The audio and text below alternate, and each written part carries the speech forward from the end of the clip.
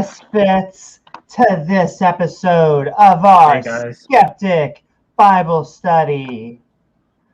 One of those. I know. Yeah. Tonight, God is the bartender, and it's open bar. You're in trouble. That's right. Satan bless you. Muted, Amy? You on mute? Oh, there you go. Can you hear me now? Did you? I hear you now. Welcome, misfits, to this episode of our Skeptic Bible Study. Bitter water.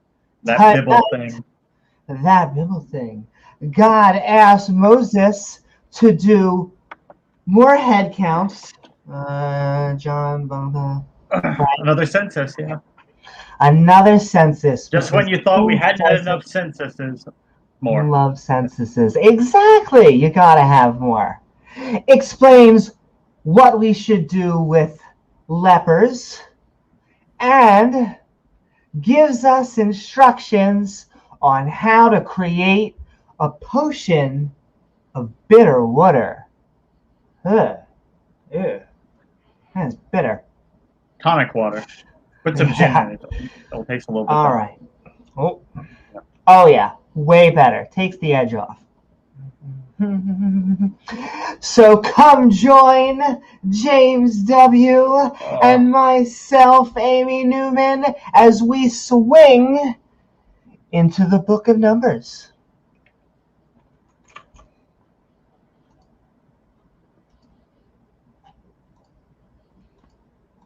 The Numbers thing. Here.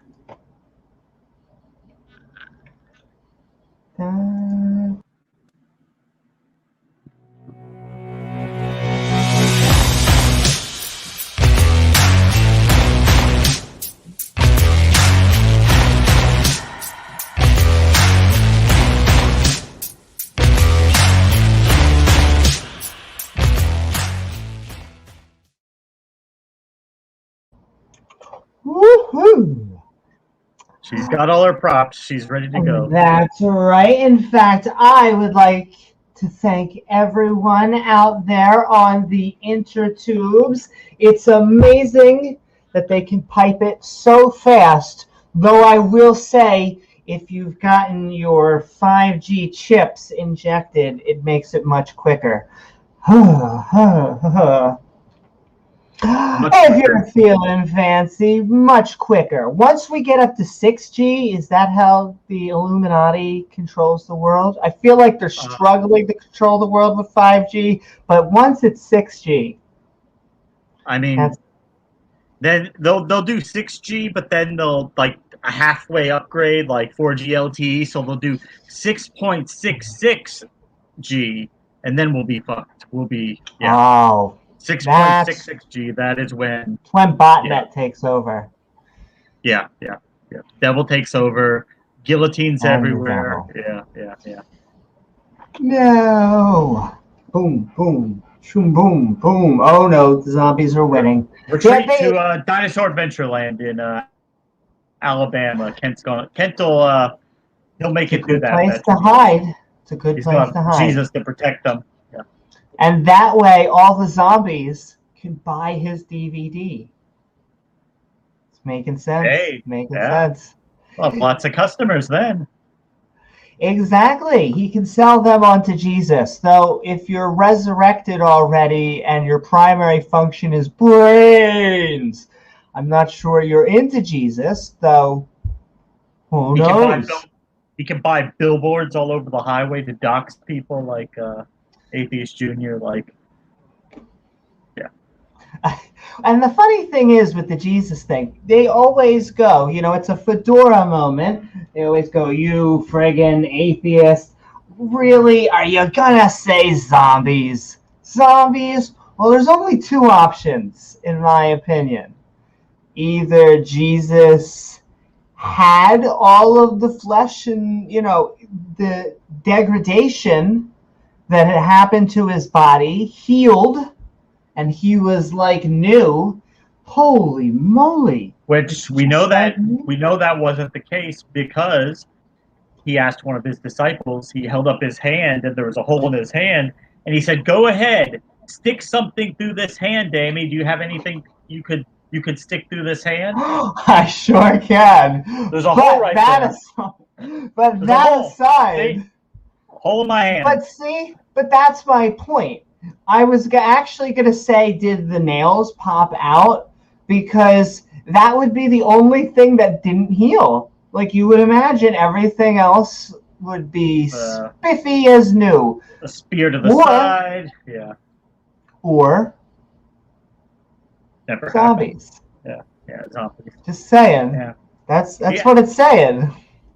No way was he going to go walking around wearing that stupid crown of thorns after he was already resurrected. He's just, I'm taking the shit off. I'm done with that shit. Fucking crown of thorns. Thanks, God. Fuck. I feel like that's a nice practical set, like when you're trying to illustrate pain. But I'm just saying, you could definitely... I've seen a bunch of horror movies that definitely just Saw itself does nastier things. I'm not saying this isn't nasty, because it is nasty. Romans, bad. But there's they weren't different exactly ways. the Red Cross. They were trying to inflict terror on criminals, yeah. My classic example, classic, is that ISIS crucifies children upside down. And so, right away, that has to be another level of pain, and it's mobile. And so, definitely a better sacrifice for your sins, and yet don't seem to get anything. If you're feeling fancy, don't forget to like, follow, or subscribe, and hit that bell icon to all ring, so you can join our premieres and our live streams. Hi, live chat. Hey, everybody. We are ready. And with that, our bodies are ready. We're going to hand it over to Gilbert so he can explain what we're about to read. Oh.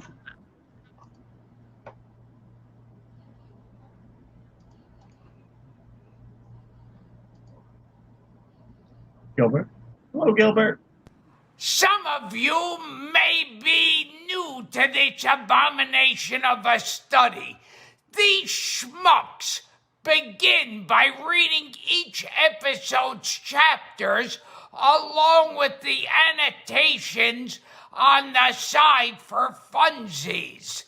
The hosts are a tiny bit special, so don't mind if they butcher or replace everybody's name with something completely horrible or stupid.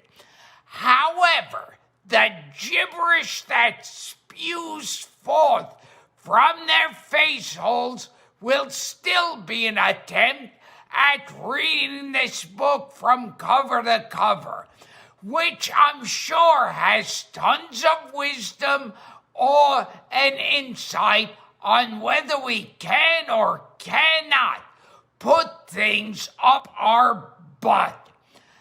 If you have time to waste screaming internet memes at random strangers, then join the Discord. Or scream at them personally at your YouTube, Facebook, and Twitch streams. Finally, don't forget to support these idiots doing more lame shenanigans at Amy Newman's Patreon page. All right, schmucks, back to you. Woohoo! Well, got that done. Gilbert. That's right. You can find our Patreon page at patreon.com/Amy Newman, which helps us make even more fun content, including awesome Patreons like Definitely Worthy, KO champ! Champ.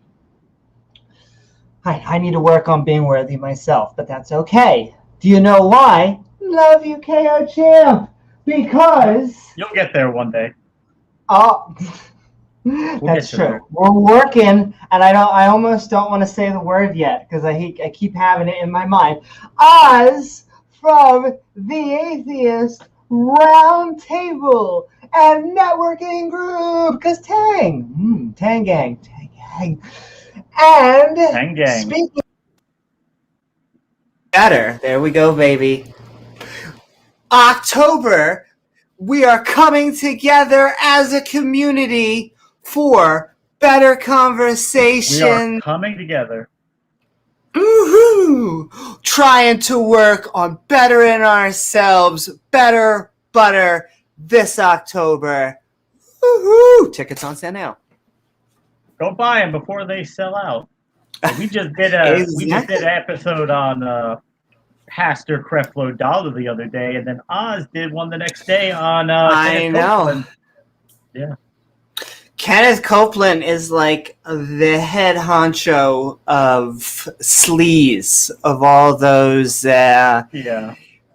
prosperity theology preachers. Yeah, he's like a prosperity on steroids, but lobotomized. So yeah. I'm not the first one to say this, and I feel bad because I don't want to judge. I don't want to prejudge. Though you can judge a little bit. He just looks evil. Why does he just look evil? His mannerisms sometimes, like even Christians pointed out, like just like some of the looks you get on his. Everybody has strange looks sometimes when you freeze their face, but his are just bizarre. Like if I had to vote for an Antichrist, I don't believe in the concept, but if we were making votes, Kenneth, baby. So, if Bob Larson really was an exorcist, you could get a lot of them out of Kenneth Copeland. Pull a whole bunch of demons out there. Oh, we gotta send our emojis. That's how we get the demons out. I wish that I was completely just making this up, but yet a preacher does this. Send those emojis. Send those emojis, ladies and gentlemen. It gets the demons out at the girl dick level. Not just the introductory level. Like, he has to know. Like, I get that the lay people, you know, they're so wrapped up in it, but he can't really believe that this is how you got to get the demons out. Right here, babies. Oh, we're somehow the emojis. Oh, and the demon's gone. No. I think it's kind of ends justify the means. You know, hey, if it raises more money for me. Oh. That don't, yeah. But also, Ian Davenport! Woohoo! But I wish they would admit, they were comedians. Both Kens, both Kenneth and Ken Hovind have the same gosh darn mannerisms as a comedian, and Kent, let me tell you, a little water. He missed his calling. I know, Kent, baby, just go into comedy. He will wait for laughter. You can see it even when he misses. Just come be like us. Just come be like us. It's okay. Be honest. Yeah, leave the woo-woo. Love you, Ian. Thank you, Ian. Gizmo, this is not your show. And I will say... What? YouTube's been fighting me, but the way I generally feel about both Kens is but we can't say that about a grumpy old cuss. Because love you, Grumpy! Love you. Those damn YouTube kinder, gentler cuss. Exactly. A sweet cuss. Yeah. Some people, cussing really does it for people. We really do have a module in our brain that we collect words, and then we slowly collect words that we learn through interactions in society which are bad. They change depending on the generation that we are in. Right. But we actually have, Trigger and words. furthermore, people, they actually provide a relief when you're in pain. I won't say studies. I say study has shown. But you, not only that, but if you have a less propensity to curse, and when you do curse, it seems to be a giant release.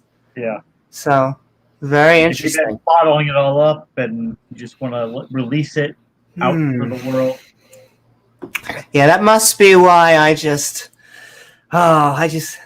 say damn all day. But then certain people like Randolph, he never does. But I don't think he's so trained himself. I don't even think he has the urges to. He's just always so polite and respectful to everybody, and it just never sometimes cross his mind. People have mid-tier. If someone doesn't curse a lot, sometimes you get the Flanders effect, where I feel like you almost get like, oh darn Tudor nickels.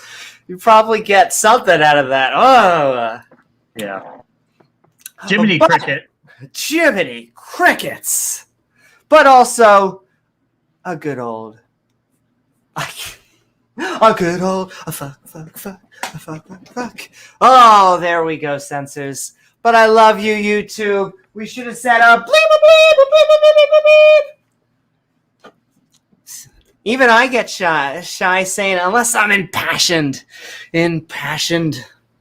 But also 3 princesses and 1 Diana Smith. Thank you.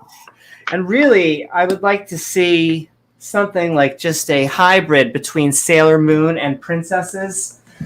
They gotta get like princesses kick butt. Though the latest Disney princesses kick butt. I'm gonna say that's not happening unless you yourself design it. That would be the only way that would happen. It'll go over. No, the latest ones they're doing. Sending love to Pixar. But also, and we actually just spoke. We are getting ready to do possibly episode, I think 2, episode 3. We are in pre-production, ladies and gentlemen. But sending love to Pat. Woohoo! Thank you, Pat. Like 3 more weeks and he'll be back, and it'll go by quick.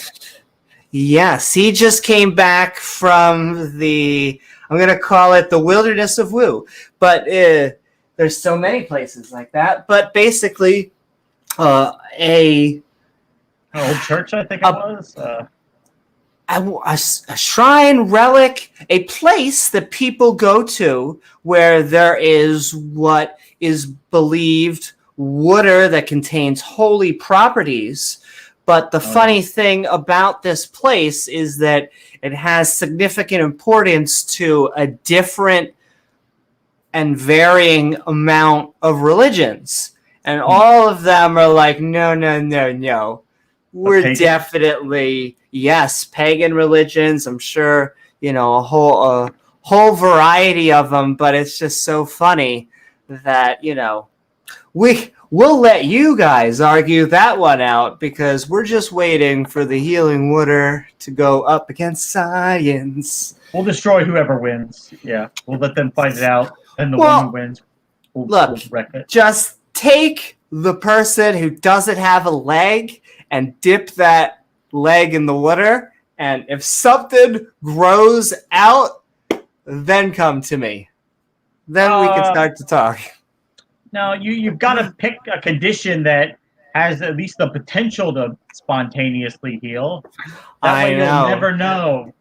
God is he's like quantum mechanics. He can't have an observer observe his magic when he does it.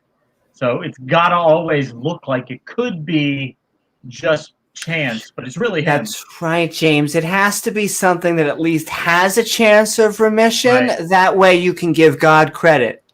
Right. So if you got a person may have a 80% chance of dying, but hey, if they make 20%, thank God it was God who did it all. If they die, it's cancer. God can only do so much. Should've And bought then those all you gotta do, James, all you gotta do is switch the prayers to something that apricot deals with the new situation. If they heal, it's a heads we win, tails you lose. Because if you recover, we can claim that, oh my Jeebus, this is a miracle. How else could you explain that something goes into remission? And if someone passes on, then, or, to them, they could say, we just they're in a better place. Now we just have to switch the tagline and the reefs. It's kind of sadistic. And buy Kent's apricot seeds for cancer. Yeah. Buy seeds. Vitamin B17. Buy them from Kent. It'll probably still. We were just talking about. That's right. We were just talking about seed donations in the frickin' prosperity gospel. Oh, baby, right on the face. But also, thank you so very much, Pat. But also, we are gathering all of the skeptics, and we are looking skeptical as we do so. Dale Pastel. We're looking for evidence. Can you get that empirically verified?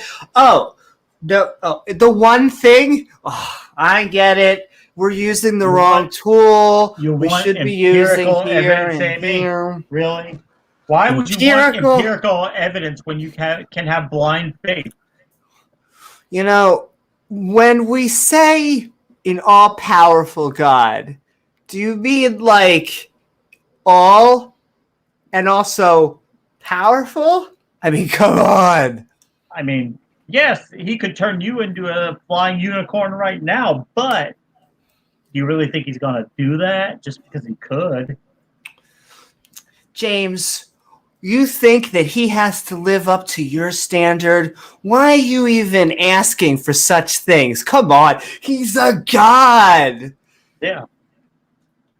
If he just decides he's not going to give you any evidence, he's not going to give you any evidence. And he will still burn you forever. It will be no cost to him whatsoever. It will not hurt him in any way.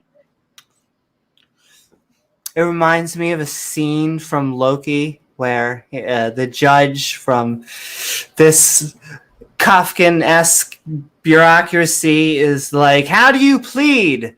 And he is like, madam, a god does not plead. I feel like that's Yahweh's vibe. But you were talking to Moses. You were talking to Jesus and Muhammad and apparently Joseph Smith. But you see, the thing is, Amy, he had to do that because back in the day, you see, they didn't have this book here that we have. Okay, so we don't get those personal encounters because we have this and we can just read about it. Exactly, we actually have text. Right. So they had no choice but to come to them, on them. That's what she said. And do those things, but now we have a book, so we can just read about it from people who wrote about it thousands of years ago. It's even better evidence. Better. And I have to say, I feel like the Mormons is still my favorite, because I do have to say, ladies and gentlemen, if your prophet, of all the prophets, it's like, oh yeah, well, no. We just put the hat here, really big hat, and we just put the heartstone. All right, we're putting the heartstone. Oh, yeah. Says you gotta fuck me. You wait till you around. Says it. You put the condom on. Says it right there. Oh, you wanna see it for yourself? Funny. I lost it. Woo! I'm the only one who can read it anyway. God, I am the only one. Exactly. The ability to read that. So yeah, you're. Do you really need? I mean, come on. Are you really going to challenge your prophet, the prophet of God? Come on. But thank you so much, Dale. Thank you, Dale. And loving that Dave Gar. and looking at that thick earth. Although Damn, James. I do have to say something happened in that realm that I've said it a few times here. I never actually expected that they would actually make the argument, but on a Globebuster stream, talking about the space tourism flight that going on and saying how it's fake or whatever, and Jeranism made the comment that our eyes make things look more circular than they are because our eyes are. Yeah. So he basically did endorse the fish-eye eyes thing, so that even if you were up there high enough to see the curvature of the Earth, you still can't be sure that it's curved because your eyes might be creating that effect on itself. So you can never disprove it, no matter what you do. You can't trust your eyes, James. No. They're round. That automatically gives a bias to a round Earth, James. Yeah. Come on. Bend that light and just bends. Though I will say, looking like a thick Earth. Thank you so much, James Carr. Very long and very thick. Very like woo-hoo. Sounds like a good night to me. But the lead hyena of the Skeptic Pack. Thank you so much. Thank you so much, Scott Duke. We love hyenas. A real hyena. Because hyenas are actually gentle, awesome creatures. Lion King did them wrong. I mean, I love the original Lion King, but hyenas are awesome. There's got to be a bad guy in a movie, you know. There has to be. Well, there has to be there got to be bad guys. There has to be underlings. They made good underlings. That's why, you know, they're such smart creatures that they made good villains. But they're very lovely. And I love Regos. Woohoo! With our thespian Shakespearean skull, because the Bible likes to get very biblical. And we are going that way tonight. That's right. So sending love and Thanks, during guys. live stream, and in fact, sending love to all of our Patreons. You are what make this stream possible, along with all of our viewers. And during live streams, we're going to try and greet everyone on screen. However, if you want your specific thought bubbles read out loud, then feel free to tag me in chat at Amy Newman. If this is your first time to the series and you're wondering, what are all these icons that are appearing on screen? Well, that's because they are our categories. And who are these two schmucks talking about the Bible? Who are these two schmucks? Who has the audacity? Start by going over the specific Bible we'll be reading, along with some helpful category marks. Categories, you say? Why, yes I do. You see, we're going to be reading from the Skeptic's Annotated Bible, an entire King James Bible lovingly fawned over by a skeptic who decided he would add his own notations. These are little flagpoles of sanity put in use to remind us that, hey, maybe slavery is evil, including categories like absurdity, injustice, and cruelty, but also a good amount of intolerance, contradictions, and conflicts with science or history.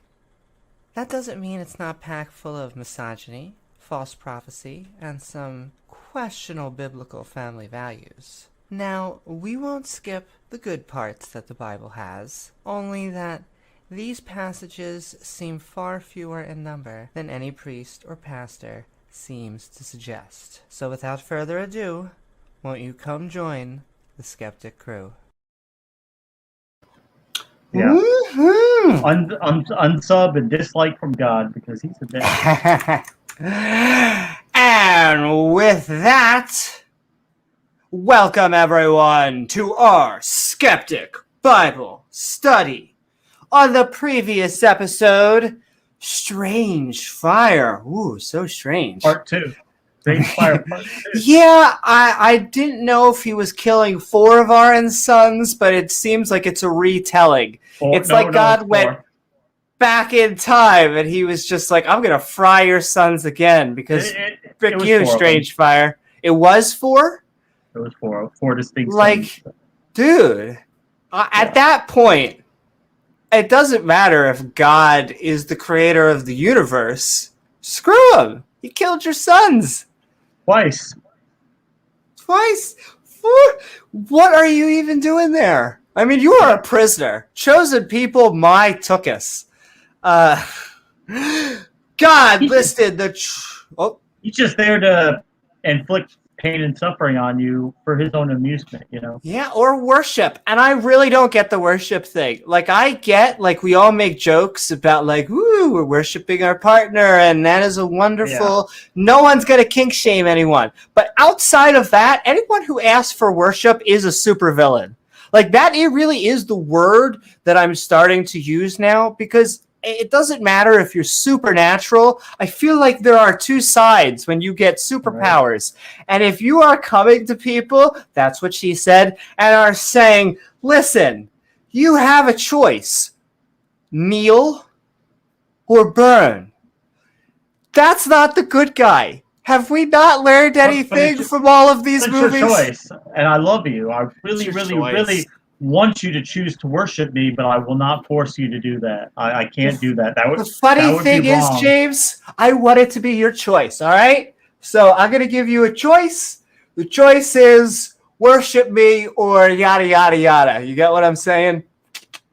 It's a fair choice, right? It's a fair choice. Come on. You have free will. It's right over there. Right over there. You see your free will? Right there. Come on. Come on. Worship me. You're kneeling?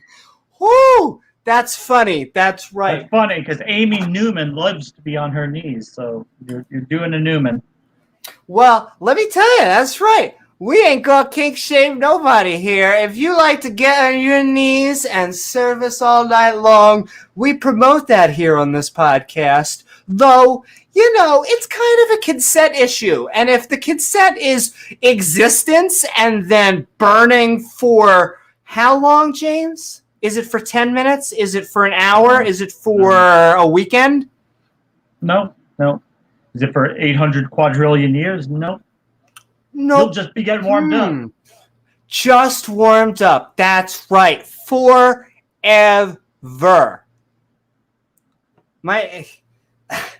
If that doesn't scream love to you, I don't know what does. It right, does. Right, P-Mars, we have a God of love. He is love. He is love. A God of love. A God of you better love me. That's right. But on the previous episode of Strange Fire, God listed the tribes of Israel, very important, took a census, census of the Levites, the Levi's genes, and killed a set of Aaron's sons because Strange fire? Yeah, a lot of the Christians or theists were saying adultery or, you know... Worshipping other gods. Worshipping other gods. But it just says strange fire. It just says, look kind of weird. And God was like, hey, you know what would be funny? If you weren't here. And then they weren't.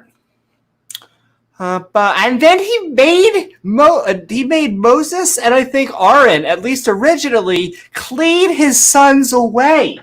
He was like, yeah, I killed your just sons, and if you wouldn't mind, could you just get him out of my tabernacle? Yeah, get him out of my tabernacle, that holy tent. Whatever's left of them, I mean. Whatever's left. Not a whole lot. I mean, maybe that's where the Germans got the idea. But once again, the good guy. Good guy. All love. All loving. Right here. All that love, baby. He is love. He is love. He took a census, burned those people, and in this episode, Bitter Wooder, God asked Moses to do more head counts, Wow, this is Just when you exciting. thought we haven't had enough head counts. Whew, I know, it's like a roller coaster. He's just playing with our hearts. Explains what we should do with lepers and gives us instructions on how to create a potion of bitter water to make that belly swell. Oh, it's prenatal care. It's God is addressing the. Exactly. It's very important for women. They get the proper prenatal care. That's all God's talking about here. I'm sure. Exactly. He's just trying to look out, I'm sure, for her best interest. I can only imagine. For her, the baby, he just wants everything to be okay. He wants a happy, healthy baby and a happy, healthy mommy because he's a loving God. Isn't that what he should want? Exactly. Once again, gotta love. But before we get to that, Jesus loves the little children, all the children of the world. That's version 2. That's where they hide it, where like this is the nicer God, and you're like, oh, he's a nicer guy, except for the burning forever. Oh, is that on the terms of service? Oh, I didn't know.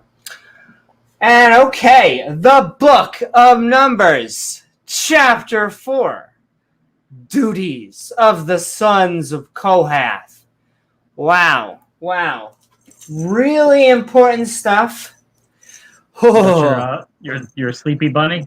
Yeah, because, of course, the Book of Numbers, hey, it's living up to its name. Let's count some things. 1 army, 2 army, everyone going to die. At.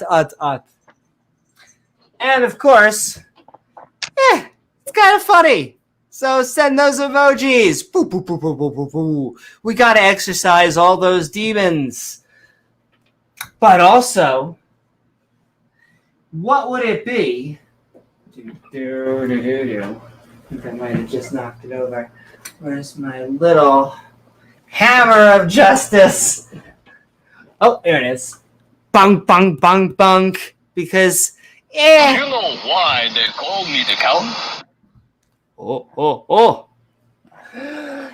But not just is it unjust. I mean, if it was just unjust, that wouldn't be fun. But you gotta have some stabba. You gotta have some violence, ladies and gentlemen. Preferably towards children, women and children. That always makes it even better. Exactly. It's more loving that way. Maximum loving. Hey, Mark Reed. Wait, I would like her to say bitter water. It's in my Bitter seminar water. series. Water. What? I bit her. Water. But only if you're into that. That's right, babe. You never consented. It happens to exist. We all come into this world. The book. I know. What can I say? The Book of Numbers. Though I like life. The funny thing is, a lot of the theists, maybe the creationists or whoever, are always like, "Why do you even live if you're an atheist?" And it's like, I don't know, ice cream. Like, have you seen what's out in the world? Go out there, live. Do some. That's like the sunflower thing. Like, you're like, no matter what you do, you're never going to be able to do all the things you want to do. You're never going to have everything you ever wanted. So if you can't do that, then life is useless. And only with Christianity, where you can get everything you ever wanted, is life have any meaning. It's like, no. You will not meet all your goals. You will not always be happy. You'll not do everything you ever wanted to do, but yet you can still be happy. And yet, it's to worship the God. I mean, it's not like, now some of them, I will be like, well, it's paradise. It's everything you ever wanted. Well, what if I want to be away from God?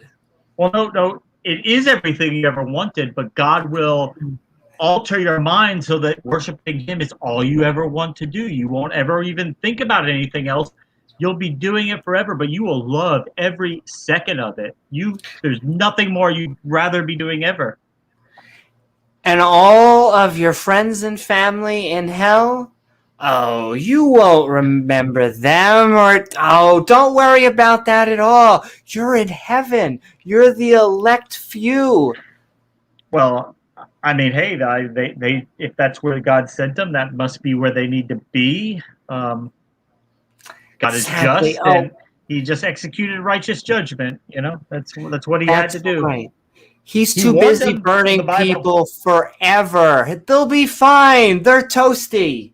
Why didn't they just read the Bible? Right. I mean, that's on them. That's right. James, they had a warning. It was right here. Right here, James. In the King James Bible. Absolutely, yes, Skywatcher. They did take that a little bit to the extreme. Yeah, I feel like they may need to stop with the whole, yeah. He doesn't love them in that way. Yeah. Not the My smoky favorite kind of way. Maybe shouldn't be passing them around like SeaWorld. Shout out to Bill Burr, who does that joke. Because they do. They pass them around like they were frickin' whales at SeaWorld when they should be rotting in frickin' prison. Yes. Yeah. I mean, the thing is, it's like how far up the pipe does the corruption go? And it probably goes up pretty. I mean, if the local bishop, if people got dirt on the local bishop, does he come out and does he, defrock that priest, send him back to Rome to live in a monastery the rest of his life, or does he shuffle him around? Unfortunately, usually shuffles him around. Yeah, unfortunately, the answer is normally to shuffle them around. Yeah. But they get clout because they're religious. But he said he's really sorry. Yeah, he said he's really, really sorry. Really sorry. He's going to learn this time. This is only the 5th or 6th parish he's been at in like the past 2 years. This will be the time. He's not going to do it again. It'll be okay. And sending love. I see also X music. I know. It's so much wisdom is contained that it's just hard to. But would you like to have a better understanding of what we're reading? Woo-hoo. Because we are sending love to Dr. Josh and the Atheist Handbook to the Old Testament. You know, they're always talking about the theists. They want the context. But this is a great first guide because actually it's just volume 1, which means volume 2 coming out soon, baby. Woohoo! Which means Amazon bestseller. Day or night, forever. You just need to keep writing these amazing books. That's right. And they're great guides because the atheist, the non-believer, secular community, just in general, needs to be more prepared, be actually able to understand these texts. And I think no one does it better than the non-believer. I'm biased, but... Because the Christians, they have their apologetics and they have their nonsense and excuses and workaround to try to pretend it means something it doesn't mean. And it works for them, but it's just not convincing to a real scholar, a real expert who's studied the text. High organic jerk. Woohoo! So when the Old Testament talks about slavery, it really does mean slavery. It's not a works program. Yeah, it is not a works program, ladies and gentlemen. It is, it even says, I'll give, because, I mean, it says servant and hired servant. Servant and hired servant, which means servant. And the male servant shall go free, but the female servant shall not go free. Huh. Wonder why. She's just an employee. Couldn't she quit? I also don't like the chosen group thing. Now, I will I'll give out the olive branch. The olive branch is, and I think I was actually listening to Dr. Josh make this point, which is that thousands and thousands of years ago, this was made by the best and brightest of the communities, that these actually were the scribes that were actually writing things down. And so, I always say, when you take the metaphorical, when you take it and make it literal, it becomes a horror story. And so if you want to take if there are metaphorical liberal Christians or Jews out there that find wisdom in, or just have a good time in lighting candles, like my parents light candles and they eat bacon, so it's kind of like, if that's what they want to do, we can't take it away from them. But sure, but then there are people that want to get a 6,000 to 10,000 year old Earth in schools. Ken Hovind just wants to just give me 30 minutes with your kids, and they'll know the truth. They'll know that you're lying to the kids, and I'm a taxivist. And don't go in the pool, kids. That doesn't always work out very good.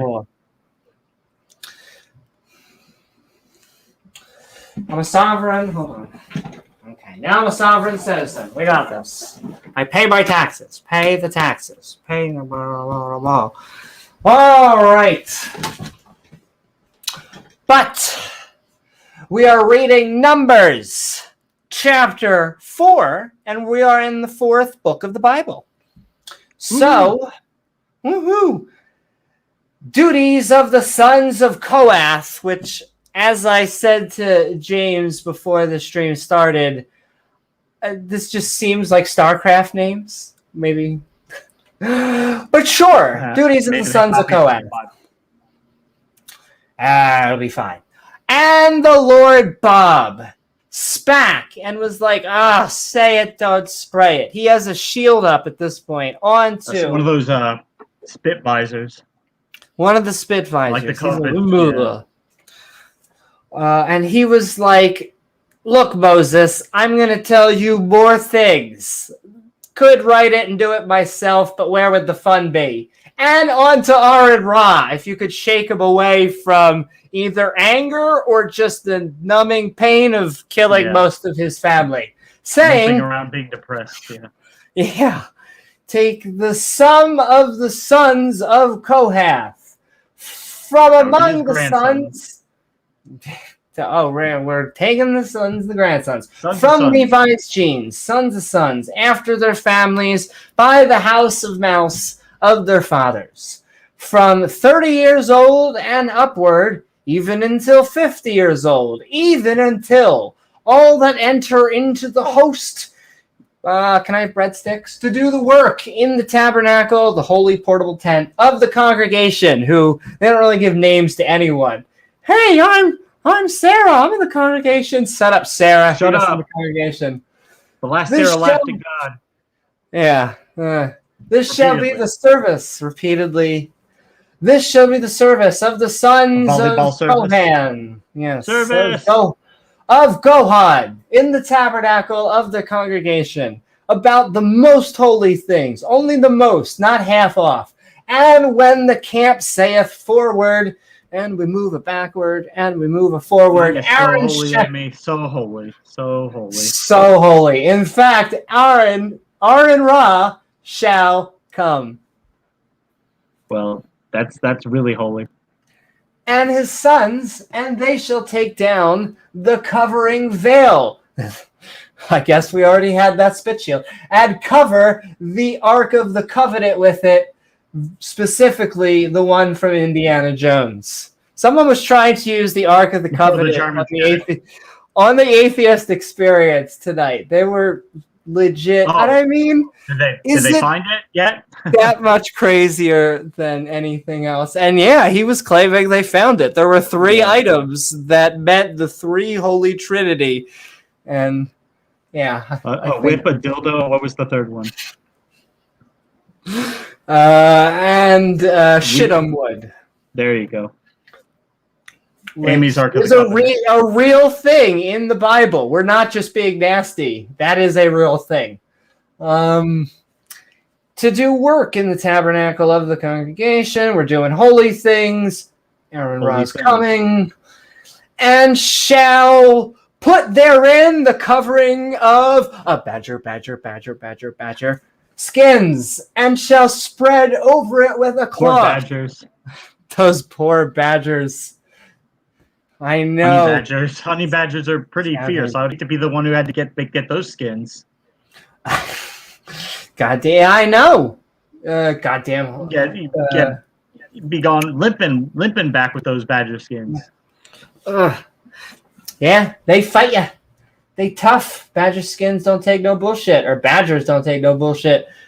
And I want it to be specifically and wholly of blue. I would go purple, I would go red, but I tried it all on, and I went blue. And shall put in the staves thereof, and you know where to put it. 36 different shades of blue, though. Which I know. Which blue would you like? This one. Wow. Oh, anus blue. Excellent choice. And you have to imagine the strange fire had to be a cool color. Like, if you're going to die for a strange fire, it has to be green or blue. Like a fireworks purple. show. Yeah, go out with a bang. And that's what God said. That apparently, literally, oh my Jeebus. Also, yes. Spoilers. And upon the table of shewbread? Okay, my favorite. They shall spread a cloth of blue, specifically. Blue man tastes blue. like shoes. Ugh. That's because it has no leaven. Nasty ass bread. Tastes like somebody's feet. Fuck. Ugh. And put therein the dishes. Wow, he's becoming loading up like the dishwasher. I know. He became like a girlfriend. Leave the dishes in the sink. You know, it's yeah. Just like that, Yahweh became a partner. Yeah. And the spoons and the bowls. And if you could you go shopping? Could you go to Target? And covers to covers with all. A napkin, and maybe? We have to use badger skins for napkins? Okay. Hi, Blaster Master. And they shall spread upon them Nutella? No. A cloth of scarlet.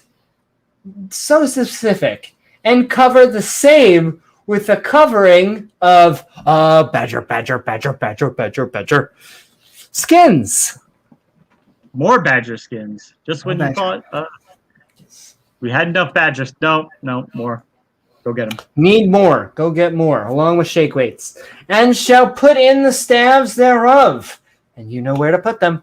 And they shall take cloths of blue, specifically from Blue Man Group, and cover the candlesticks, the candlestick of light, which gives +3 to seeing, and his lamps, and his tongues, and his, originally, that looked like snuffle dishes. That's snuff dishes? Snuffleupagus? Snuffleupagus. And all the oil vessels thereof, where though they minister onto it. This is where we actually minister. That's where he ministers. Bring the oil. Bring the oil, baby. She's going to do some intensive ministering. Yes, I'm going to get on my knees and pray.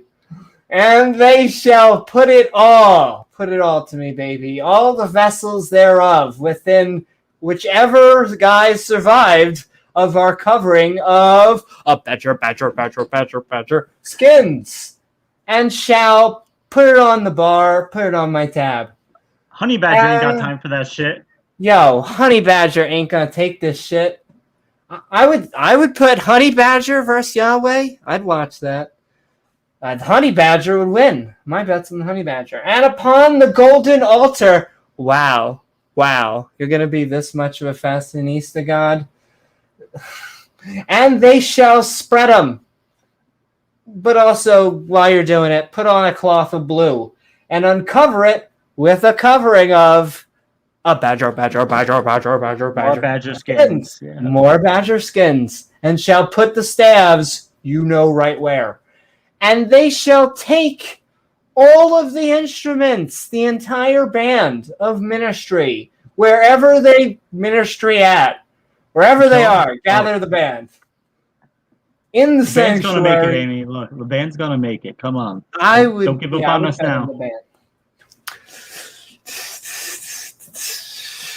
And put them in a cloth of blue, any other color, and I'm gonna freaking kill you. And cover them with a covering of badger skins, and shall put them once again on my tab. And they shall Can I get take 2 more away. badger skins, please? Yeah, can I have another set? And they shall take away the ashes which are probably your children, of the altar. And this time you can spread them and put a purple cloth therein. Yeah, we ran out of blue, God. So what can we use instead? Purple. Oh, how nice of him. And they shall put it all the vessels thereof, wherewith they minister about it. Wherever you're going to minister, that's where you're going to have your vessels. Even the censers, I thought that said flesh hooks. I really did think that said flesh hooks. Though, what the hell is flesh hooks? Yo! It's probably the hooks that they would use to hang the animal at some point, I imagine. Meat hooks. That does make sense. But if you're trying to prove that you are not trying to hide bodies, I'm just saying, oh, you guys go in. I just got to hide my flesh hooks. Well, yeah. Oh, well, flesh cocks are there. We're having a good time. Either way, it's going to be an exciting novel, ladies and gentlemen. And the shovels. Oh, come on. He's burying people, ladies and gentlemen. Come on. And the basins, all the vessels of the altar, where you're probably going to summon a demon at this point. And they shall spread them, baby, upon it a covering of a badger skins. And put the staves, you know where. And when Arid and whichever sons he has left have made an end of the... How is Arid? You're a prisoner, my dude. Run. Yeah. Run, Arid Ra, run. God is dropping your sons like flies. I mean, come on. But James, they committed adultery or whatever apologetic you want to give. Oh, poor Yahweh, poor God. They put strange fire. You didn't like it. You had to kill them. Strange fire. I don't like it. Just like those mean people in Sodom putting their pee-pee in each other's mouth. I had to kill them. It was so gross.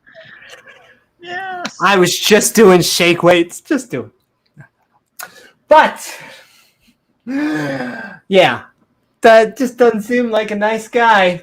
But when Aaron and whatever sons he had left have made an end of the covering the sanctuary. Oh, this is where we're going to take sanctuary? That'll be good. And all the vessels. Sanctuary city, yeah. Yeah, we've been collecting pots that we've been knocking over, and we've been getting the jewels that are inside of them. Of the sanctuary, I think this is the Winter Temple, as the camp is to set forward, after that, the sons of Gohan shall come to bear it. They're going to bear it, I believe it. But they shall not touch my holy thing, lest they die. You want to touch it? You want to touch it? No, you can't touch it. You want to touch it? No. Once again, it got to dying. I knew it was going to get there eventually. These things are a burden on the sons of Gohan. They have to go over 9,000. I'll never be your beast of burden. Never be. In the tabernacle of the congregation, who we haven't really heard anything from them ever. And to the office of Elzamarano, The son of Aaron Ra. Oh, we got one of them that's still alive. Okay. No, Well, that's I am usually not a always. good sign, though. I was about to say, I Yeah. get nervous when they name his son. That is Usually like, doesn't mean, yeah. They're on God's hit list. it's like when a character in a movie looks at the camera and they're like, what was that? It's like on Star Trek when the captain's setting an away team, like, you, Ensign Smith, go down with the away team. It's like, Ensign Smith's not going to be alive too much longer. Yeah, they're the red shirts. Is that what they are in Star Trek? It Just could be, probably not gonna make it out alive. Probably not. Yep. I know, God is so freaking easily triggered. He does. He has all these rules, high maintenance. I know he's anti-badger. Like, we just slaughtered a whole bunch of badgers. We better be summoning something cool. Nah, God just doesn't like it. They kick his ass. Yeah. So they're way cooler than he is, so. And so this Elzar, a little bit nervous that we're naming him, the son of Aaron Ra, the priest. I know, all of them get to be priests for some reason. Pretereth the oil for the light. Oh, and the sweet incense. Is it sweet and sour incense? This tastes delicious. And the daily meat offering, which I can relate to. You get a daily meat offering too, Amy, right? I do, baby. Shake weights. And the anointing oil, which helps the daily meat offering. And the oversight of all the tabernacle. We got guards now, and all of that therein is it's in the water temple. And in the vessels thereof, you just need to knock over the pots. And so I just want to go over there a little. So only the sons of Koloth shall touch the holy things. No touchy. Anyone else who touches them will die. Kind of weird. Aaron's sons, Elzar, will take care of the oil for the light and sweet incense, the daily meat offering, and the anointing oil. He will oversee the tabernacle, sanctuary, and all its vessels. Very, very amazing. Did God ever reach down and grab some of that meat offering? If not, what would be the point? It's like leaving cookies out for Santa. I know. I feel like he's got to be collecting all of these meat offerings or getting some sort of fun out of it. Whew. You see, the point of that is if you happen to be a cattle herder in that time, you would have a constant stream of customers. They would always be people coming over to buy your cattle. The more sacrifices, the merrier. You sacrifice a whole bunch of them, and he'll be the richest guy pretty soon.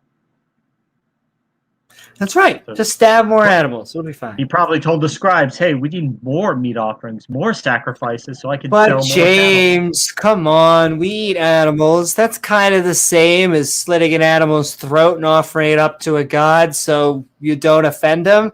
Come on. I mean, don't you do that when you go to Wendy's and get your burger? Exactly. I go, excuse me. For all the bad stuff I did.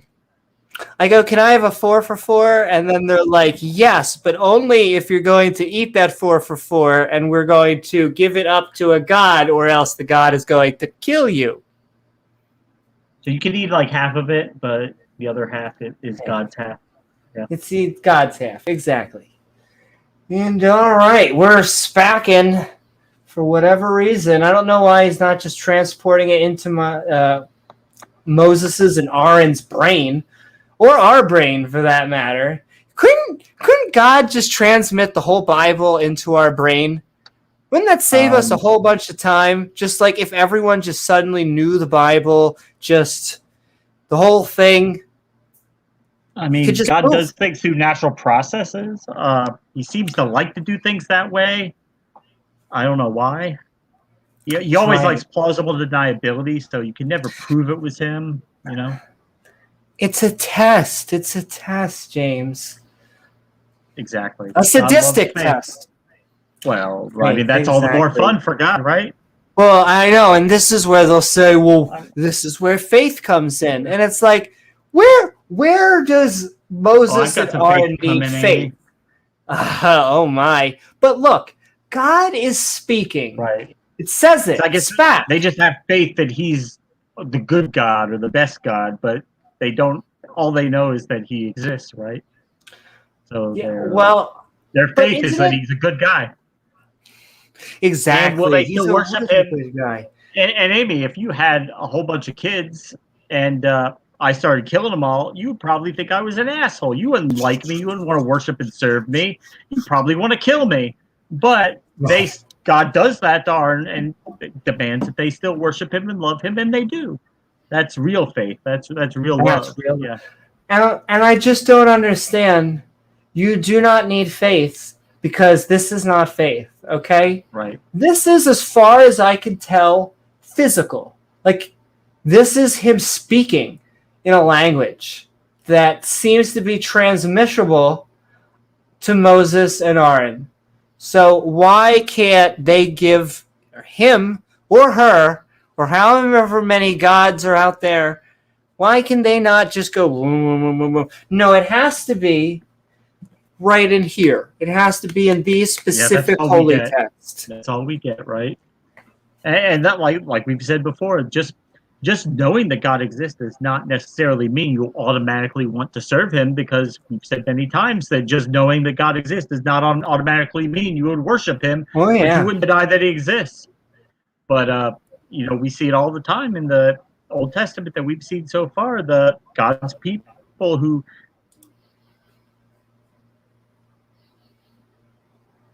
do bad things that he doesn't like, that they know where he's going to get mad at and punish them for, but they do it anyway. Well, I mean, yeah, it does seem that the humans and the serpents and everything else in this Bible seems to overcome God, and it's just God getting then angry afterwards. Yeah. I mean, it's a story. It's about retaining your heritage and trusting in God no matter what, and fearing God, and not integrating with the local people. And I mean, I guess it's like a cultural preservation idea. And what this is what I'm talking about. Likes the smell of burning flesh, and I've been using the word supervillain a lot lately, and I don't mean it. I don't mean it. Like, I only half mean it jokingly. Like, just there is numerous things that this God does that I would just expect in a Marvel movie. In fact, my favorite thing is now just Pine Creek's question is just poof or drown. Like, yeah. You are given the powers of God. And let me tell you, every time I've noticed that you now present this question, the new thing is just to say, well, God, it's a .exe failure. But nonetheless, poof or drown, you are given the power to be God. And he's like, all right, here you go. We got to get rid of everybody. It's the Noah event failed. We got to do it all over again. And so we're either going to drown everyone or we're going to poof. And which option would you do? Would you drown someone or drown everybody, or would you poof them out of existence? Because if you choose to poof everyone out of existence, which clearly seems like the more moral option, because you want to sit there? You want to watch everyone drown? That's really what I want to happen? I mean, no harm for God. He doesn't care either way for him. But he's not exactly. Suffering. But I just want to know from the human level, because you now got to watch them either drown or poof away. And so if you choose poof, then in my opinion, you need to admit that you are more moral than your God. Well, they would just say from our framework that appears to be the more moral option. But, the 4D chess, you just don't understand. Yeah. But see, I then want to know, because then that means very specifically they all need to drown.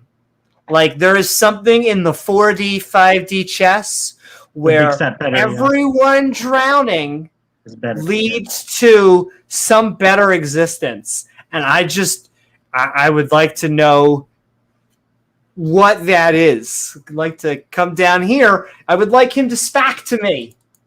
Please Well, spack. maybe if you were Joseph Smith, maybe he would. All over my face. And okay, Savannah says, John, Jesus answered them, verily, verily, I say unto you, whosoever cometh sin is the servant of sin. We're serving up hot sins tonight. We love to be a little bit Amy's always got blasphemous. sin on cue. I'll take a double helping, please. Well, they always say God will not be mocked. And then that normally is responded to with like a 30-minute dialogue of people mocking their God. So does that mean you can't be and then or else you'll be drowned or burned? Or because it actually is very easy to mock your God. Yeah, like watch. Yeah. He'll get you, Amy. Don't worry. He's gonna get you one day. He's gonna get you. He's gonna get you. You want to burn? You want to burn forever? You just wait till you die. And I shouldn't stereotype, but with accents. But love my Bible belt. He knows he knows God's real now. He's met him, and God was not happy to see him. Hi, Wesley. We're sending love. Boy. Hey, well, Best in Show in the house. I know. And Master Cutie One sending love, and Savannah, just everybody out there in the chat land. I know I was saying that exactly. Sending love to Wesley. That's why I was doing this. You are boring, so boring. Should I just try to find? Okay. Should I just try to find random Harry Potter quotes and put them in chat saying this proves Harry Potter is true? Now, once again, they dislike, it's always they say that's a fedora moment when we compare Harry Potter to the Bible or something like this. And I agree. They'll say intention. The intention wasn't J.K. Rowling wasn't trying to. But our point, I feel, as the atheist, as in, but London exists. When we talk about the Spider-Man comic, New York exists. And so we can't use these, in my opinion, as a historical guide. Well, Egypt exists, Amy. And did you know that the king of Egypt is called Pharaoh? And what does the Bible call him, Amy? The Bible calls him Pharaoh. Now, the Bible didn't name any of the pharaohs. They didn't name any of the pharaohs because God did not want to embarrass any of them, because God was doing all that stuff to them. He didn't want to humiliate them, but he could have named them if he wanted to because it totally and there happened. were It's all three. real. Right. You know what the first one's name was? Pharaoh. You know what the next name was? Pharaoh. You know what the one after that was? Pharaoh. There you go. How can you argue with that? Praise God. And the third Pharaoh was a main character. Like him and Moses went head to head. He doesn't even get named. That dude lived like and that. died. Woohoo!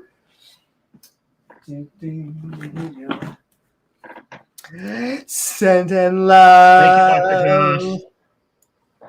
Woohoo! I know. I mean, this is fast-paced excitement. We are in Numbers. Chapter 4, if you just joined us, we are reading the Bible word for word. Mostly.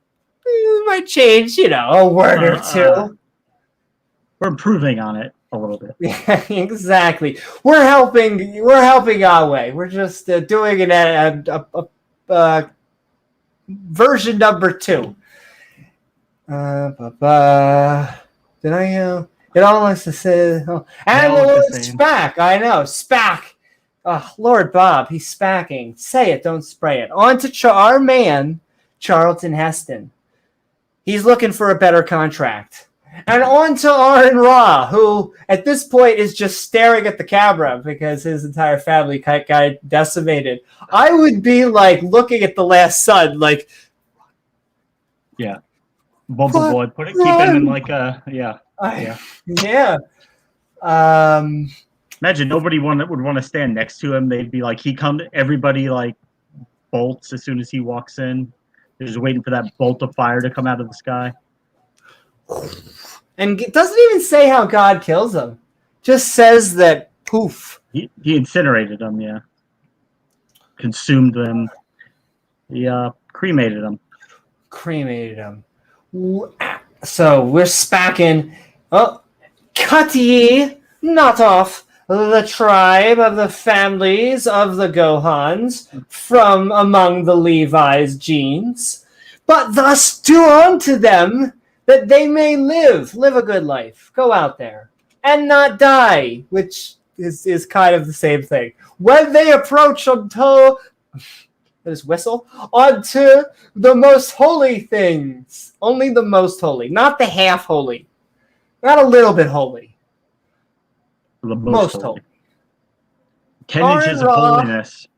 I'm going to go like this. Aaron Ra and his, more like son, but sure, shall go in and appoint them.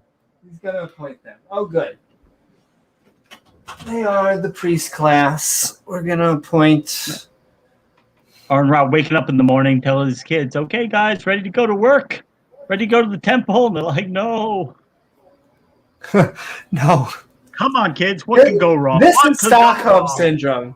This is honestly Stockholm Syndrome. He told me we were his chosen people. And, chosen and stuff. Okay. Isn't it funny how everybody who writes these holy texts, they always, out of all people in the world, it's us. We're the chosen people of all people in the world. It gets to be us. How amazing is that? Funny thing about that, James, my sect is the right one. You said we're not the chosen people, but you're the chosen people? Are you from the tribe of Dan? You must be from the fucking tribe of Dan. I know, James, I knew you were going to say this. I hate to be the bearer of bad news, but you're from a different tribe, and I'm from the tribe of Dan. But I'm circumcised. You see, I am. They cut my foreskin off. All right. But only if you don't light any strange fires. Well, that I can't promise. All right, we're living, but not dying. I won't die.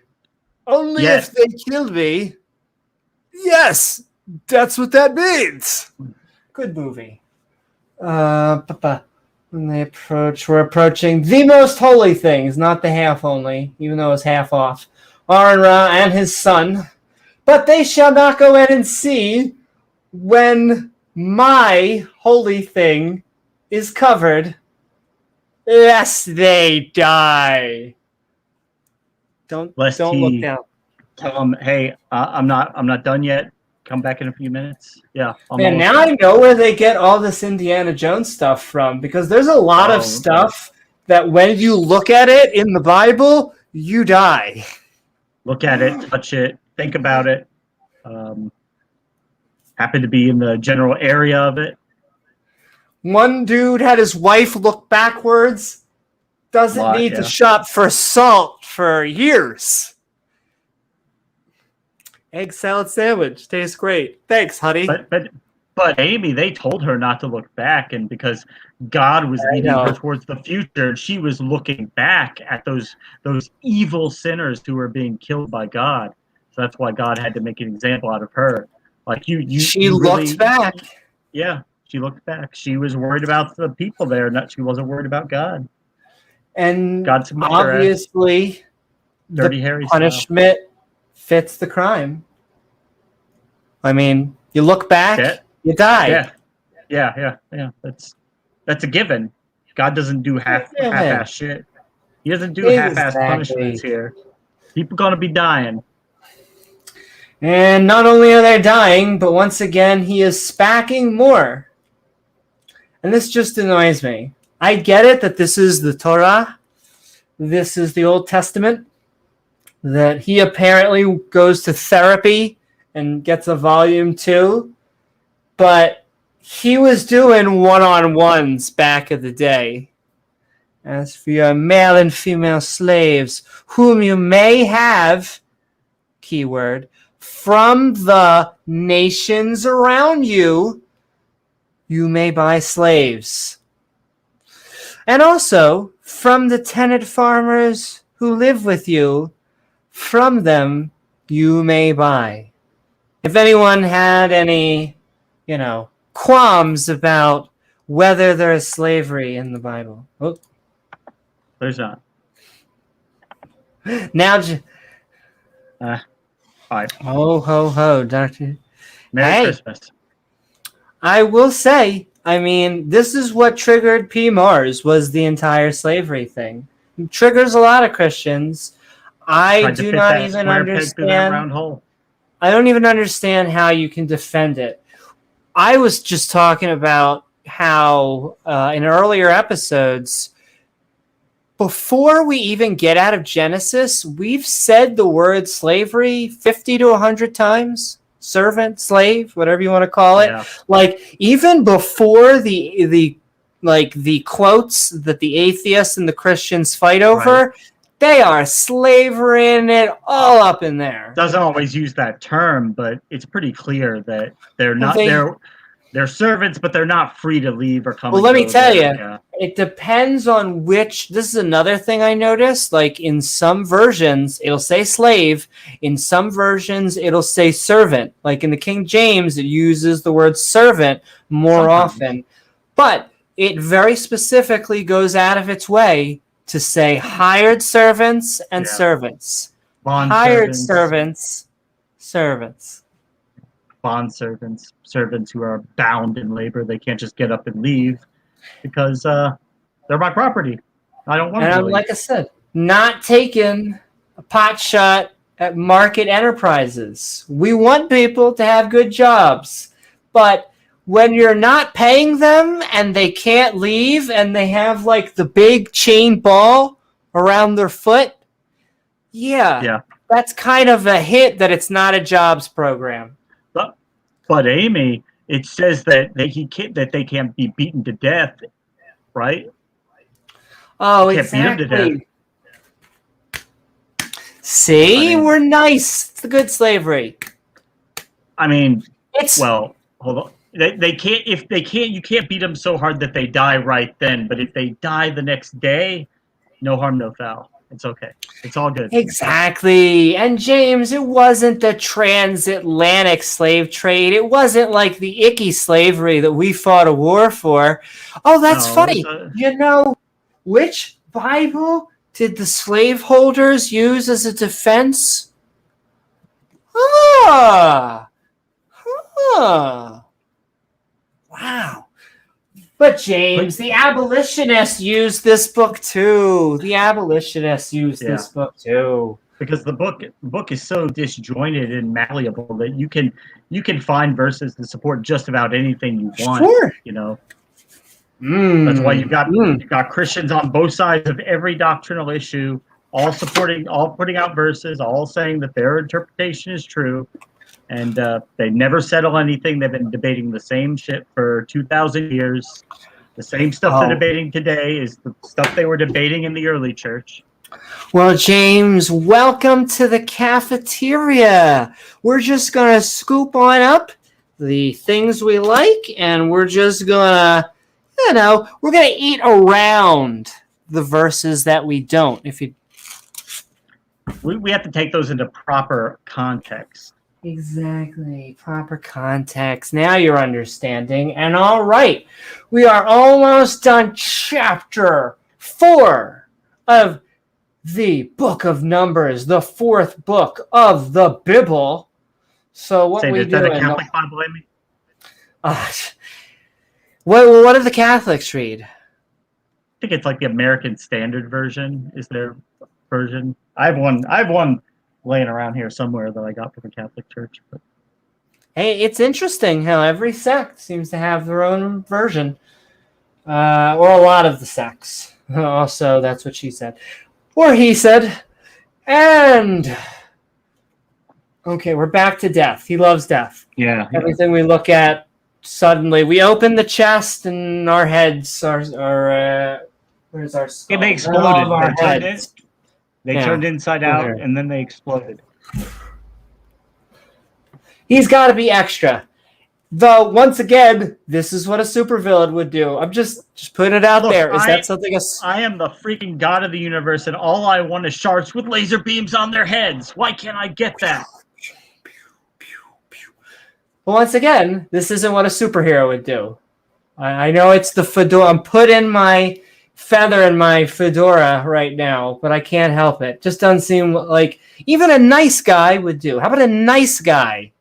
And the Lord spat onto Moses, the Lord Bob spat onto Charlton Heston, saying, because that's what he did back then, go get a new contract, Charlton Heston. You can make it out there.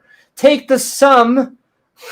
I like how this is like Sum saying, 41. Take all of them. Take also the sum 41 of the sons of Gohan throughout the houses of their fathers, by their families, even if they're sleepy. Just pull them out. From 30 years old and upwards until 50 years old, thou number them, and wow, that'd be a great chapter name. All the enter in to perform the service. Oh, I've seen this. To do the work in the tabernacle. Your favorite list. Oh, baby, I know. Look, got to perform that service, baby. Shake weights. Of the congregation who doesn't seem to show up. This is the service. That's the service. Sir Brian. Of the families of the Gohan Knights. To serve and for burdens. It's burdening me. Exactly. And they shall bear hands. They shall wear bare hands. Oh, no. They're going bareback? Yes, they're going bareback. Or find a bear. Well, we're not body shaming here. Find a big old bear. And they shall bear the curtains of the tabernacle, and the tabernacle, he just likes to say the word tabernacle, of the congregation, his covering kind of goes down there because we don't want him running it down like that. Yeah, he does. And the covering of the badger skins that is above and upon it, and the hanging, we're hanging up decorations for the door of both our tabernacle and the congregation. Good, get them involved. But do the badger skins, do they have to circumcise the badger? Can it have foreskins on it, or should we circumcise it before we kill it? That's a question for the Gohan Knights. Yeah, he does not want to see badger skin with foreskin still attached. Exactly. And the hangings, that's always a bad sentence. And the hangings of the court. There's Baker again, having a flashback to the poor Baker. Exactly, which, if you don't know, there was like a bunch of people hanging out in jail, and God killed one. Special coat guy. Yeah, he killed the baker, and then he looked at the special coat guy who got thrown into prison and was like, You look like you would make a good dad figure. And so he appoints him Dad Pharaoh, man. He can interpret Pharaoh's dreams. Remember the dreams about the 7 cows and the other 7 cows, and I mean, totally believable story. Of course, the Pharaoh's going to look to the people in the prison and say, "Oh yeah, bring this prisoner into the throne room, and everybody else can leave for a little bit. We'll just have a few minutes alone." And then, because of that, he becomes the head honcho. He gets to control basically everything, and he calls back his whole family. His family, by the way, tried to kill him, and then they were like, "This is too much. Let's just throw him in a pit." There's a pit. Yeah. And then he got sold away to slavery. Or not really slavery, like a jobs program. I'm so sorry. That's right. He got into a works program. Would you mind hiring our brother on? You don't have to pay him or anything. If he tries to run away, feel free to beat the crap out of him. But he wants the job. and the hangings of the court, and the hanging, he's hanging, from the door of the gate of the court, which is by the tabernacle, we get it, and by the altar, where we're probably going to summon this demon, make a roundabout in the suburbs, and their cords, and all the instruments are going to play a band of their service, and all that is made, so they shall serve. Get on those knees, baby.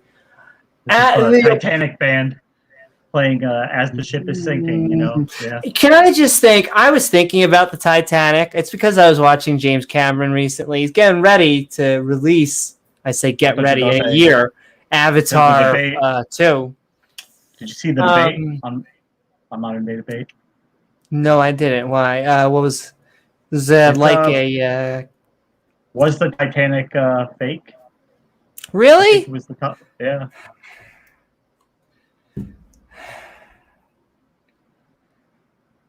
Now, before they found that wreckage, before they found the wreckage, there was a conspiracy theory that the White Star Line, the company that made it, that it was an insurance scam, and there was another ship that looked just like the Titanic that they had to sink because for insurance proceeds. So that they really sunk that one, I guess. I don't know.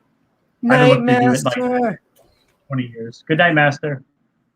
But yeah, well, I mean, there's going to be, it reminds me probably of, you know, the 7-Eleven was a part-time job. There is always going to be conspiracies, I guess. But I mean, go with James Cameron. You can go down there. You can see the freaking ship. They've gone down. You can find there's all sorts of artifacts they brought back with Titanic on it. So if it was an insurance scam. Hi, J. Mike.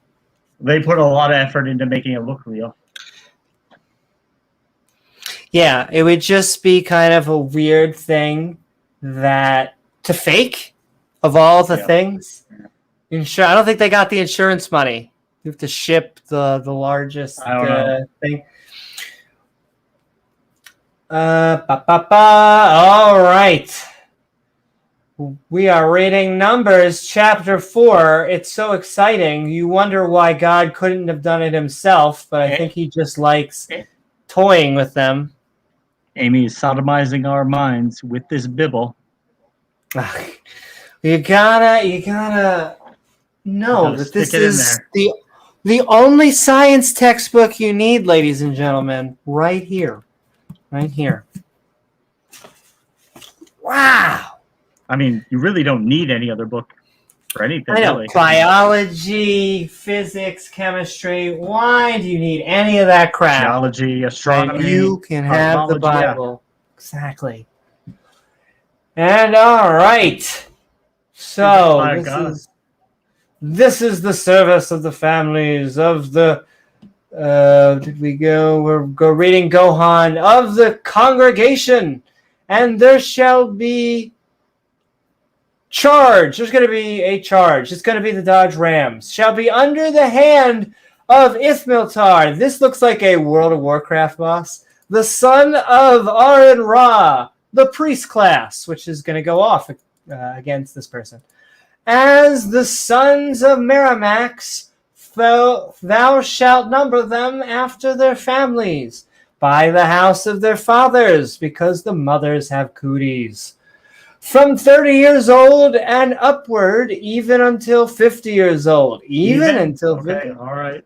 I love it. Years old. Shalt thou number them. And a 1, and a 2, and a 1, 2, 3. Everyone that entereth in the service, shake weights, to do the work of the tabernacle of the congregation. We're getting the congregation involved.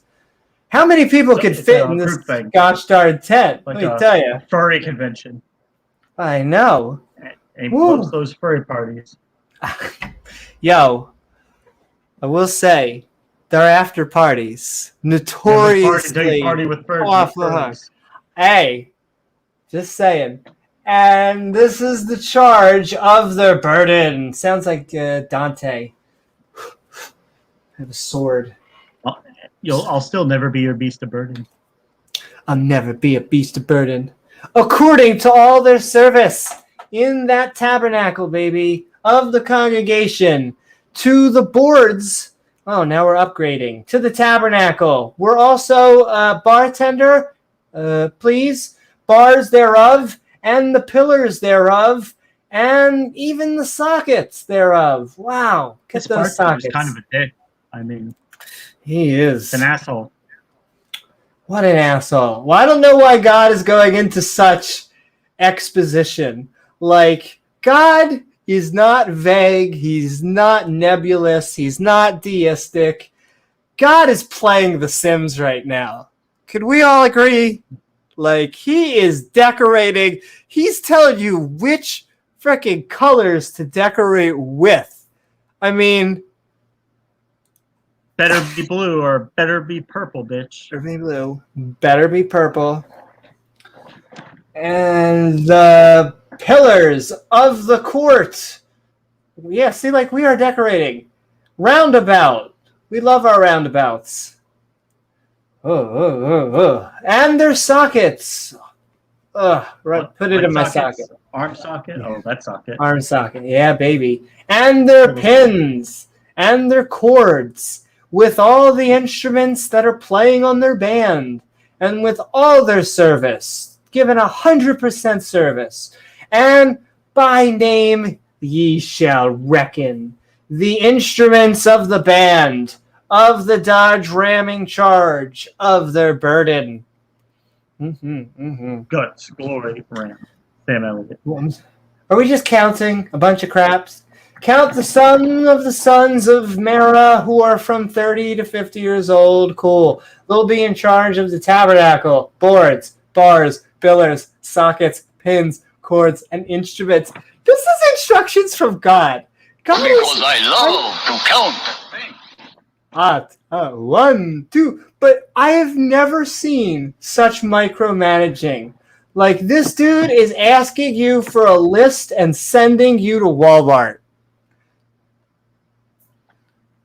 Yeah. It's just kind of funny from a god. It's human. You think? Maybe a little bit.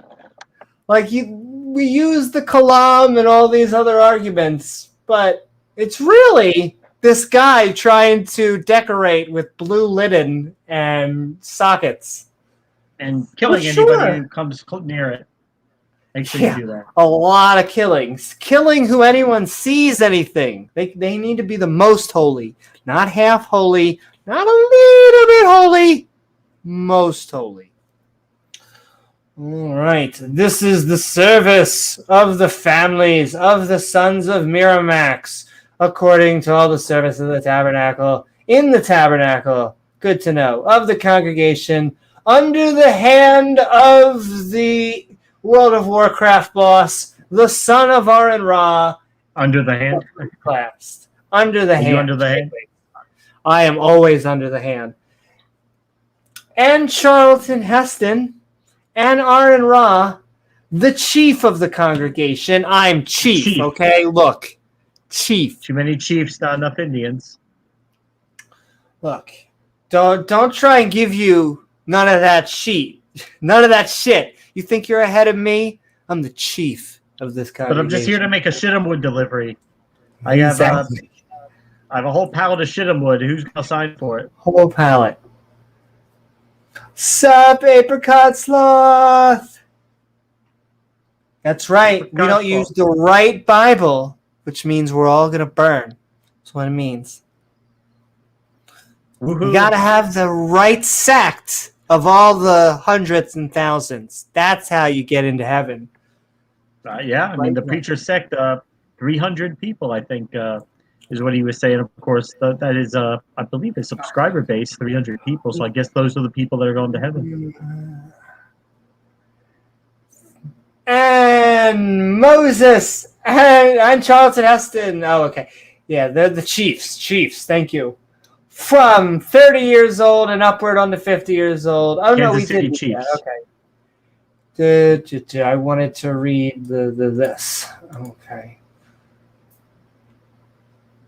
I mean, and look at all that. You can really summarize those 3 paragraph-long verses in one sentence. That'll give you the gist of what they're trying to say. Like, if this was a script, it would be tossed out. I will say. Like, I love you, Bibble, but people gonna be asleep condensed. by the 5 minutes in the movie. Come on now. Yeah, not a popcorn turner. Which, all right, these were numbered. It's a good title of a chapter. Of the families of the Cothaltites, all that might do service in the tabernacle of the congregation, which Charlton Heston and Aaron Ra did number according to the commandment of the Lord by the hand of Charlton Heston, our main guy. He survived a long time. Both Charlton Heston, yeah. Charlton Heston and Aaron Ra. I am counting. 1, 2, 3, 4 sons you've killed of mine. Which is true. Kind of scary. Yeah. Not for much longer. Not for much longer. We're Yeah. at 5 any minute now. I'm ready for it. Is his body ready, or was it ready? My body's ready. And those that were numbered of the sons of Goku throughout their families and by the house of their fathers from 30 years old. We get it. You told us. 30 years old and upward, even on to 50 years old, even up to fifth word. Everyone that enter into, could fill your mind with that, into service. Oh, okay. For the work in our fabulous tabernacle of awesome of the congregation, even those that were numbered of them throughout their families, by the house of their fathers, and not their mothers, they have cooties, were 2,630, not one more, not one less. Those that were numbered of the families of the sons of Gohan, all were able to get over 9,000, of all that might do service in the tabernacle of the congregation. Service. We get some service out here. Can we get some breadsticks? Whom Charlton Heston and Aaron Ra did number. What a wonderful name of a chapter. According to the commandment of the Lord Bob. So what? Moses and Aaron counted 2,630 Gershonites from 30 to 50 years old. Exciting. Wonderful. And those that were numbered of the families of the sons of Miramax were like, we're going to make a new film throughout their families. By the house of their fathers, definitely not the mothers. That would be gay. From 30 years old and upward, even on to 50 years old, everyone that enter in the service, hold on, shake weights, for the work in the tabernacle, which is now going to be called our clubhouse of the congregation, even those that were numbered of them after their families were 3,200. Wow, is that how many? Couldn't you have just said that? What the hell?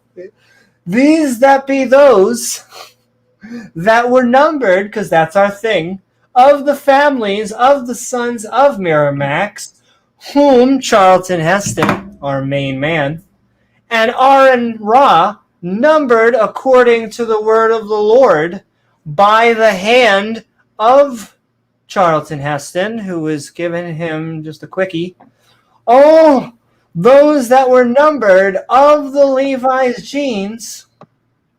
Shake weights. I'm never picturing shake weight.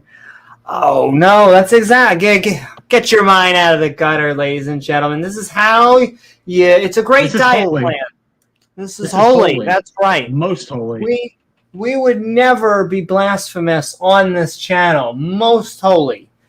It starts out a little bit holy, it goes to medium holy, and it gets to most holy.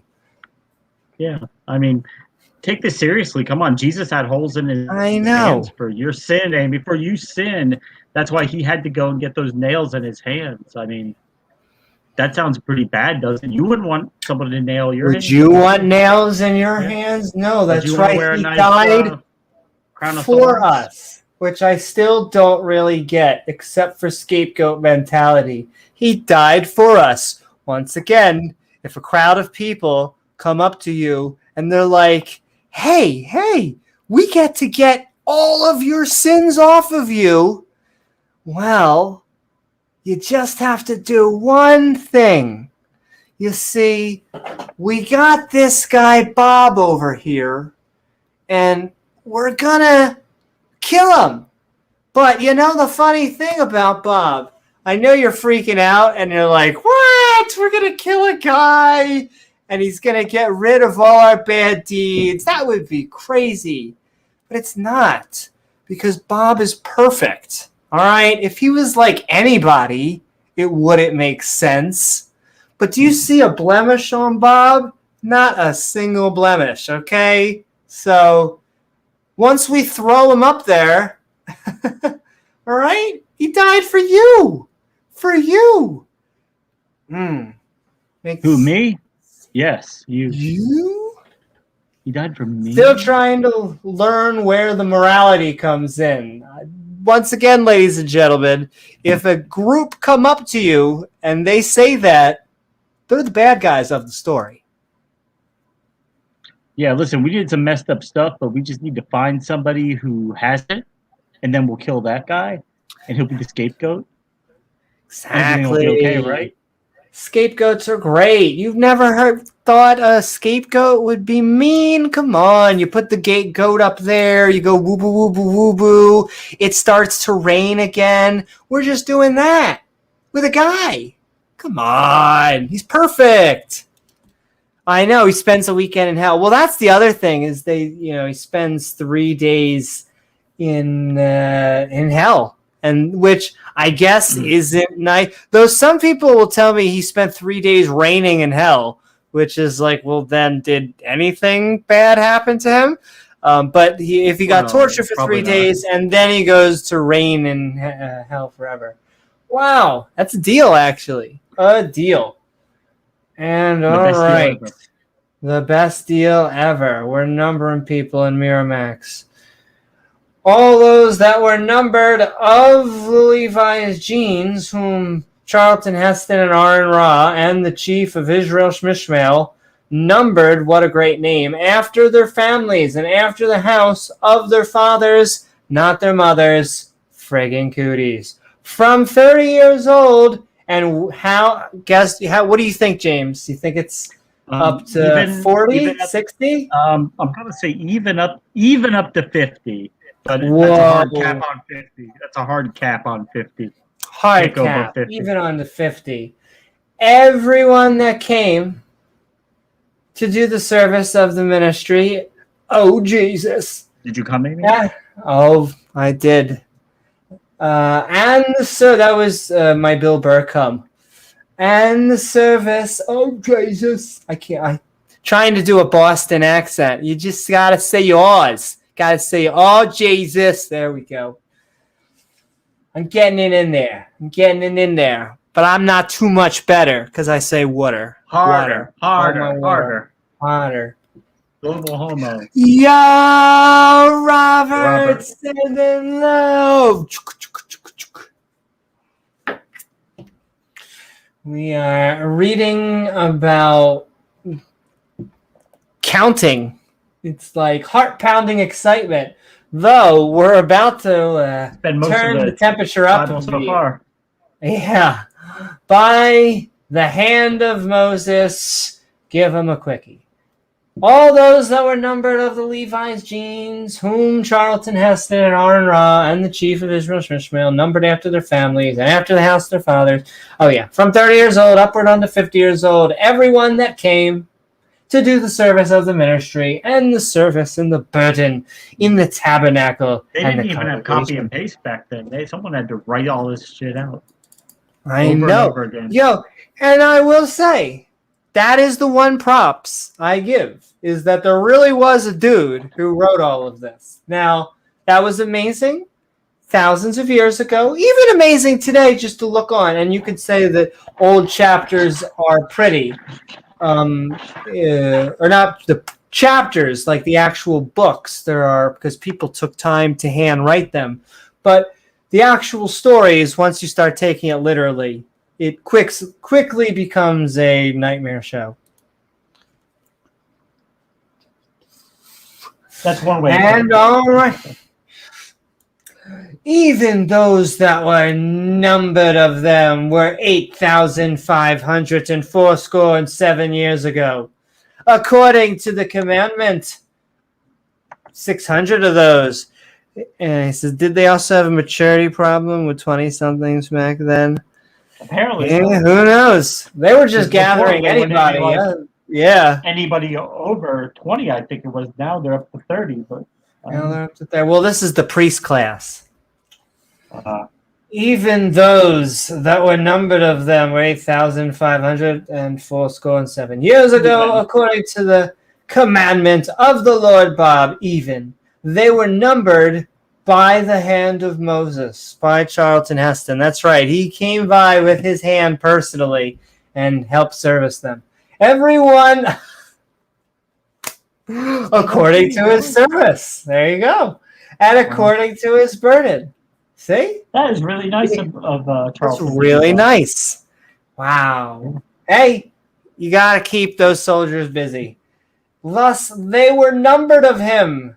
Good chapter name. As the Lord Bob commanded Moses. Wow. With that, we are interjecting our...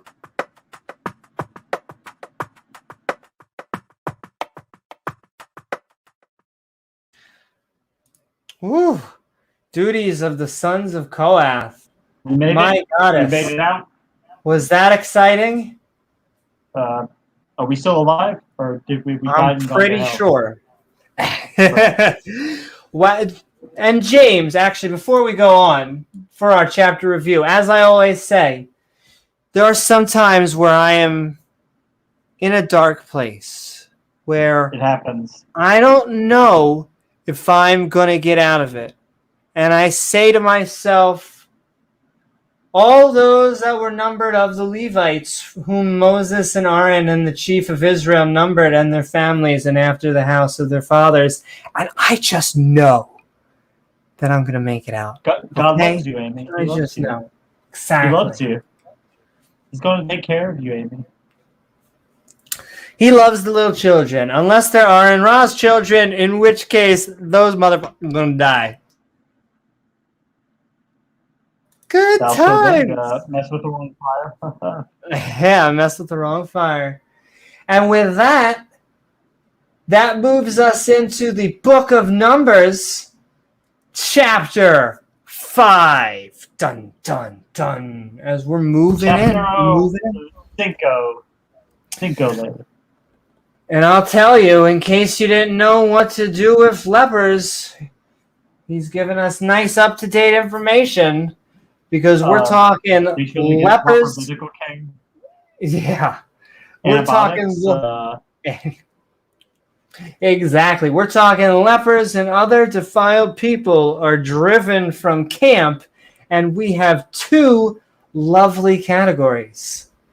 We have a good scoop, because if you're not going to have sex, ladies and gentlemen, we got to have some violence, right? You got to keep things fun. Stab. You can mix them together, maybe. Sex and violence. Maybe. Right? It works for you. Works for God. Chug it down, Newman. Fuck us. Fuck us. What does that spell? F-U-C-U-S. What does that spell? All right. Be fun to go back on Darth's server. Which is a weird... I want to say that's probably a weird statement to say out loud. I mean, a glutton. I love the back and forth. I saw someone made like a quiz, like a Darth generator that has all of his questions. It goes to lose. script. I'm pretty sure, no matter what. Yeah. Yeah, flow chart for his script. Yeah, no matter what you say, he's going to get you to God. All paths lead to God, James. Oh. Didn't you know? At least when you're a presuppositional apologist. Your worldview's incoherent. You can't know anything. So, yeah. How can you even know if you're a brain in a vat? How do you know that this isn't a computer simulation, sir? This is Wendy's. But moving forward, the book of Numbers. Yeah. Chapter 5. Lepers and other defiled people are driven Terrible from people, right? camp. Oh, wonderful. And the Lord Bob spak onto Moses. Oh, God, do you have to say it and spray it, God? God, our Lord Bob. He spoke and sprayed everything on to our main Once man, again. Charlton Heston, who really needs to get a raise at this point. Him and Aaron Ra they're just writing everything down. What's his face look like? Amy? What's the look on his face as he's writing?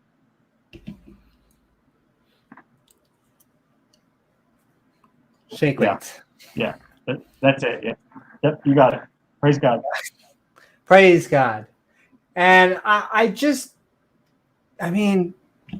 Moses just sitting there writing. You definitely.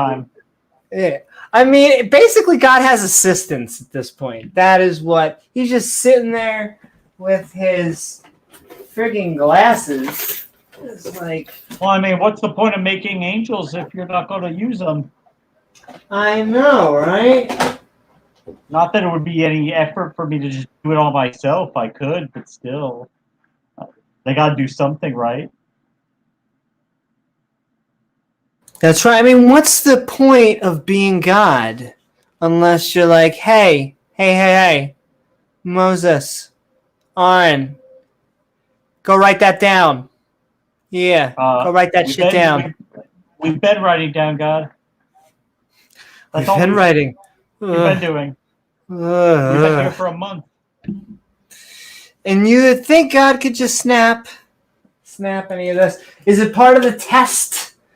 That's their test, is they got to write all this exposition down? Wonderful. I've got a test for you.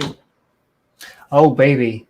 So, he's speaking once again, first person. We don't get God to speak to us, but apparently... You want God to speak to you. Okay. What makes you so special? I don't know. What makes Moses so special? What makes Aaron so special? Yo, he got his 4 sons fried, and God was like, yo, sweep your sons away and get back to work, bitch. And he's like, yes, God, immediately, God. Can I do anything else for you, God? More offerings, more sacrifices, God. Thank you. You're such a great, loving, wonderful God. What would we ever do without you, God? We can worship you all day. Command the children of Israel. Command and conquer. Good game. Red alert. Command and conquer. Red alert 2. The children of Israel, Shmishmael. That they put out the camp. Whoa. I was going to say, even leper. I feel Batman versus Superman would be ruined with any accident. I don't know. Put out the camp of every leper and everyone that hath an issue, and whosoever is defiled. It sounds like the Flesh Runner thing. Like, Flesh Runner. Flesh Runner, the new Blade Runner, Part 2. Everybody dies in the end. Everybody.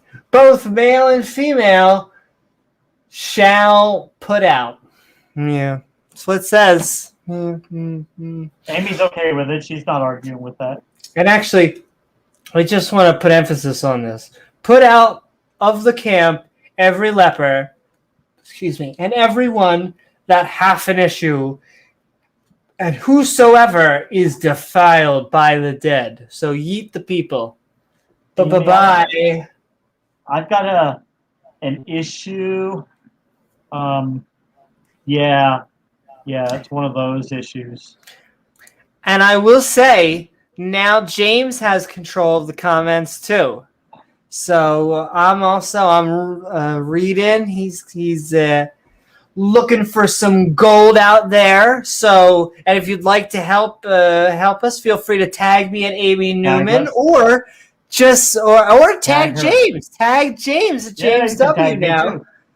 And but Amy loves getting tagged. Oh, baby. And yes, we are going to show funny comments, so we should. Or the ones that we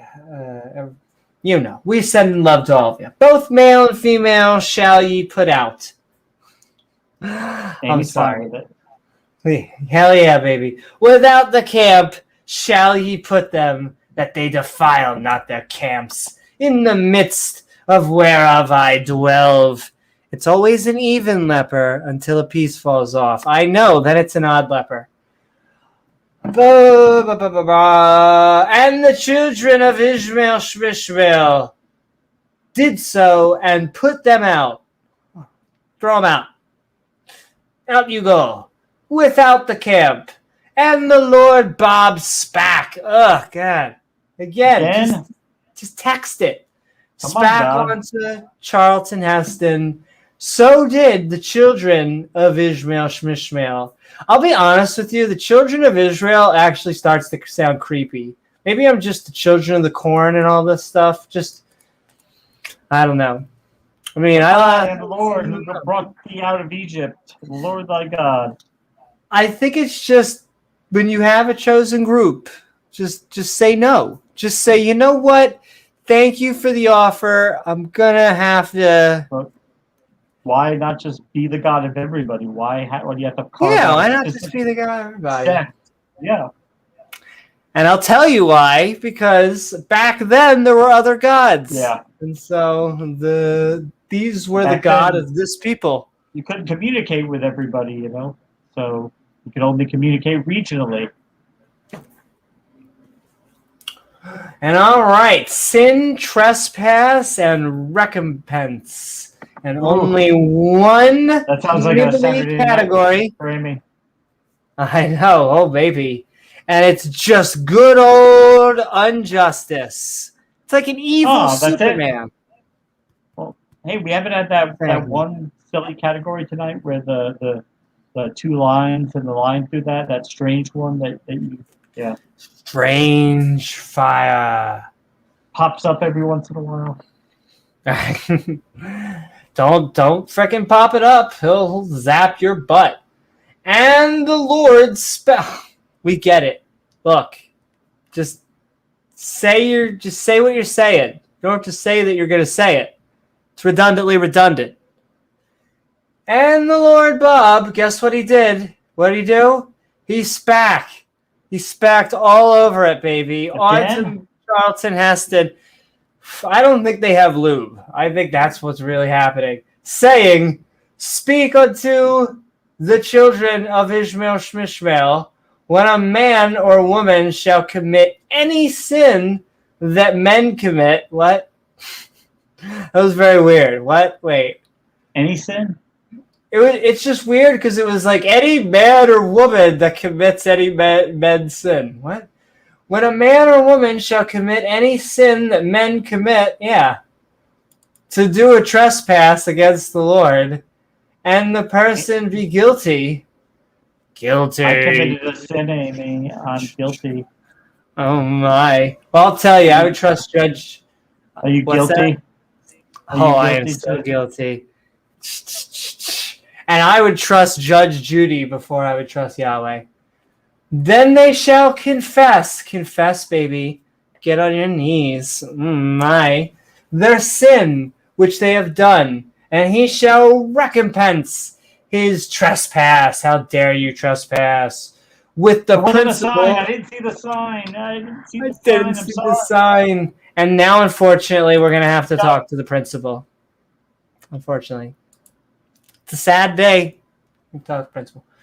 Thereof, and add onto it the fifth part the fifth dimension. The fifth Thereof. part, even the Yes. fifth. 5, even the fifth. The fifth part thereof, and give it to him, baby. Just give it on to him. Your whole heart. Gad did a lot of spacking. He must have put up a drywall in his other job as a construction worker. Yeah, he must have been a construction. He was just doing a lot of spacking. It looks great, though. It looks great. But if the man has no kinsman, very sad, to recompense the trespass, then he's going to say, get off my lawn, no step on snake. Let the trespass be recompensed unto the Lord good. Bob. Gotta recompense that. Recompense it. Even to the priest class, but not the paladins or the rogues. Behind the diagrams of atonement, whereby an atonement shall be made for him, but not her. Once again, cooties.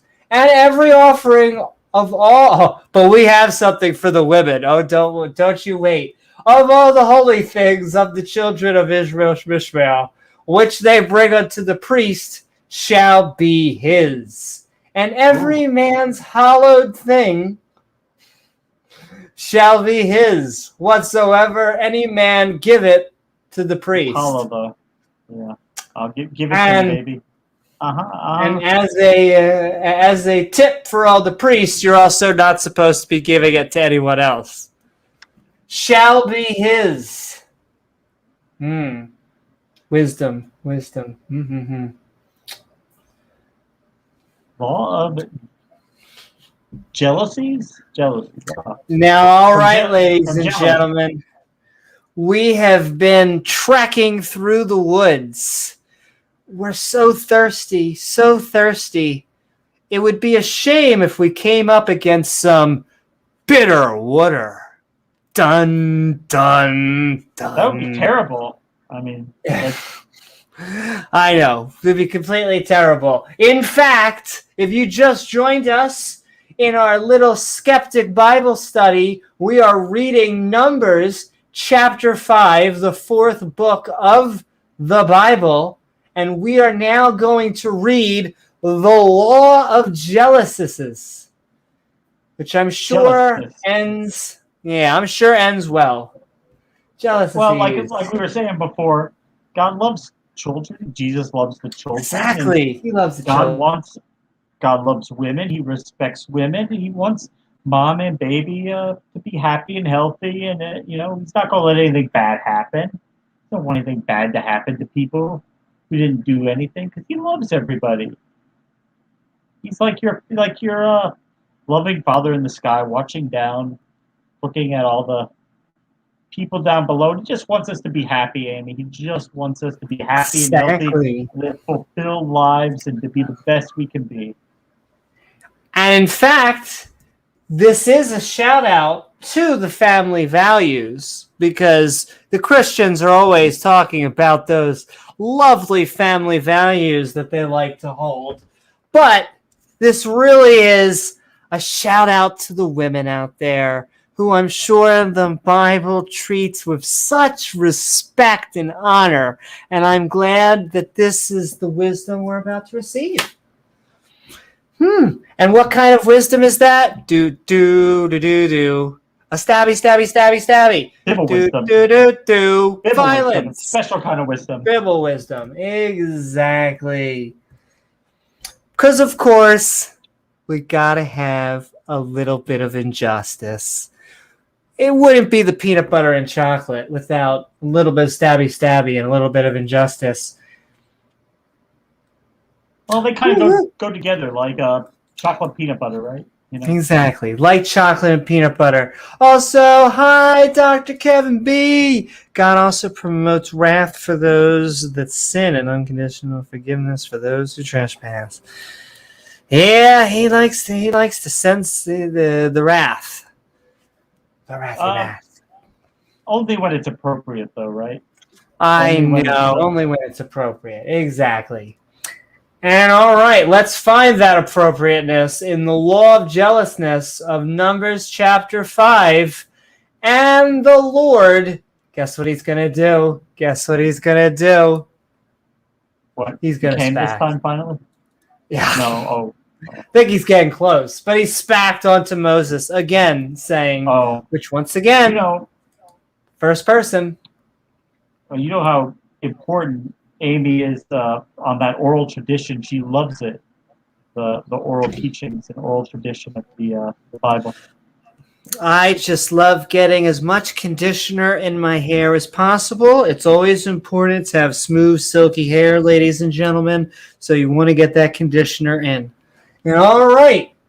And Lawrence back onto Charlton Heston, saying, again, as he does, again, first person. I guess we're not in the cool kids club. Speak unto the children of Israel, and say unto them, if any man's wife go aside, I think that's the Bible trying to say, make hunkadonk, and commit a trespass against him. Oh, a trespass, huh? They went on his lawn? And a man lie with her carnally. Oh, they were at a carnival. I get it now. I get it. And yeah, I will say, Blaster Master. You're trying to make the Bible sound so bad. I know. You're trying to make it. You're just trying to inject that. But this is let's say this is just not the pro-baby part of the chapter. Let's put it that way. And lie with her carnally, so she's at a carnival. That's good. And it be hid from the eyes of her husband. Okay. Why You're doing a magic trick? Going to the carnival? I don't know. No, I think she's doing a magic trick. So she's having her eyes hid. And be kept close. Hide the banana. And she be defiled, and there be no witness against her. I think we're about to get some real science. That's what we're about to get. No witness against her, neither she be taken with that manner. I'm sorry, what? God said to Moses, say this to the Israelites. And Moses says this to the Israelites.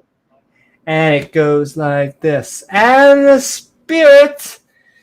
from Spirit the new Airlines? movie, from Spirit Airlines or Ghostbusters, of jealousy come upon him. Oh, the spirit of jealousy has come upon him.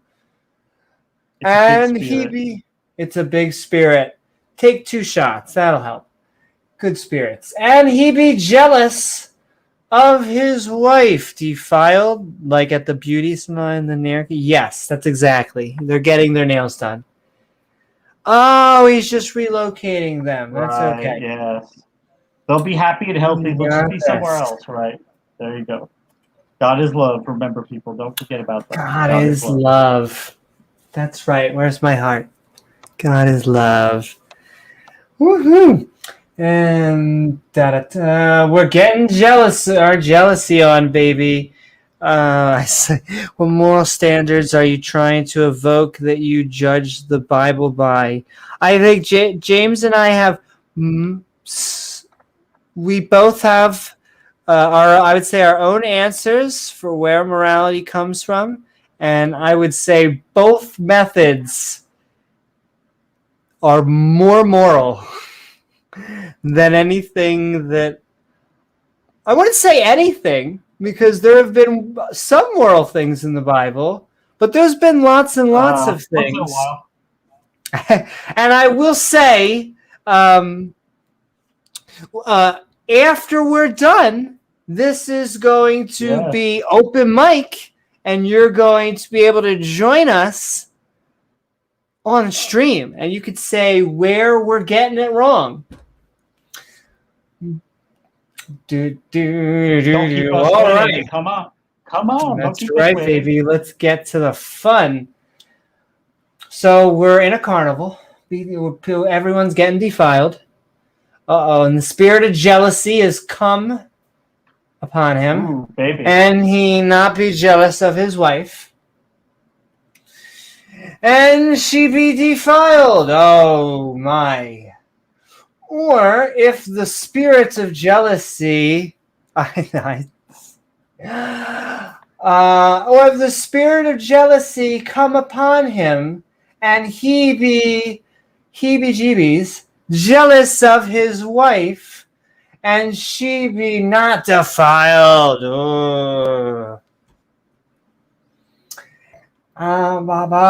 Then shall the man Is she not bring. defiled? You are not the father. Then the man shall bring his wife to Maripovich. Oh, okay. He'll figure it out. That's where you go. That's where you go. On to the priest class, not the rogue or the paladin class, and he shall bring her offering for her. The 10th part of a path of barley meal. Oh, we're cooking with Yahweh again. He shall pour no oil upon it. That's okay. We used up all of the oil to get rid of our shake weights. Nor put Frankenstein therein, for it is an offering of jealousy, an offering of memorial bringing. Just one of those. Just one of those. Of memorial bringing inequity to remembrance. And so what did we just read? When the spirit of jealousy comes upon a man, just going to let that sit there. And he suspects that his wife has had sex with another man. The man shall bring his wife to the priest. Okie dokie. And the priest class, not the rogue class. If she suspects. Shall bring her near and set her before the Lord Bob. First of all, she gets to sit before the Lord. Bring him in front of us. Why don't we get some front eye view? And the priest class shall take holy water. Hey, Pat, we're looking at holy water. That's what you're talking about. In an earthen vessel. Oh, we're in the earth temple now. And of the dust that is in the floor of our fancy little tabernacle, the priest class shall hit level 60. No. He'll take and put it into the water. Dust from the floor. Wow, this is a very scientific thing here. Very scientific. And the priest class shall set the woman before the Lord Bob. Set that woman. And uncover the woman's head. What? And put the offering of memorial.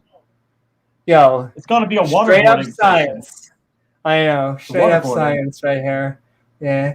As this isn't my joke. I don't know who this freaking comes from. But waterboarding, if you don't know what those words sound like, sounds so fun. I think I saw Atheist Junior say that, but I think that's an oldie but a goodie. And uncover the woman's head and put the offering of memorial in her hands, which is the jealousy offering. Oh, goody. We're getting more offerings. Oh, hold on. Let me get this out. All right, let's get the science right in. We're getting that. There we go. And the priest shall have in his hand a bunch of M&Ms. No. And the priest shall have in his hand the bitter water that causes the curse.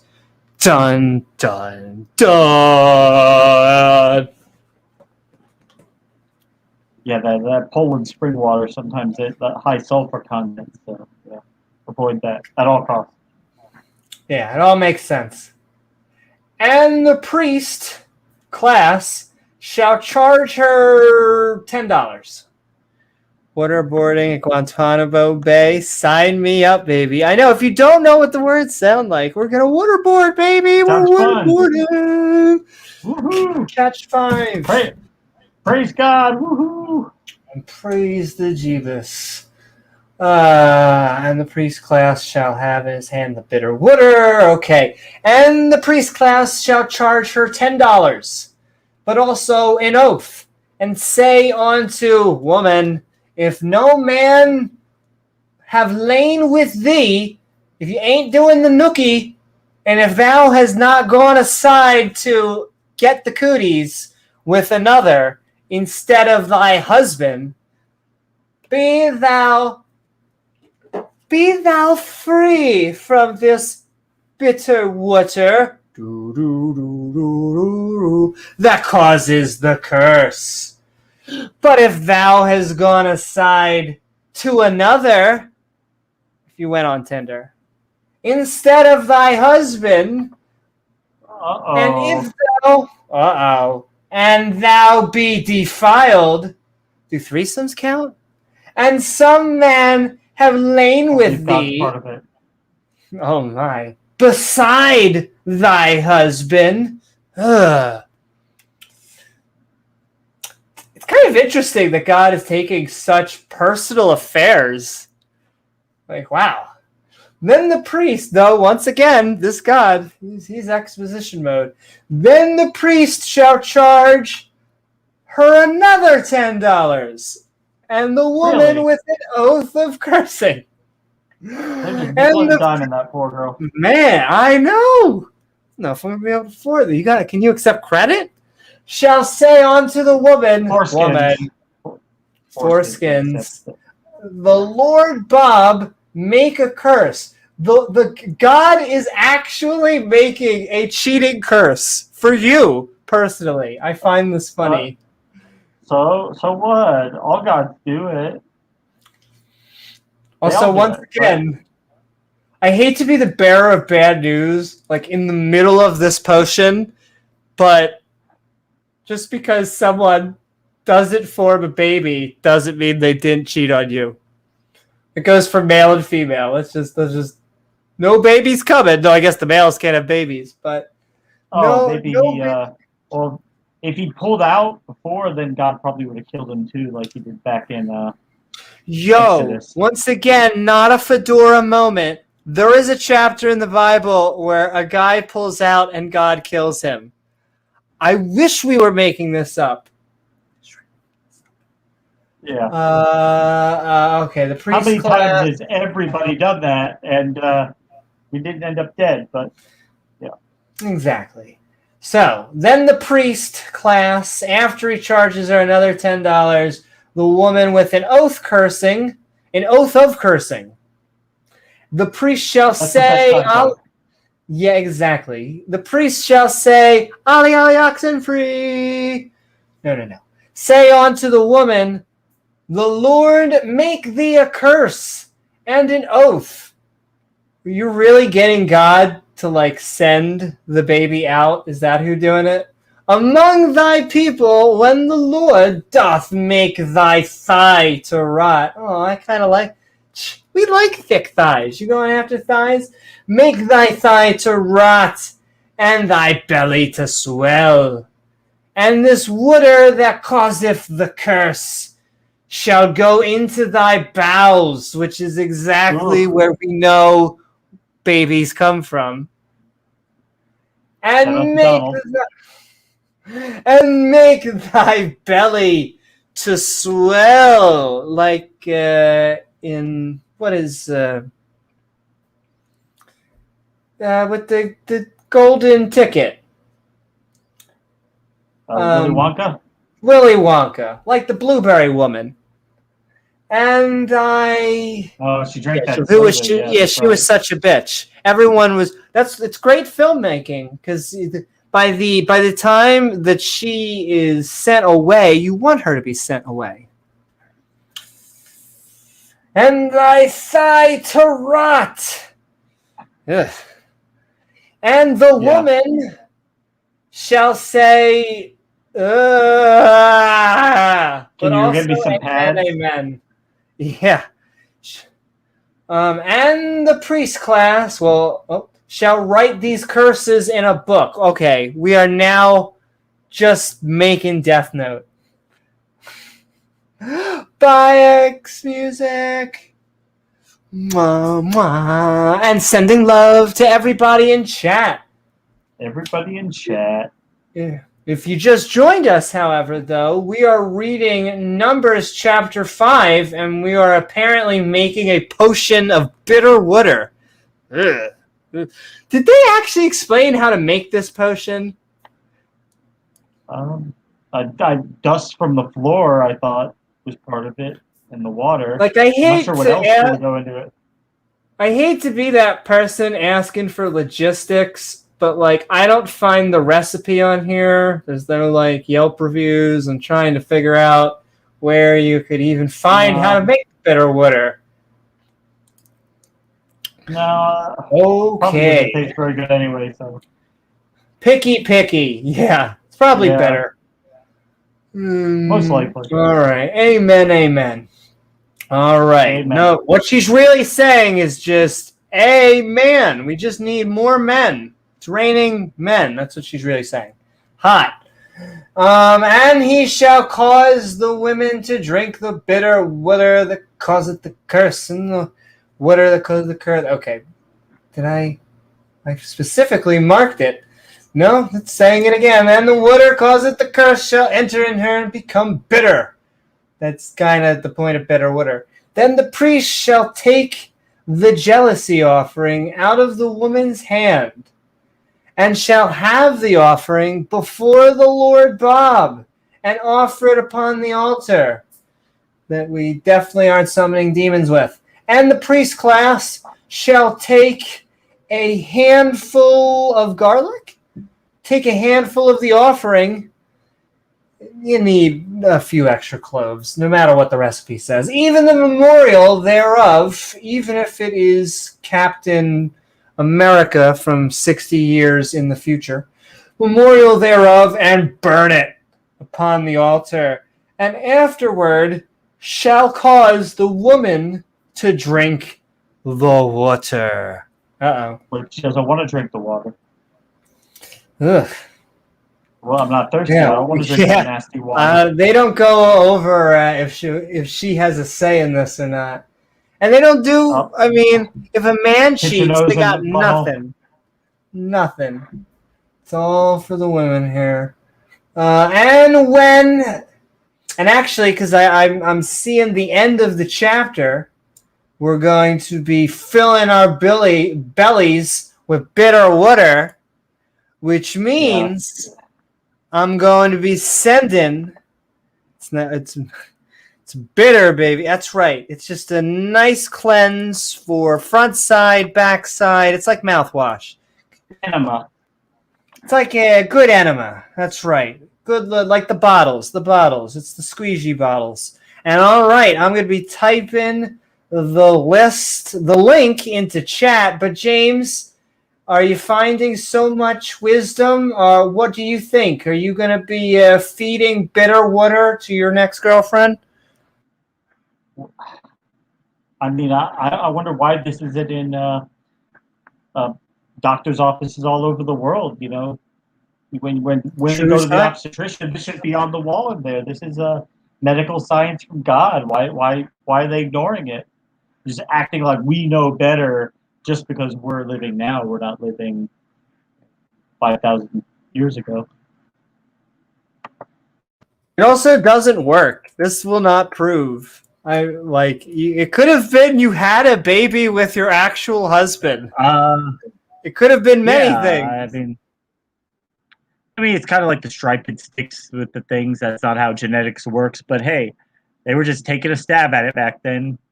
It's like before the thing, like the witch. When they dunk the witch in the water, if she dies, then she was innocent. But don't worry, it's okay. She'll go to heaven. No problem. She wasn't a witch. But if she's still alive, then we need to figure up another way to kill her. Or God, because God doesn't like that. He's not into the. And also, have you ever tried? Whoopsie! You gotta say that. Gets you out of everything. Oops. And all right, I'm sending the link into stream, but we are going to finish up these chapters. We're going to finish up Numbers chapter 5 as our bellies are filling up with bitter water. Our brains are absorbing amazing knowledge. I know. Wonderful wisdom that just pours off these pages. Such amazing wisdom. And all right. Like that Holy Ghost enema. I know, it's a Holy Ghost enema. Just gotta squeeze. And when he hath made her to drink the water, because I'm not sure if she gets a choice in this, then it shall come to pass. Oh, sounds painful. That if she be defiled, have done trespass, get off my lawn, no step on snack, against her husband, that the water that causeth the curse, now we're starting to sound like a Disney movie, but we're an evil Disney movie, but nonetheless, enter into her. That's what he said. Did we ever not sound like an evil Disney movie? This is like Fantasia. No, I'll tell you, this really is like Fantasia. And become bitter, and they'll eat the apple too.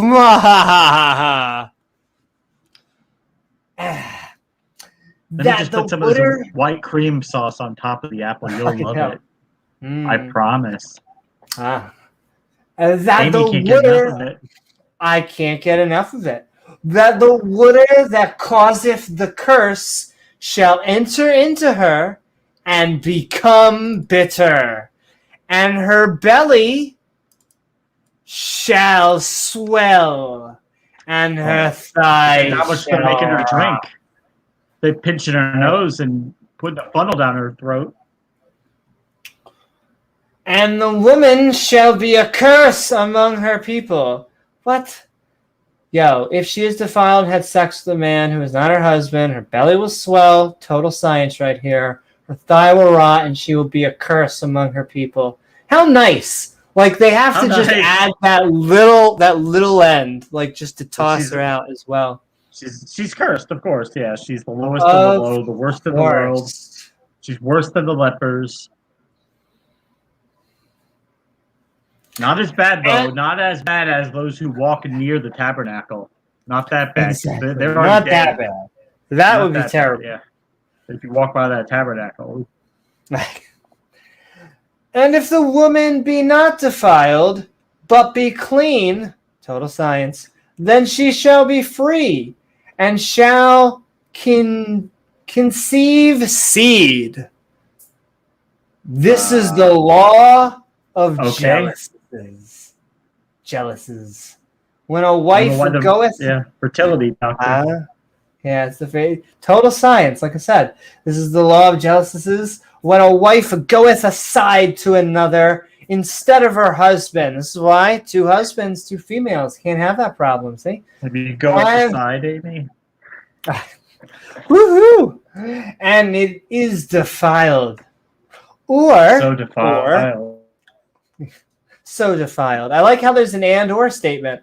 Or when the spirit of jealousy come if upon him, and he be jealous over his wife, and shall set the woman before the Lord Bob.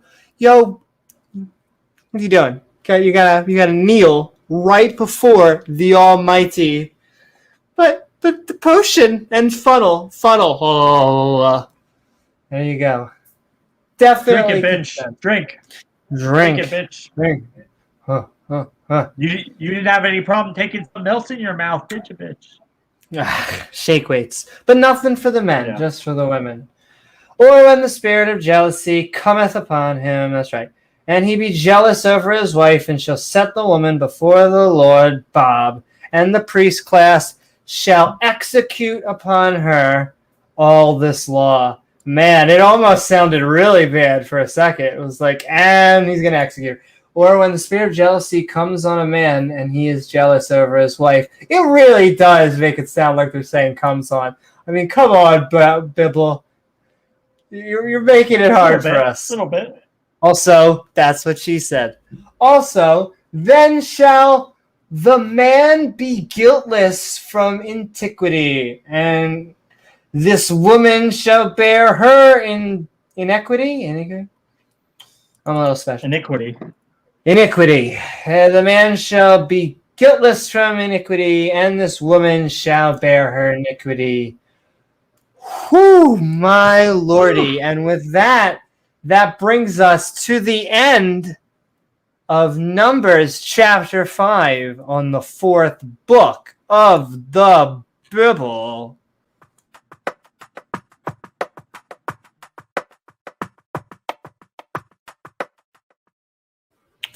Woohoo! So I think everybody feels right now like they've just been waterboarded. So yeah, we're This also seems like it doesn't matter We're all what your traumatized. personal take on abortion is. It does seem like this God is sanctioning abortion in some way or another.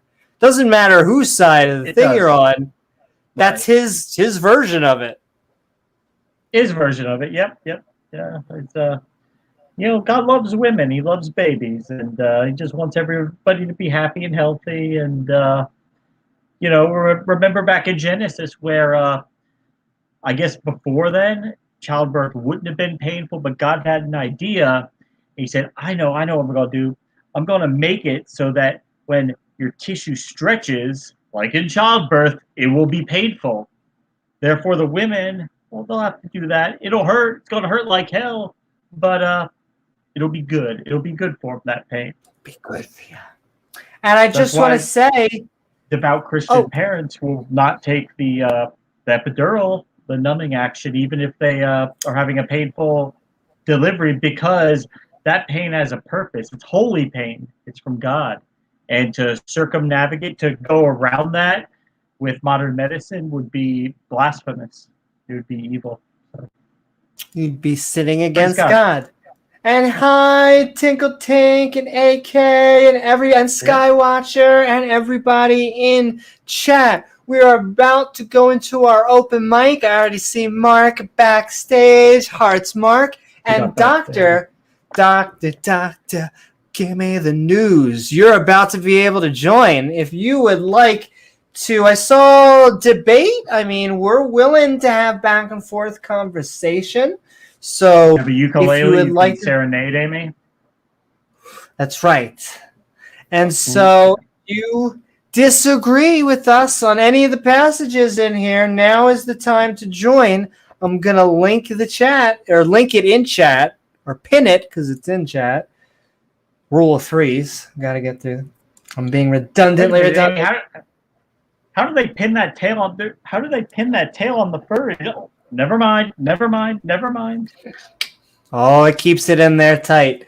And all right, I see Blaster Master, but we have been talking the Bible. We read chapters 4 and 5 of Numbers tonight, and now we are going to all deserve a gold star making it through that. I was wrong. Well, I'll say,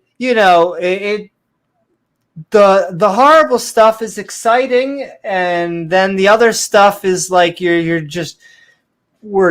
driving through. It's like paint. We're now watching the second coat dry, and so, let me tell you, I'd rather watch the grass grow. I think that would be a little bit more edgy myself. Exciting. That's just me. Grass grow, yeah. And all right, we're moving into our open mic, having fun. We got Mark and Blaster Master, but Doctor, we are saving the spot for you. Doctor, that's right. We are always looking for opposition. You want to find out if Amy's wearing pants or not? Oh my. I am, but it's just giant pictures of Gavin's everywhere. I feel so bad for Gavin. Like, he's never going to live it. I guess I'm split. Should he be able to live it down? Because he did something such on. I mean, I feel bad for Tang. And the other way, I don't know.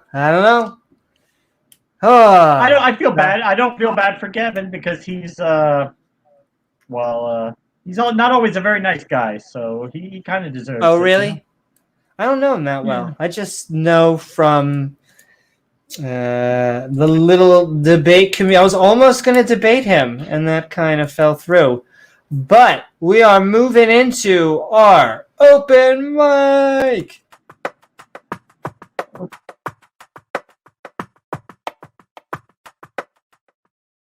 Woohoo! Mark Reed, we have been Skeptic Bible Studying on Numbers chapter 4 and 5.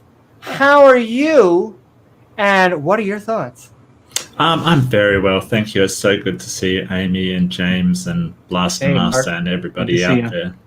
Good to see you, mate. No, this is a really interesting passage. I'm glad I was around for this one. I can't stay too long, but I'm really glad I was around for the old bitter water segment.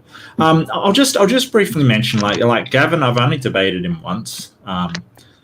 He was very cordial and he was actually kind of nice, which is, I sort of got told by people he can sort of, go off the deep end. But when I debated him, he was perfectly reasonable and nice. And we had, a little pre-chat beforehand, and he was, a decent person. I completely disagree with him on a lot of things, but my experience with him has actually been pretty positive. So I think that maybe like all of us, he gets fired up occasionally, and goes off, but he can be more than reasonable to deal with. So I guess depends on the forum he's in. Oh yeah, absolutely. And there's a lot of factors that go into how people react online. And sometimes, I've gone off before, and I'm sure all of us have, gotten triggered and gone off before. So it just depends on the circumstances in which you find yourself. But yeah, I liked Gavin when I met him. I liked him. So that's my 2 cents. Our back and forths and emails were fine. It was just a scheduling thing, and then just kind of dropped off. But well, that happens. I mean, that happens. But, I don't blame that. It's just I feel bad for Tang, but then I'm now listening to you. That's not, I've seen him have, I guess, good debates. So there you go. Yeah. Or cordial debates. Yeah, cordial. And on that theme, I'd like to really invite Dr. Kevin B on. I mean, he had a lot to say, and I would promise that as long as he's cordial and pleasant, we'll be cordial and pleasant as well. And I would finish your statement. Oh, I just really would like to talk to him and know where our interpretation is going wrong, because the text is very clear on the circumstances in which you conduct this particular ritual, what the ritual is supposed to check for, even though, as sort of modern people, we go, well, you can't check for a cheating wife through administering some sort of, a fluid-based magical test. potion. Yeah. Right. Not in the way they've described, kind of thing. It's to us, it's ridiculous, but that is clearly stated as the intention for the substance to do, and the effect. And there's been a lot of misunderstanding about what the thigh of a woman is. And if people aren't aware, in that time they used to refer to the baby as the thigh of the mother.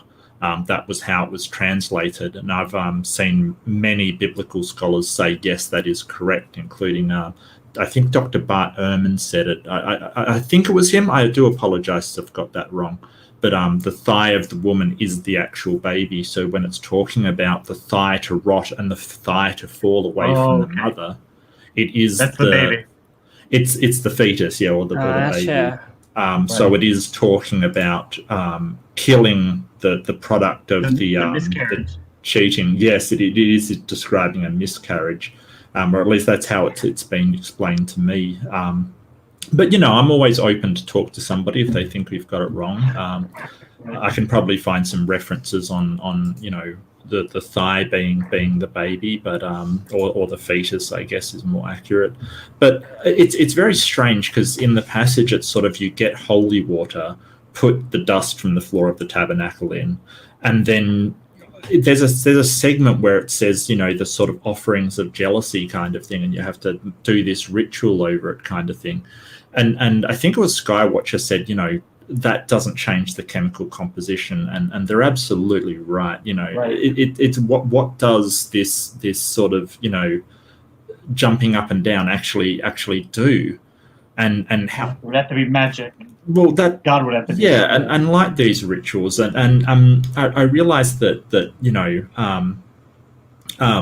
some people might take offense. Oh, you're just sort of reading it wrong, and you're making light of it. But to us, it's just a story, and one that doesn't make a lot of sense. And at the time, it seems more like a way to convince people that the priest has these powers than any kind of demonstration of it.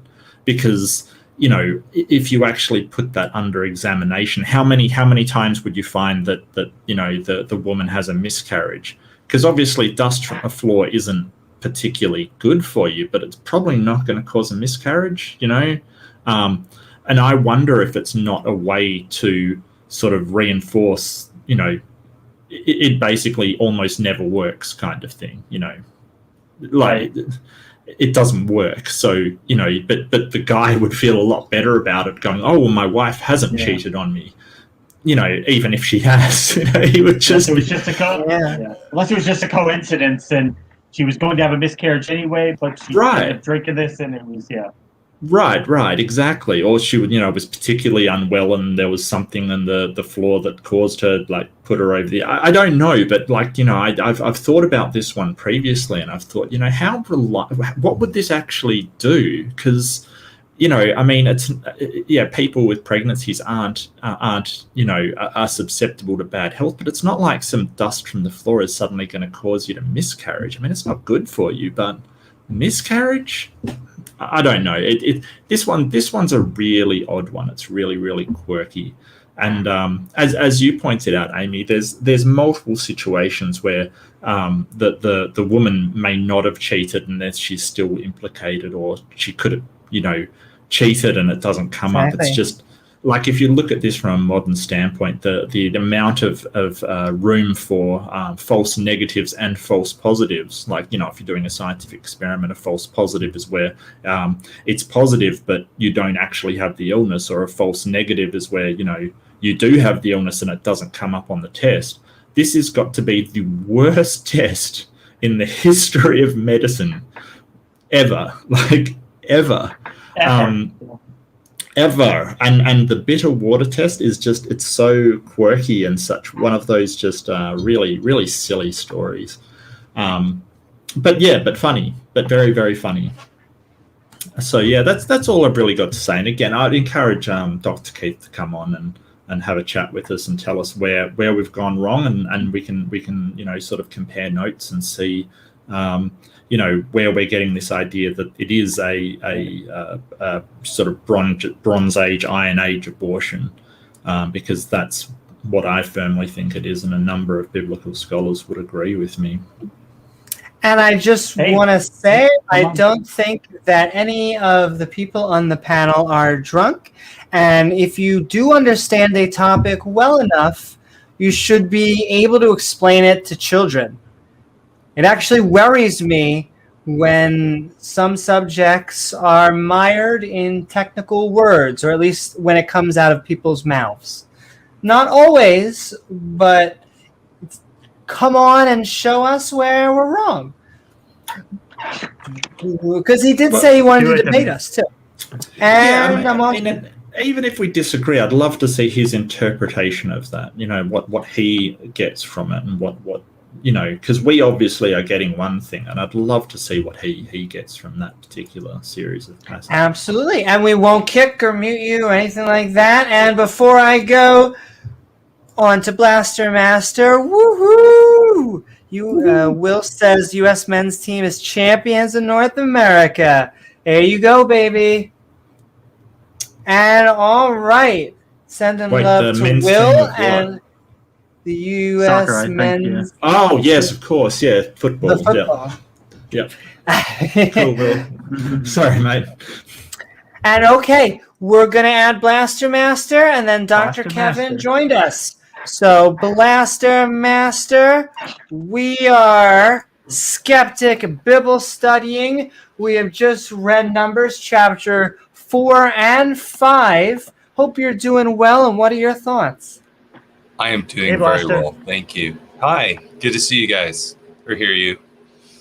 You know, I really like this chapter of the Bible too, because I think it's very superstitious, and it kind of outlines the superstition that comes with a belief in the Bible.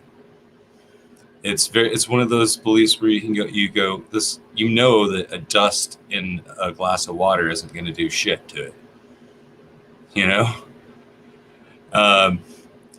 It's funny, and I think the pushback in the outside chat, I think he's just triggered by I guess we'll find out, but I think he was just upset by the satirical reading.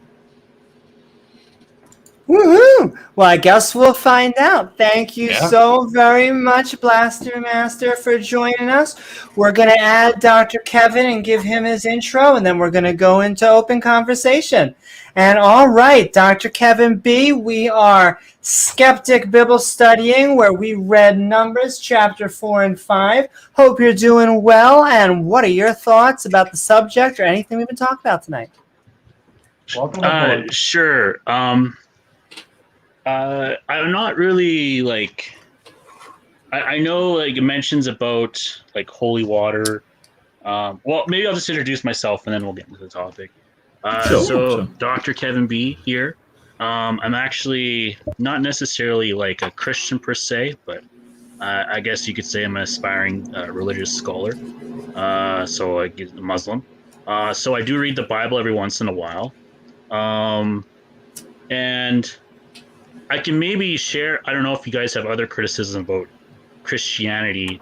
It seems to be a very atheist channel, so we're probably going to talk over each other because we're operating off of different, I guess, presuppositions. So we'll probably, I don't know if it'll be a productive conversation or I hope it's productive in some way that we can understand each other a little bit better. But I'm not attempting to persuade you to my worldview.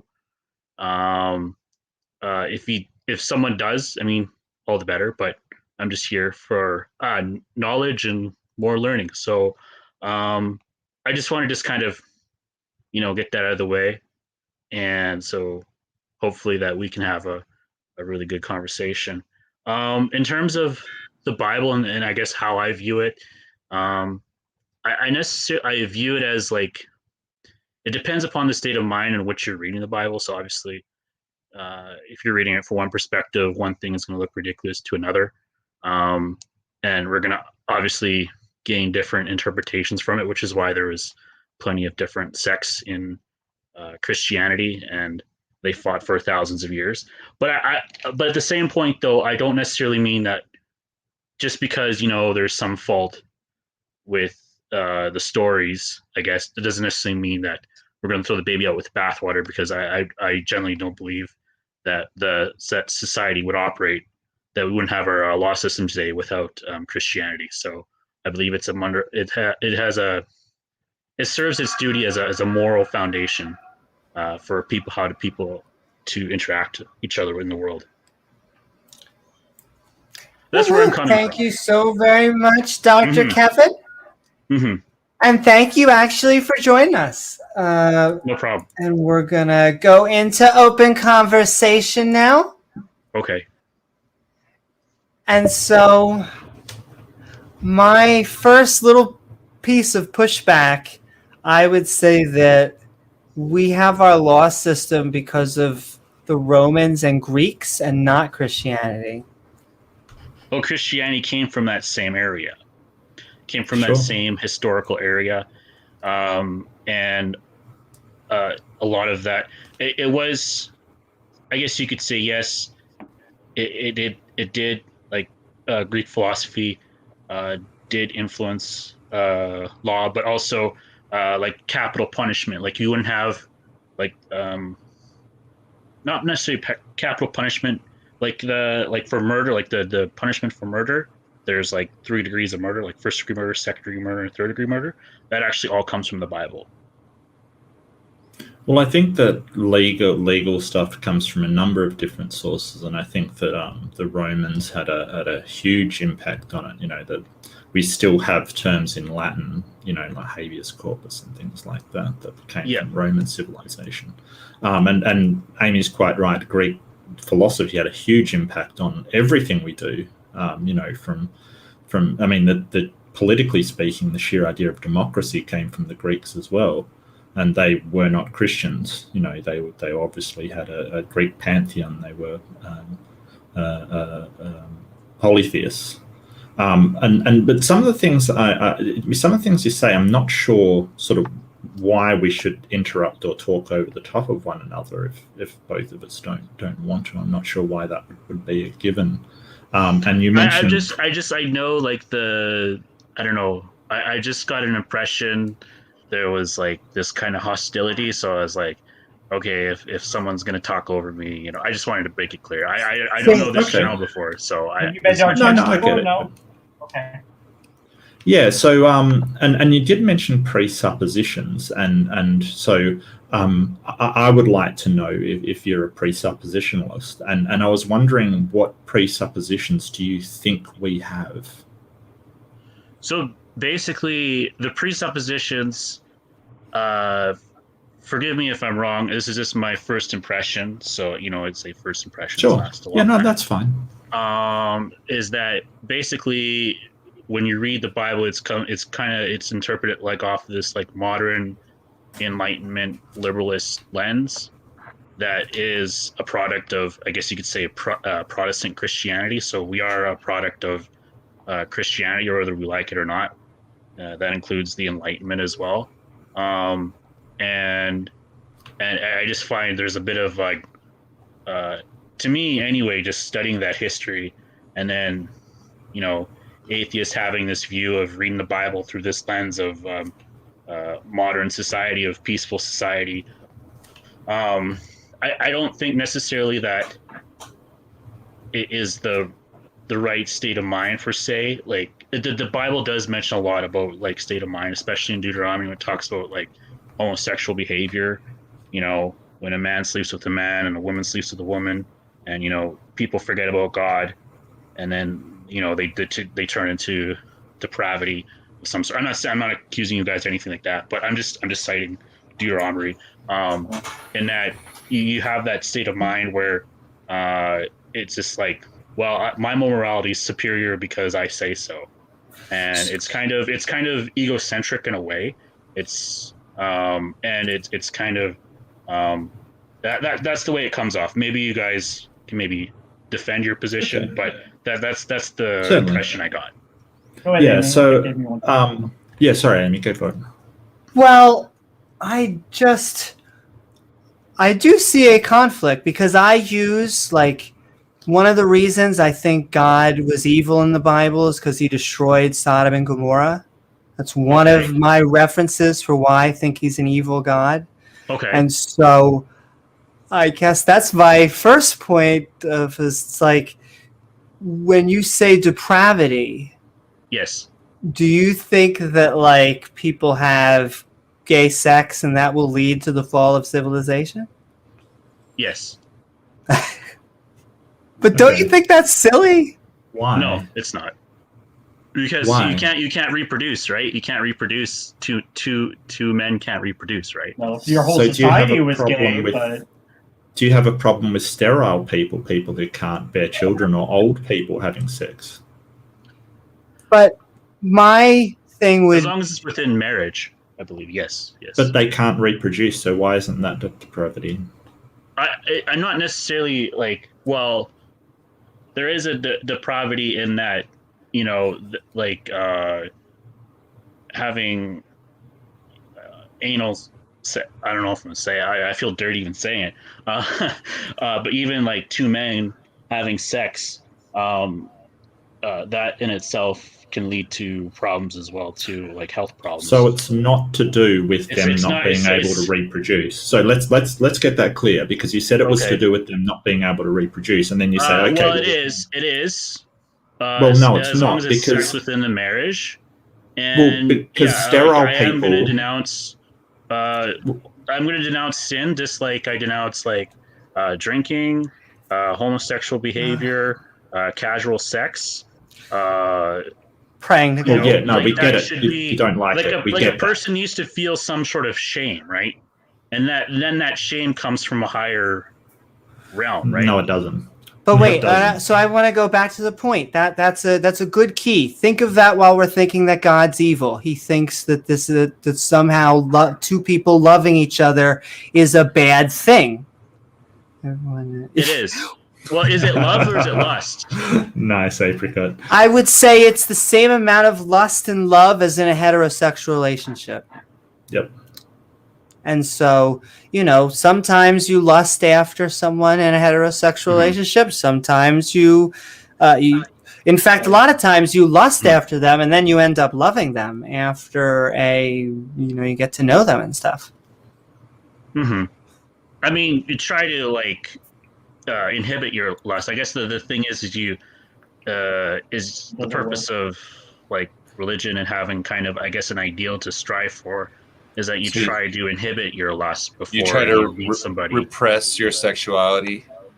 Well, I think there's got to be boundaries on anything. You can't just eat 24 hours a day, 7 days a week kind of thing. And if your advances or your sexual advances are unwarranted and causing the other person psychological harm, then morally speaking, it'd be good to put some boundaries on yourself and your behavior. But there's a big difference between that and what Blastemas just described, which was sort of a repression of your feelings and emotional needs. Like when you see somebody and you feel sexual attraction, you repress it and say, oh, it doesn't exist, it doesn't exist. Right. It can be acknowledged without acting upon it. And our actions are what we judge morals of, not our thoughts. Right. My big problem with the Bible is the way that it sort of says that, this normal sexual attraction towards a person, whether that be of the same sex or opposite sex, is in some way a sin and you should feel guilty for it. And it causes problems because people repress their natural emotions. And we know from psychologists that repression of emotions is wholesale destructive towards yourself. Well, and the women are property. Well, I mean, that obviously that is a problem. Yeah, that's a big problem in the Bible, the sort of hierarchy between the man being the head and then the woman below them instead of sort of on equal footing, which is what we look at now. But I think that you're sort of saying that us is a product of Christianity. I think you're really poisoning the well there. You're sort of saying that, everything came from Christianity, and I'm not so certain that's true. I think that it was a contributor towards how our society formed, but it had positives and it had negatives, but there's a lot of other contributors in there. I think Christianity is only one part of it. You can go to other countries that didn't form from Christianity, and they're not that much different than we are. Correct. Japan, for instance. Yeah, exactly. I was going to say I lived in Korea, and it's like that. Exactly. Yeah. Well, okay. There's a couple points there. Okay, so first off, the repression point. When is somebody mature enough to make their own decisions? So if a child feels say 8-year-old child, like an 8-year-old girl feels like, hey, you know what, I feel like a boy today, and I really want gender reassignment surgeries because my teacher said, this is normal to feel this way and to get this surgery, and then they get the surgery, and then 10 years later they regret it, and so but the thing is though, that child didn't get repressed. They let their full expression be about. And then later, in life, this isn't about wait before anyone. That's what I'm saying is your decisions. Sure, they might seem good now, in the short term, but in the long term, they'll have consequences. What are the hold on, before we go, I know Amaretto wants to get in a second, but I have a question. No, and I want to do but I think that is a rabbit hole, and I'll prove that is a rabbit hole. Is your God male or female? So the Christian God would be the Father, the Son, and the Holy Spirit, but the Muslim God, it's just it's gender neutral. There's no Are you, female or male. It's are just, you Muslim? Yes. Oh, okay. So let's take that. So Yeah. you are saying there are beings that are gender neutral. Correct. Then I mean, we already have three. Now we have three genders from just you given. We now I have didn't male, say female. I just said gender neutral. I didn't say like another gender. It was a non-physical being I was making a reference to. I wasn't making Okay. like a Trinitarian reference of like the Father, the Son, and the Holy Spirit. And then the Father is No, actually. I'll no, be I honest think, with I think you. Amy I understands that. wasn't operating off of that. Sorry, I think come that's from a a misconception. I come from a Jewish background, and Okay. so I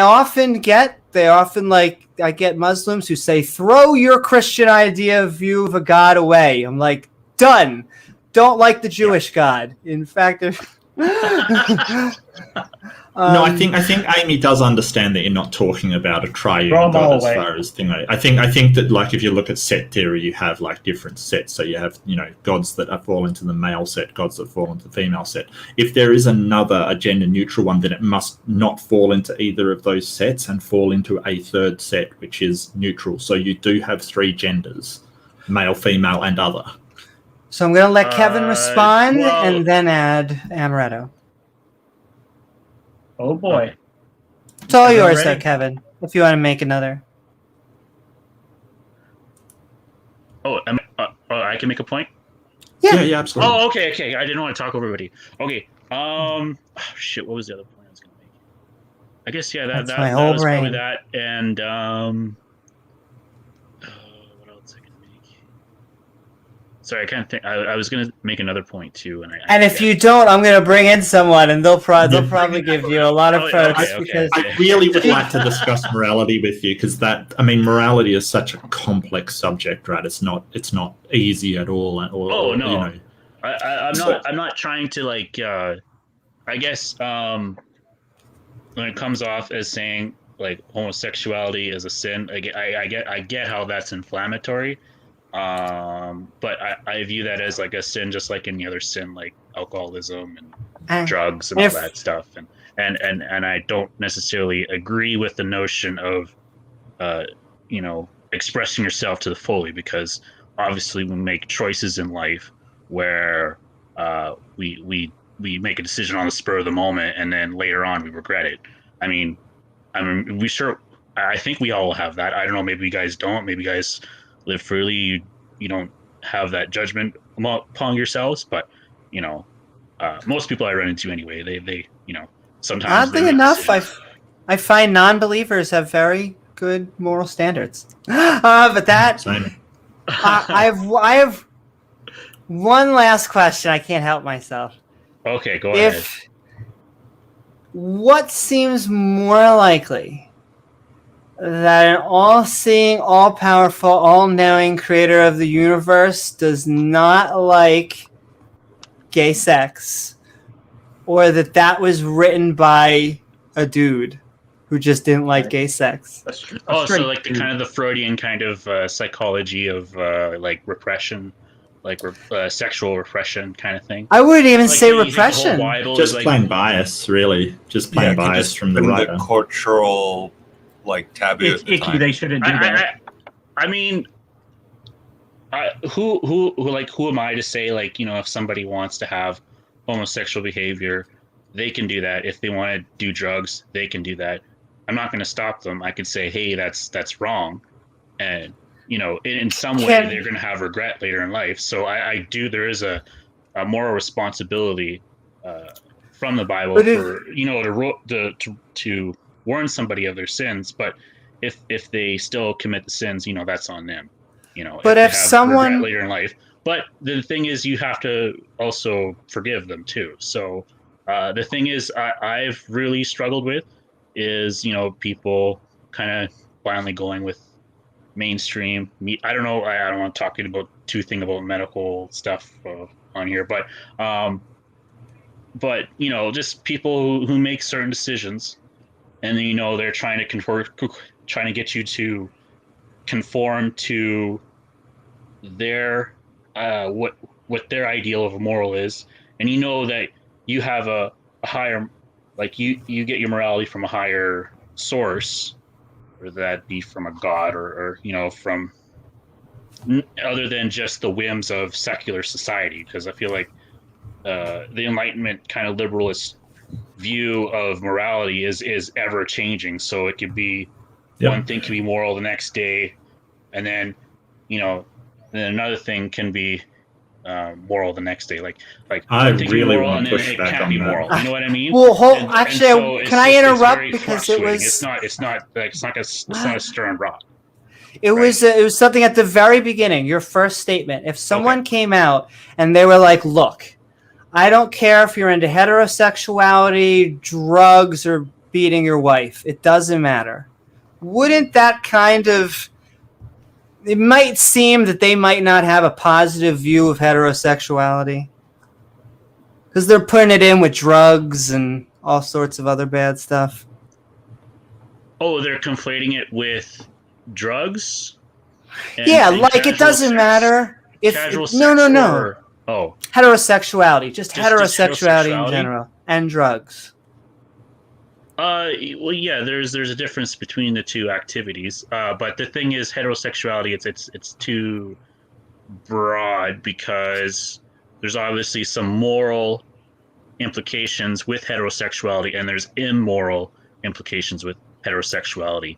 So it would just depend upon the context in which they reference heterosexuality. So if they reference heterosexuality and you can have sex with the opposite sex as much as you want, then that would be an immoral. So yeah, that would probably be more in line with like doing drugs and alcohol and all that stuff. But if it was moral, like a marriage, that's wholesome. So strive for wholesome. So there would obviously be a difference between the two. And so just following that logic, we couldn't put homosexuality and drugs in the same category.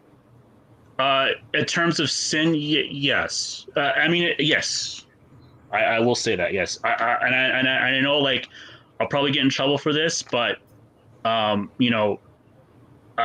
just gonna say it's just my moral duty just to say it's a sin, and I'm not gonna stop people if they want to fund their parades. Great, you can do it on your own dime. I just don't want to do it on mine. That's all I'm saying.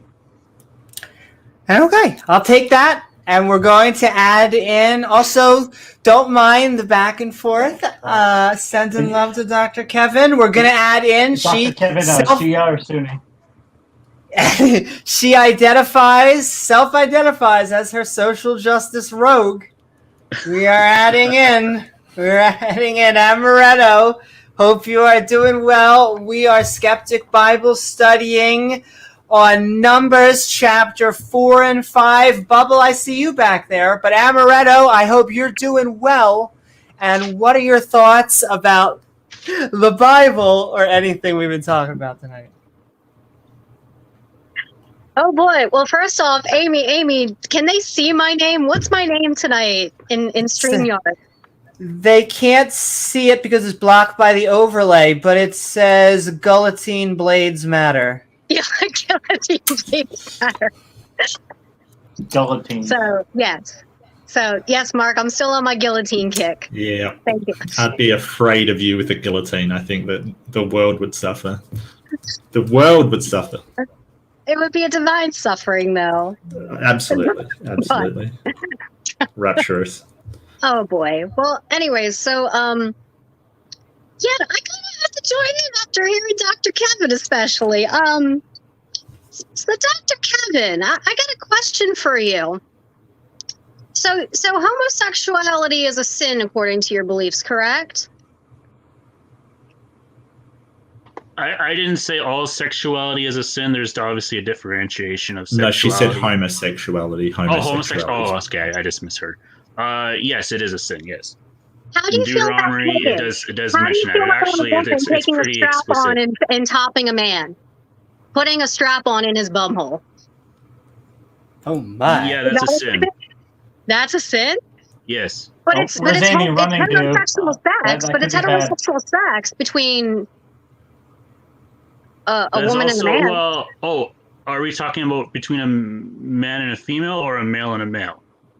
Well, I guess anything that's not... where I take my harness and a fake cock and I stick it in my boyfriend's butt. That is that is a sinful I believe the act. technical term is that pegging. even though it's some sort of form of homosexual technically expression. Yes, Mark. it is Thank you. heterosexual Yeah. sex. You're welcome. Yeah, that is a form of sexual behavior. Yes, that Why is is that? on your But boyfriend, or I don't know what's who. homosexual about it? Because a male is taking a cock up the ass, and Wait that's a what second. Well, you should homosexuals do. probably ask God why he put the male G spot in the anus in the first place. That sounds like a beef there with is a God, G spot right in there. the prostate. It doesn't necessarily spot, mean that you technically. take advantage of, Correct. like, because you have like Is it because that unclean thoughts we're doesn't mean you shifting act upon traditional them all the gender time. roles? I mean, it's like I said earlier, like, you know, you can make decisions in life that seem really good at the time and pleasurable, whether that be drugs or casual sex or A loving I don't relationship. know what you do, but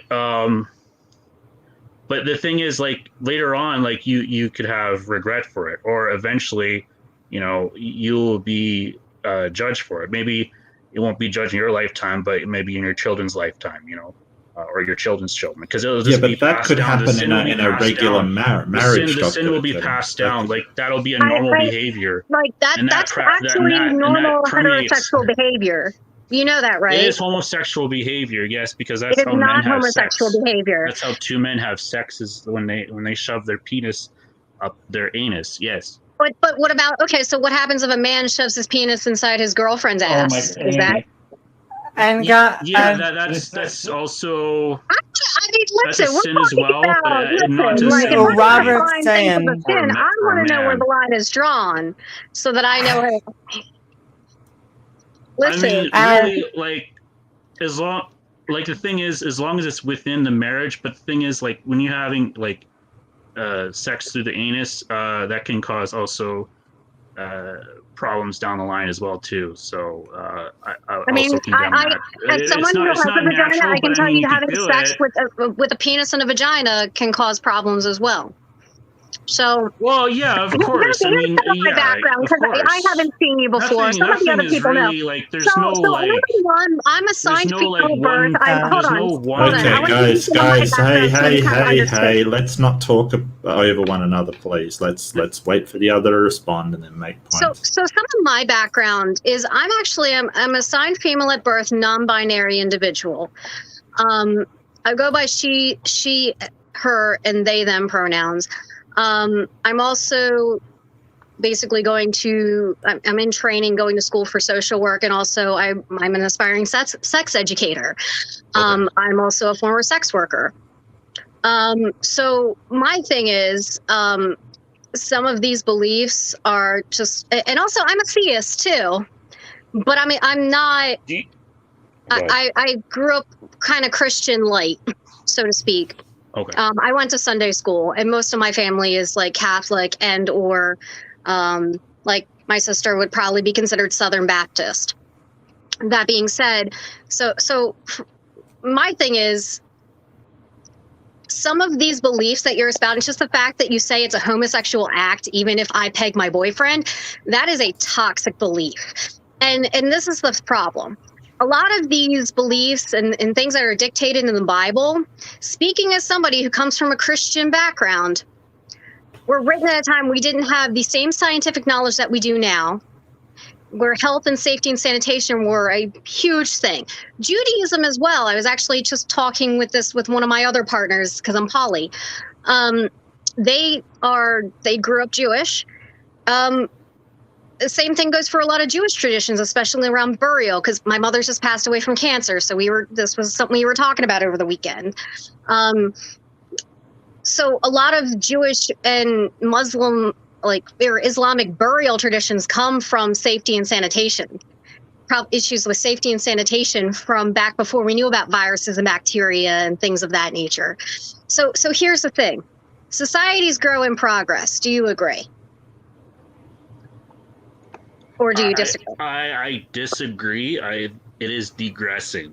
Why do you think it is degressing? I'll find a great Bible. You can keep talking. I'm just trying to find a Bible verse so I can read it. No, I'm curious to why you think it's degressing. And you had this point of like we're reading the Bible through a modern lens, and it's weird to me that you'd basically go, well, let's ignore everything we know and go back to the knowledge of people back in the Iron Age and then just apply what they knew to it. Like, why would we do that when we have learnt so much since? I don't understand why we would just ignore all of the things that we've learnt through trial and error as societies to get to this point. And listen, God knew everything when he wrote it, right? I'm a theist. I'm Unitarian Universalist, primarily Wiccan and pagan. So I do all sorts of old school stuff. I'm into like old magic, everything else. When Pat Lowinger comes back on here, we'll probably be kikiing about ancient magic in the old world at some point. She's into everything. Should see what she does with the guillotine. Before I get into too much trouble, I'm just going to. Sorry, I didn't want to talk over.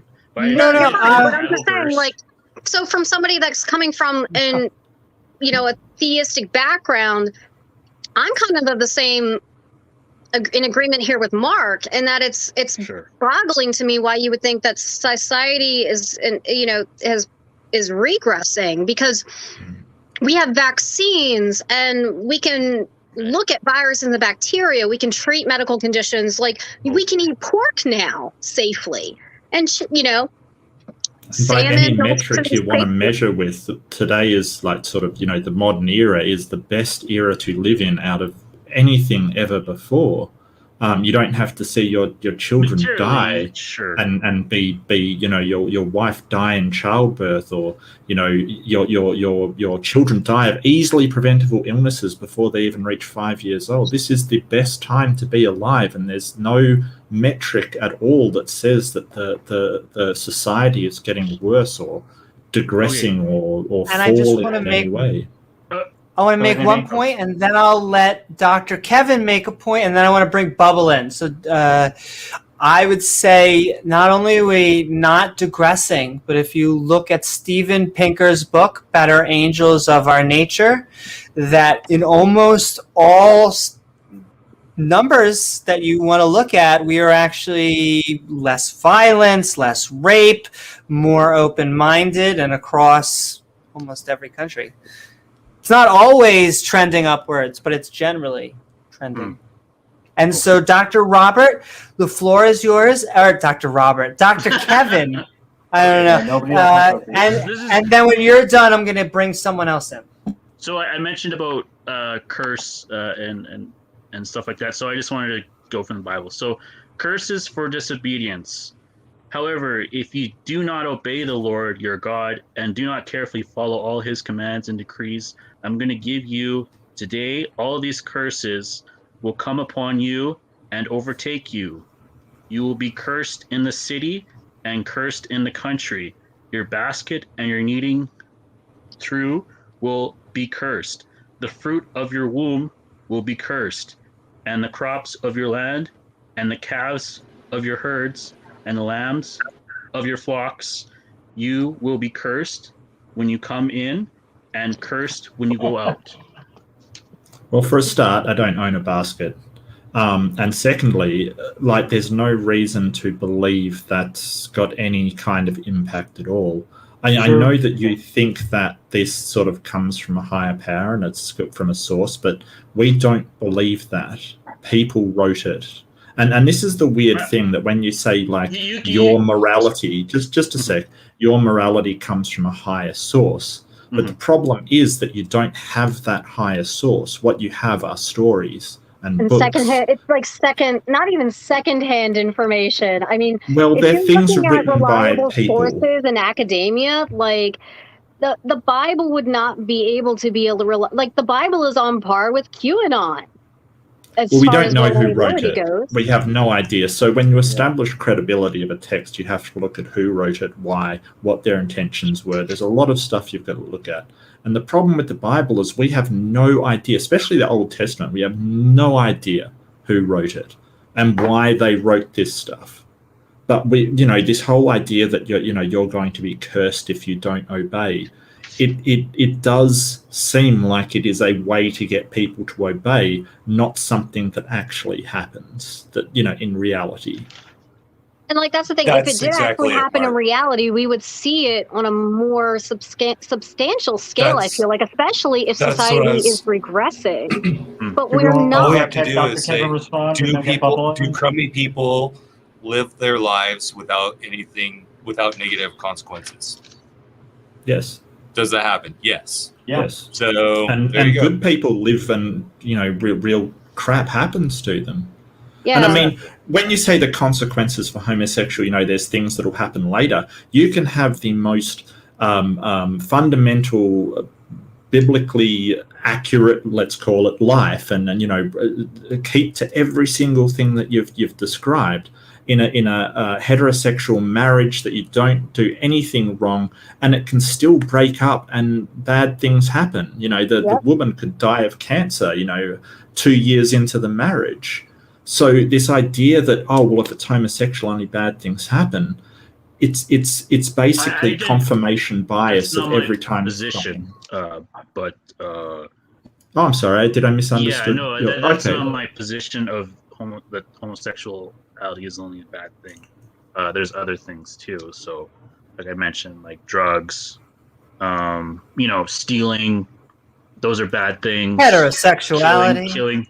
Killing somebody. That's a bad thing. You said casual sex, yeah. Yeah, but I think your premise I can is differentiate between the two. But I think the problem is then I'll give it premise to you. is that it shouldn't happen. Yeah. It shouldn't happen because bad things can happen. And I guess what we're saying is that bad things can happen even if you don't do any of those things. And this is my thing is thinking on it. You know what? Bad things happen to everybody. It's bad is a perception of the person. Like even, you could take somebody rich. Like even Elon Musk, his parents went through the divorce, and his dad was a piece of crap, to put it nicely. So, and even though I'm not his biggest fan, coming, as a person, I can understand that, everybody goes through bad things in life. I don't care who you are, how much money you have, at the end of the day, you're still a human being. And you know what? If you think not everything is going to go 100% how you want it to go in life. That's just a matter of statistics. Sure. Yeah, I want you it's to do not bad just, things like to be a faith is murderer. like kind of the opposite of that. Faith is putting faith into something, and not knowing if it's going to work out or not. That's the exact opposite of wanting something to work out in your What's your terms. And definition? Let's bring Bubbles in, and let's do this real quick.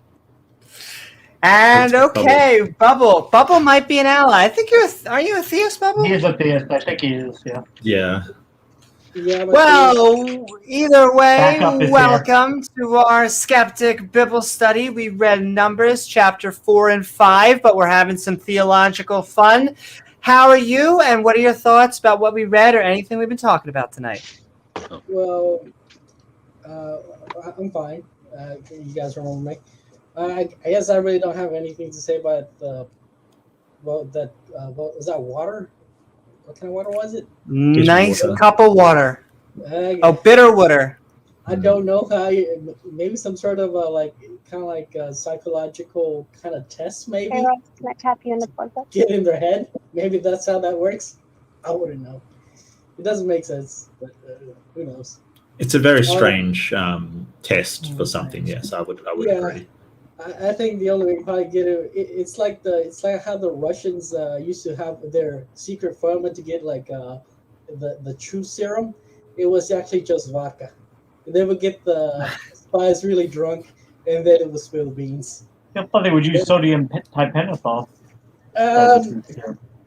Vodka's a lot cheaper. Yeah, vodka's a lot cheaper. It works a lot quicker. Probably is truth serum. Yeah, I would say it is. When people get drunk, they start spilling the beans. They use heroin and cocaine at Guantanamo Bay to get the terrorists. They do, yeah. So We'll get them hooked on I that and deny understand that. too about drugs. They're natural substances for the most part, and a lot of them have been used and do have medicinal use. Well, it's that word drugs. That really it should be? You should really be separating out every different. Because I don't put weed and heroin on the same level. Oh no, but when heroin you say, did have One after medicinal the other, use Amy. because it's an opiate. So well, I mean, it depends what you mean by drugs as well, because like even technically paracetamol is a drug, and does it have long-term effects? Yeah, it can do if you abuse it. And like some drugs are literally, I mean, chemotherapy is literally poison. It is really bad, but it does have a good purpose. So when you sort of say, hey, there are consequences later on and these are all bad, well, there's no, when you talk about drugs, there's no difference between, say, alcohol and heroin. They're both drugs. There's different categories, sure, and we use that to split them up, but they all are a type of drug. It's the same thing. So I'm about to get Randolph in, but Robert wants to know, I think, Dr. Kevin, which verse of the Bible mentions drugs, or are there any verses that mention drugs? It does mention about like drunkenness or being in an altered state of mind. So when you get high, it's obviously you're in an altered state of mind. Which verse? As well, it also ties in with sin as well too. I'm just finding the Deuteronomy verse. I don't want to make any opinions because I know this is a very sensitive topic. So I just want to make sure I quote from the Bible, and I can't get in trouble. Because I'm kind of paranoid. I'm just like, I just want to make sure. I will quote because that's it is protected under the law. So that's why I'm just looking for a Deuteronomy quote mining verse. Quote mining Deuteronomy. Well, I know it mentions wine and drinking. The Bible does mention wine and drinking, but I wasn't aware that it mentioned any drugs specifically. I think it was more wine and sort of inebriation and drunkenness that it sort of talked about. Yeah, like an altered state of mind. Yes. Well, that also is isn't necessarily. Sin too. Yeah, all right. Sin, being in a sinful mind is also an altered, not necessarily an altered state of mind. It is a whole new mindset. It doesn't I'm just mention finding that like I'm actually, mushrooms, and we know that people ate psychedelic mushrooms back then. It's pretty common. and in fact, some substances like psychedelic mushrooms, but also DMT, are used in a lot of different religions and by people of faith for religious purposes. There are a lot of people in a lot of cultures where you use that as part of to basically hear and talk to God, and to put it bluntly, and basically for other reasons. I mean, the Hashim, the sect which gave rise to the word assassin, they used to use hash. They were famed for it. Maybe that was the manna they found in the desert. The mushrooms, yeah, I've heard that theory. Yeah, I think that's more a hypothesis, like it's completely They were just gone unverifiable, for like a couple hours. Just conjecture. I feel like we were gone for like months. Conjecture, sure. I mean, it's fun to sort of play around with all of these explanations, but at the end of the day, it's completely, it's beyond our ability to investigate whether that's the case or not without any, further information. So I'm going to ask one more question, then I'm going to bring Randolph in to actually celebrate with us. But he's saying, in that case, religion and churches are right because they can bring you in alternate state of mind. Or I think they're saying, what do you think about praying or things like that being an alternate state of mind? I mean, it definitely is true. Like that, yeah. It does happen. Yeah. I've been to a church where tongues was spoken. Pentecostals. Yeah, that seems a little much to me. I don't know. It seemed a little LARPy. Well, those verses about talking in tongues and handling snakes weren't in older versions of the Bible, so we know that was added later on down the track. We know that wasn't in the original. So those people handling snakes, and they get bit with alarming frequency, and people do die from it, that they refuse to acknowledge that earlier versions of the Bible than their first copies don't have that in. It was added. So the purpose of the purpose of tongues was to basically speak to other tribes of different languages. That was the purpose. Spread the gospel I to thought people it that was, didn't understand your I language. don't think so. That those talking in tongues, they're not languages. We've had linguists look at them, and they are just gibberish Right. made up. We can Well, record Well, that's what the these Bible now. would have said it was. It's not necessarily gibberish. Like, it doesn't necessarily have to come out as gibberish, I guess. Oh, Maybe. it is. Yeah. Like, I like, I mean, it's Tongues tough I to say can- because like well, when I well, I could do it. I was gonna say it's a combination of Do like it, Amy. using syntax and random upokatake, umatetetuptake, umateanakanakate. don't say like sounds demonic. that's I when I just trance and if I ever go into tongues, threaten there to are shave your certain cat, like Amaretto. linguistic patterns I follow, but I think it also depends on a person's background too. Sometimes when I get into a trance and I speak tongues, Amy hasn't seen it, but like if I'm in that state, sometimes I start, busting out like hiragana and katakana, like, Japanese and stuff like that. I've studied Japanese. So sometimes it's not even necessarily about communicating. Sometimes it's about just expressing something and finding a way to express. Sure. But I can't say, but that's at least for me personally when I get into that kind of stance. But But I to be can't a speak for language, anybody. it has to be able to be communicated in a structured way. And don't get me wrong, that's fine if you want to express yourself by vocalizing whatever. That's great. But it's the problem is that these people think it is actually an ancient language that is coming back to them through God. And it really, it's not a language. You're not communicating anything at all. They're not speaking, like, they're not even, it's not Klingon, it's not Elvish, like, and if you want to talk like fantasy language, those are two actual structured languages you can study. It's a mix of it's a mix of syntax and gibberish. You're using some of the syntax that you use from your normal language and then adding in ubukata umateketiko pasai norakeraka norakeraka ha. That sounds like that's. You're adding. Why do I feel like Amy just dissed me? Like, yeah, a lot of language is just body language too. So you can just the body language tells you that. Language is definitely more than just words. It definitely does come up down to like, our image, the imagery, body language. When you're talking sociology, symbolism is a big thing. So like, we could hold up. Let's use the Triforce from Zelda because that is apparently that was actually. There was a Native American child who had an Among Us character, and also people were pointing out some Zelda symbology. But the thing was, the Triforce and some of the other symbols that people attribute to Zelda have also been used by actual religious and, other cultures on Earth, too. So it's like, what's the actual reference? Is this actually Zelda? Is this a reference to something else? But like the Triforce, apparently, is a thing. I didn't know that until this discourse recently. But it means something. The symbol that we associate with the Nazis actually, I believe, originated from India and Hinduism.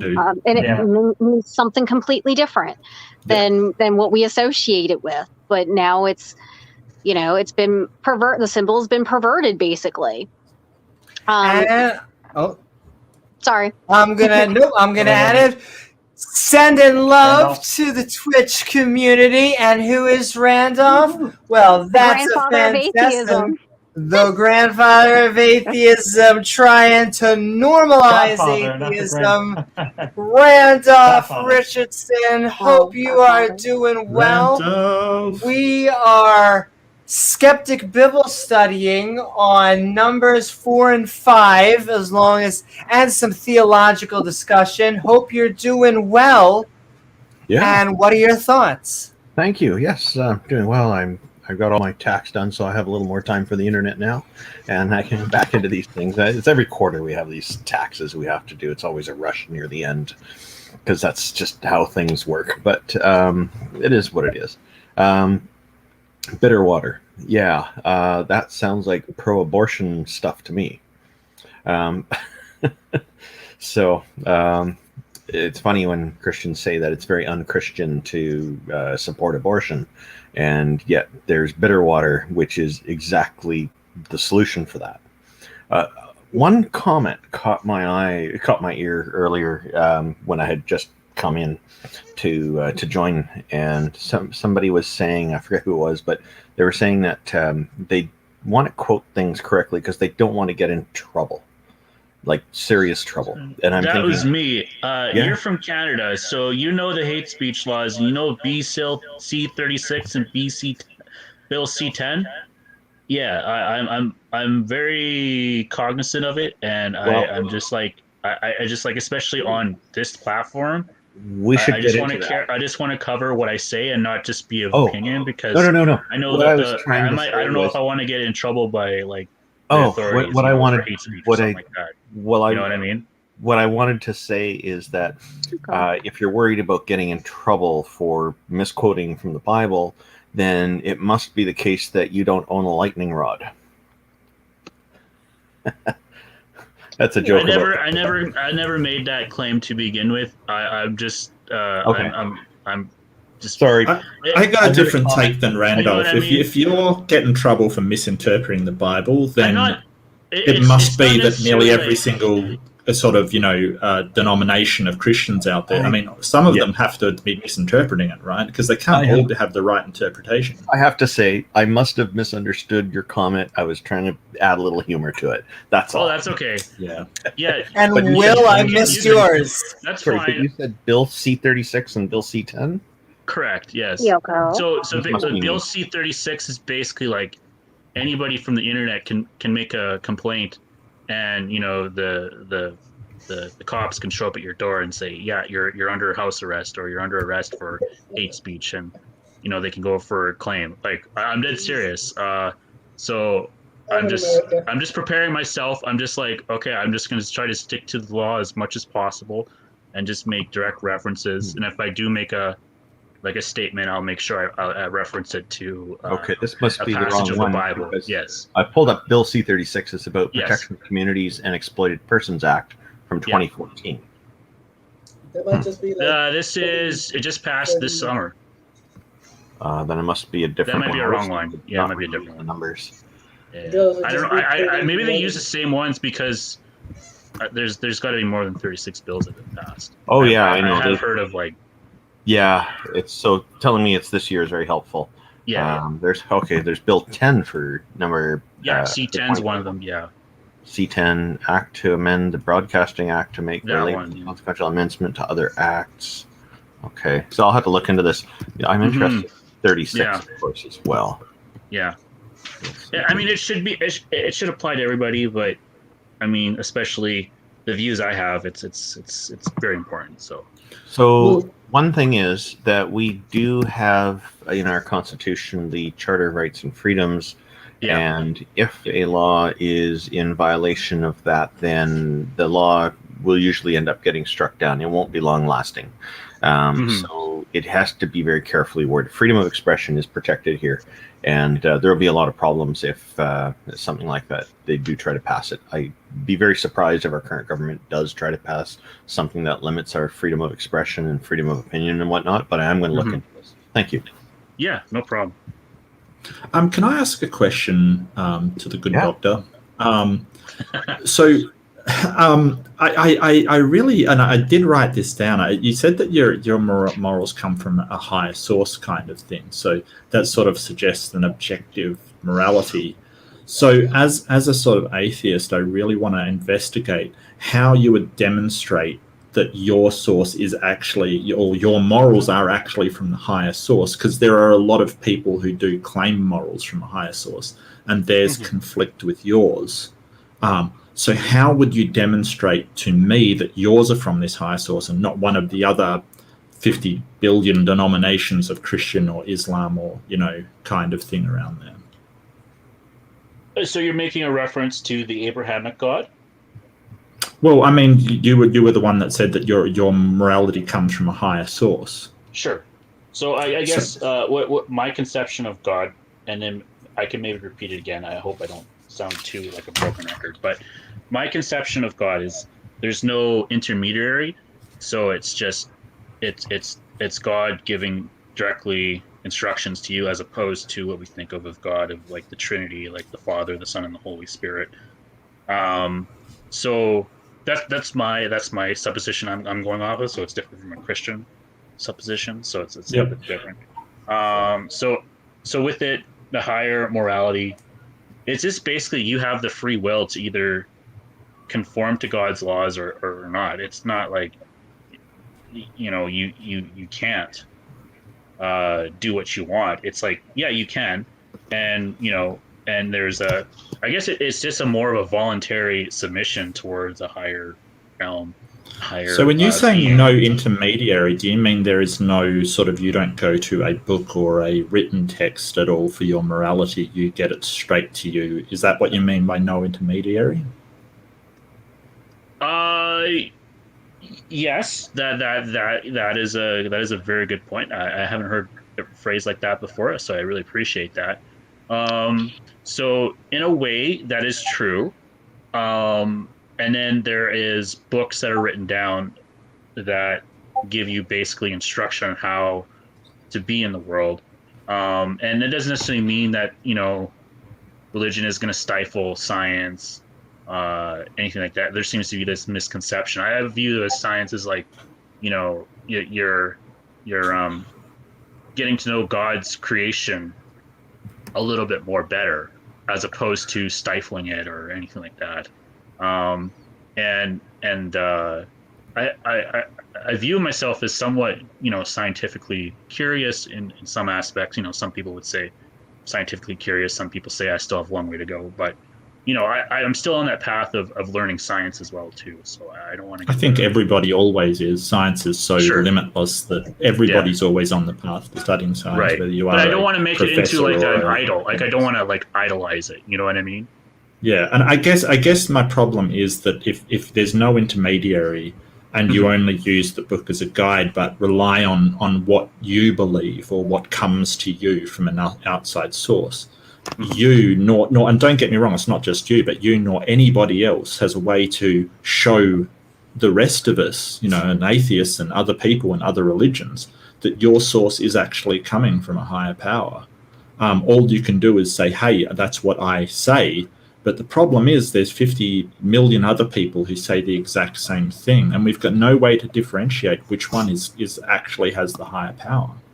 I was actually on a stream with Neff like 2 days ago. We were talking about this exact same thing. Oh, lucky you.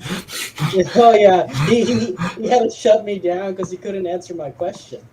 And the question was like, show me which, because he takes the stance of objective morality. So I asked him, show me one objective moral that you or your God isn't willing to violate, and he couldn't do it.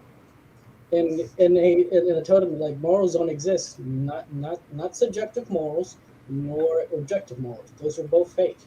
And his response was, well, one of his buddies responded with, God's morals is like the speed limit. So then like, well, that's a social construct. Yeah, well, I think subjective morals do exist. I mean, they obviously exist because people have different interpretations of moral things, including the Bible and the Quran and Sharia law. People have different interpretations of them, so it's definitely something that can be subjective. I just have nobody's ever demonstrated to me that morals are objective in some way. I'm going to add in. Finish your point, and then we're going to add in Joe. Okay, you can have subjective morals, but that doesn't mean morals are real, subjective or objective. But if you're going to have some sort of subjective morals, they're going to have to hinge on something. They're going to have to hinge on some sort of authority. And for some people, that authority is God. And I'm willing to accept that, but the thing is, God doesn't even care for objective morals. He may have morals that are objective, which come from his authority, but that doesn't mean that it's still a social construct, just a social construct from God. Well, to sort of play devil's advocate, I think that what they say is that anything that God says is automatically moral kind of thing, and that's the basis for their objective morality. It doesn't. It doesn't matter even if it changes. But the problem then comes of how you demonstrate that to be the case, because tons of people disagree on, they all say, hey, whatever my God that I have this concept of does is morally objective, but they all have a different God concept that they're advocating for. So being the outsider in all of it, you don't know which one is actually telling the truth, and it is quite possible, and I would put forward very, very probable, that none of them have the objective morality that they're claiming to. Well, I think it's a better basis than saying I have subjective morals based on because governments say so. If you're going to appeal to authority, the authority you're going to have to end up appealing to is a God. Well, I think you can create a subjective framework. I mean, who is it? Sam Harris goes on about having a framework of well-being, and I like that one. I think from memory we've had this discussion, Amy, and you like happiness as a framework kind of thing. Mm-hmm. So when you have an objective or something that you want to get out of it, and don't get me wrong, it's completely subjective if you care about well-being or happiness or, the flourishing of humankind. It's completely arbitrary whether you care about that or not. But if we all can say, hey, we care about the flourishing of humankind, then you can make objective decisions based upon that framework. For instance, if you care about the flourishing of humankind, genocide is wrong. It's objectively wrong because it doesn't get you to the flourishing of humankind. Yes, but people have committed genocide to flourish mankind, so it kind of depends. Well, I mean, you can always make false that. prophets too, right? I guess there's another thing I also want to put into the conversation is the concept of idolatry. So idolatry could be of the mind, it could be of the idea. I mean, can you give us your definition of idolatry? Because I think I've maybe have a different one than you. Sure. So idolatry would be like a worship of like a physical thing or someone's intellect. Can I say we have been dealing with that very difficultly in the Bible lately because God kills Aaron's 2 to 4 sons. And the reason they give is because they put a strange fire in front of him. And most of the Christians that I come across will be like, well, they did adultery. And it's like, man, if I was that guy's, I just lost 2 to 4 of my sons. That's also in Jewish law too. Like, I know. You committed adultery, you get stoned to death. Yes, yeah, it is derived from Jewish law. Yes, I am aware of that. And I do support capital punishment, as controversial as that is. I do support capital punishment for adultery. There is it has to be when you're delving out punishment, it has to be with mercy and fairness, whatnot. So you can't judge somebody because you disagree with them ideologically or they look different or something like that. You can't do it on that basis. You have to do it on a fair kind of objective basis that is parsed out on the Bible in terms of what punishment somebody deserves. As I was alluding to, there's 3 degrees of murder that is charged, and that also comes from the Bible as well too. So another thing too is the concept of law and order, and how basically you guys have the freedom to believe that there is no God. I mean, that in itself comes from being in a Christian country and having freedom of belief. Well, there is in some Muslim countries too, not as prevalent as Christian countries, atheism, but that is from your freedom to believe. So it's basically because Christians believe in a free will, and that you have a freedom to choose what you want to believe. You can believe that there is no higher morality that dictates some sort of objective standard. The trouble I have is just because humans are they need checks and balances. So one thing can be great, you see a really good looking girl walking down the street and she might have STDs, but you're like, oh my god, I don't want to repress my sexuality. I'm just going to go after her. I'm going to approach her and maybe have sex with her. and then you have STDs. So that's an example of, you in that situation you probably should have repressed your feelings and get to know the person a little bit more and be more disciplined.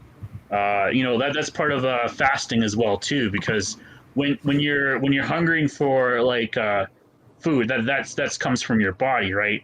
So that's basically you're living in the flesh, and when you fast, you reject your flesh, and in and of that self, you get a different perspective on how things work, and you view relationships differently.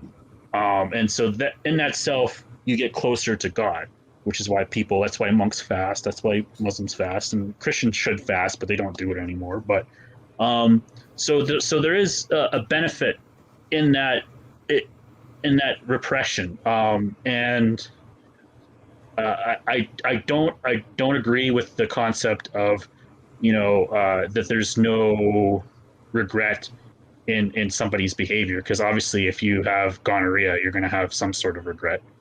Am I wrong in saying that? Or maybe people like gonorrhea, I don't know. I Yeah, think sure. you're right, but it's because of the viruses. It's just straight up, if we could, if you put a condom on when having sex, that should, generally speaking, prevent the vast majority of actual bad things. Right. Not now, if you're cheating or something like that. I'll say, but you're repressing my feelings of pleasure by putting on a condom. It feels better without a condom. Yeah, but you can do things entirely according to your worldview, like marry somebody and have a marriage, and it can completely destroy your life if it breaks up and stuff. Like the whole idea that, hey, because the outcomes are a certain way, you shouldn't do anything at all. The logical outcome of that is you sit in your room at home with not going out at all, because anything bad could happen at any time. And that's part of being an adult. You're basically saying, well, it's going to take the pleasure away and I may get an STD. And it's like, yeah, that's the risk that you have to kind of... But how dare you repress my pleasure feelings? How dare you? Who are you? You have a choice to enjoy them if you want them. She's not saying you can't. She's saying you have a choice. But this is like what But this is what I deal with the afterlife. It's like the theists or the whatever, they come to us and they're like, oh, there is no justice if there's no afterlife. And what is it even worth living if there's no this? And it's like, that is part of being an adult. Like, it's not even about, well, in my opinion, it's not even about epistemology. It is about we live. We die. For sure, and it is mercy upon God too. So it's not like there is some, like, if you do something wrong, and we intuitively know it too. It's like, you have sex with somebody you shouldn't have, and you get an STD. You're like, oh shit, and you do have some sort of repentance, like, oh, I should have done that. This sounds like a personal issue for you. I was too, less hungry, and I took too much Viagra, and I I should have got to know the woman a little bit better about her sexual history and all that. But I repent of my sin of some sort, right, or regret, and I will move on. So that's basically that's inherent in our existence. Let's see if you agree. Let's see if you agree. So Will says, from a theological viewpoint, God's nature is objective moral standard, not a list of do's and don'ts. Hence why we are immoral and we can't replicate God's nature. So I take issue with that because I think it takes a negative view on humanity. But I understand what Will's saying. Like, if that's something that people want to follow on their own, that's okay. But when it becomes a sweeping statement that it automatically applies to all of humanity, that's where I have a problem with it, because I don't agree that there's any such thing as objective morality. And I will really want to push back on the idea that you said about belief, that you're free to believe that there is no God, and that's to do with a Christian country, and you sort of really implied that religious freedom is a Christian ideal, and that's clearly not true. I mean, one of the most religious freedom countries is India, which has started off with Hinduism, but it does have Christianity and Buddhism side by side, and it's very religiously liberal. Japan is another one which is very secular but does have religious freedoms. It's not a Christian concept to have religious freedom or the sort of the right not to believe things. It's a secular idea. And I think you are conflating secular countries with Christian countries, because I'm getting the feeling when you say Christian country, you're applying that to places like the United States and Australia and things like that. And they are secular countries. And we take a look at the commandments, start off with, thou shalt have no other gods before me. It sounds pretty much not a secular concept. It's the opposite of that. In the Canadian Constitution you mentioned earlier, they recognize the supremacy of God. That's the preamble. That's not a numbered point. The numbered points but that's like a principle, right? There's obviously, like, there's different, like, UNDRIP, Abrahamic God. It doesn't say that. It recognizes the supremacy of God. It doesn't say the Abrahamic God. It's a Abrahamic God. Is that not? Is that not a fair insinuation? Because obviously, I can obviously there's a phrase. It's called keeper of the faith. I can make an assumption. I can make an assumption about that, but I'm not willing to. There are people of different religions in Canada. We are multicultural and all that, and people read it differently. In fact, there are people who are pushing to remove that preamble because clearly, when you take a look at things in the in our Constitution, they are not recognizing the supremacy of God. So it's a contradiction. The numbered points are what matter. The preamble was, my guess, mostly there primarily, well, this is the Charter of Rights and Freedoms, which is a part of the Constitution we're talking about, is to make it easier more palatable for the right-wing Christians who also carry a vote on this. Because as soon as you take a look at Section 2 of our Charter, there's all these different freedoms in there, including freedom of religion, which is very much not consistent with the supremacy of God. Now, there are, in 1982, when that was put in, we already have a lot of different people with different religions here.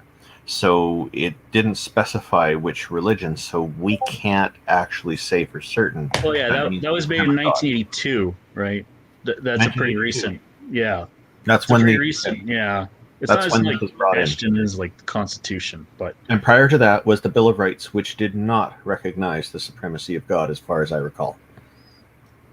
And so I think we're gonna fill it up, and it's almost gonna be 50-50 atheist-theist. So that makes me proud. I do know Joe. I kind of snuck him in here. So Joe, if you would like to say hi, and then we're gonna add in the preacher, and that's our 10 for 10 that we will go on for about another 30 minutes. How's it going, amigos? My internet was getting a little weird there, like when you added me. So I don't know if you said, "Hey, Joe, say something," and I was silent. Hi. Oh no, you're good. I snuck you in, so now I can say, "How are you, Joe?" We read chapter 4 and 5 of the book of Numbers, which is the 4th book, and now we're getting into some theological back and forth. Hope you're doing well, and what are your thoughts? I am doing pretty well, thanks. I'll I guess offer a couple ideas on book 4 and 5. I took notes because that's one way I found out I can kind of keep my brain headed in one single direction.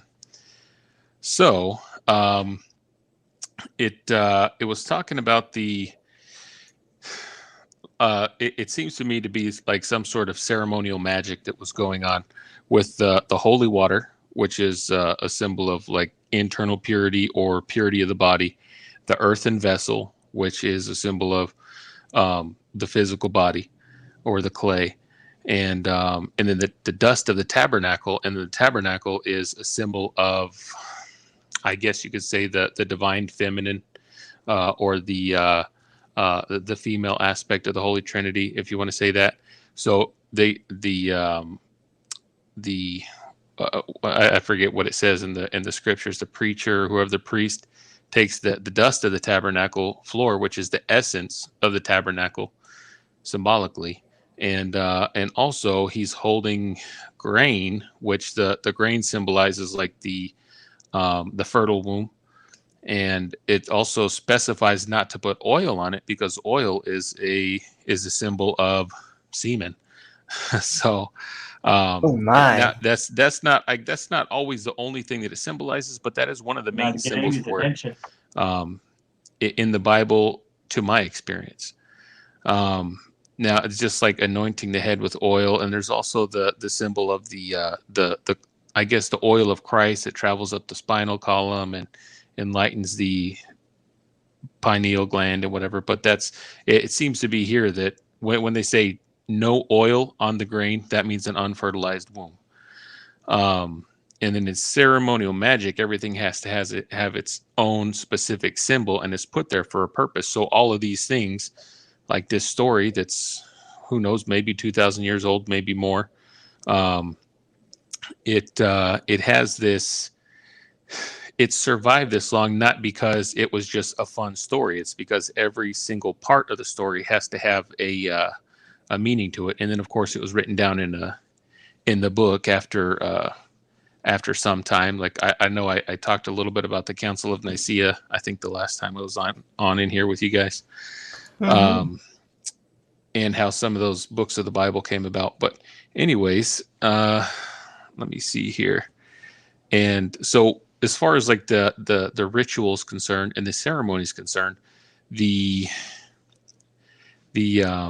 priest has to use all of these powerful symbols and keep the woman's mind focused on these symbols and the symbols of purity and everything, and birth, and the water of the woman's womb and everything like that. And it's used to create, from what it seems, as one theory that I can see from these passages, it's used to create guilt in the woman's mind, which would be used to create the effects, which is why in any ceremonial magic, the ceremony itself is very important, because you have to go through all of these things to focus the mental state of the person that's trying to accomplish something with that ceremonial magic. Otherwise, I mean, you could just, do Harry Potter style, say a couple words and then poof, something into existence, And it also says the curse. It seems like whenever I look this up in the companion Bible, it says that this word, or bitterness, is associated with the word curse. So it could have been an alternate translation of the word in an earlier version of the Bible. But and the curse would be like the bastard child of someone else. And this also very well could have been, aside from like creating that state of guilt in the woman's mind of, oh, you might have cheated on your husband or whatever, and that is the only thing that would, like the placebo effect, but the opposite of placebo effect, would maybe cause her to miscarriage or something like that. Now the other version, we could easily say that the public version was, it's the thing that's carried down in the Bible is the ceremony itself, but secretly the priest could have been slipping in some sort of liquid that makes you have a miscarriage, because if the husband's going to question the baby no matter what, I mean, there's no paternity test back in these days, so it might have been just safer that let's have her miscarry the child and then start over. I mean, this also could have been something that was possible. So let's see here. My last note is it's not the priest that curses her, it's the belief and the guilt that she carries with her for the rest of her life, that would be the curse. And also the bastard child that grows up under someone else's roof, So I'm sorry, Bubble, could you get some oil and anoint that chair? Because seriously, that is some full on. Oh, my bad. I thought I lowered down the microphone so it wouldn't pick it up. That was funny. Yeah, no worries, mate. Just anoint the chair, please. And thank you so very Sorry. much, Joe. I Sorry, agree. Joe. It could be just like they are now cursing her. It's like well, I can't escape the Harry Potter references. I mean, so many. But what you're describing is basically causing a woman who is pregnant to be so stressful and basically, causing such a physiological reaction through psychological manipulation that she actually miscarriages. And it is possible that a woman who is being accused of having an adulterous affair is so stressed out by this that it causes her to miscarriage, even though she hasn't been unfaithful. Correct? Yeah, and I mean, this is there's something that's popular. I've seen a documentary on it a couple years ago. I can't remember what country it was, but I think it was India. Some of the poorer parts of India in the slums where they have the same test, but women have to lick a hot piece of iron, and if they get blisters on their tongue, they're guilty. And if they don't get blisters on their tongue after licking the hot iron, then that means they're innocent and they haven't cheated on their husband. And if they get blisters, then they're beaten to death. So And it's that's stupid. Like, these are like Bible tests that are people still who around just today. want to convict women because they're misogynist extremists. yeah. And like, And all right. oh, Yeah, real say quick, your what I last was thing. gonna say. Oh, I was just But going to you say. could apply that to this verse of the Bible, Randolph. You could say exactly the same thing, mate. Yeah, well, I was going to say this is like a much older time, very superstitious, and there's a lot of is a very different culture and very different thinking pattern. Because if we can look at modern day India in some of the poorer parts and see them doing this, like, hey, we're going to beat this woman to death if she gets blisters on her tongue. And if she doesn't get blisters, that means God saved her. Well, that you can imagine a few thousand years ago when they were doing the same thing, they might have very strongly believed in it and had a much smaller frame of reference on the world to to really question themselves about, should we actually kill this woman or make her drink poison or whatever because her husband suspects her of cheating, So we still see it going on today. That's all, and that's all I got to say about that. Those are all my notes. Thank you so very much, Joe. Mm-hmm. I just need to quickly correct one thing I said earlier. My recollection of the law was that it didn't mention the preamble of God, the one brought in 1960, the Bill of Rights. In fact, it does mention God in the preamble, so I was incorrect. I just wanted to. And all right, and we're going to bring in the preacher, and that is our 10. We got a full deck tonight. Preacher, welcome. We are Skeptic Bible Studying on Numbers chapter 4 and 5. And having some theological back and forth. Hope you're doing well. What are your thoughts about the chapters or anything we've been talking about tonight? Anybody that says the woman is cursed they're absolutely right. They're still under that law. The law itself was the curse. Galatians 3:10 says that the law is the curse. So to curse the woman who's unmarried, pregnant, or whatever makes no difference. Curse her than you curse yourself, because that's hypocrisy. Go to Galatians chapter 3, verse 10. I promise you.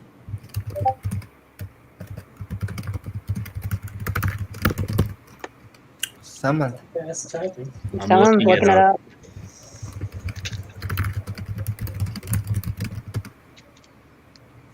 That's fast. So what's your view on abortion, preacher? All things are reconciled. No, I What does mean, that mean? are you pro-life or are you against abortion? Can I use scripture to show you?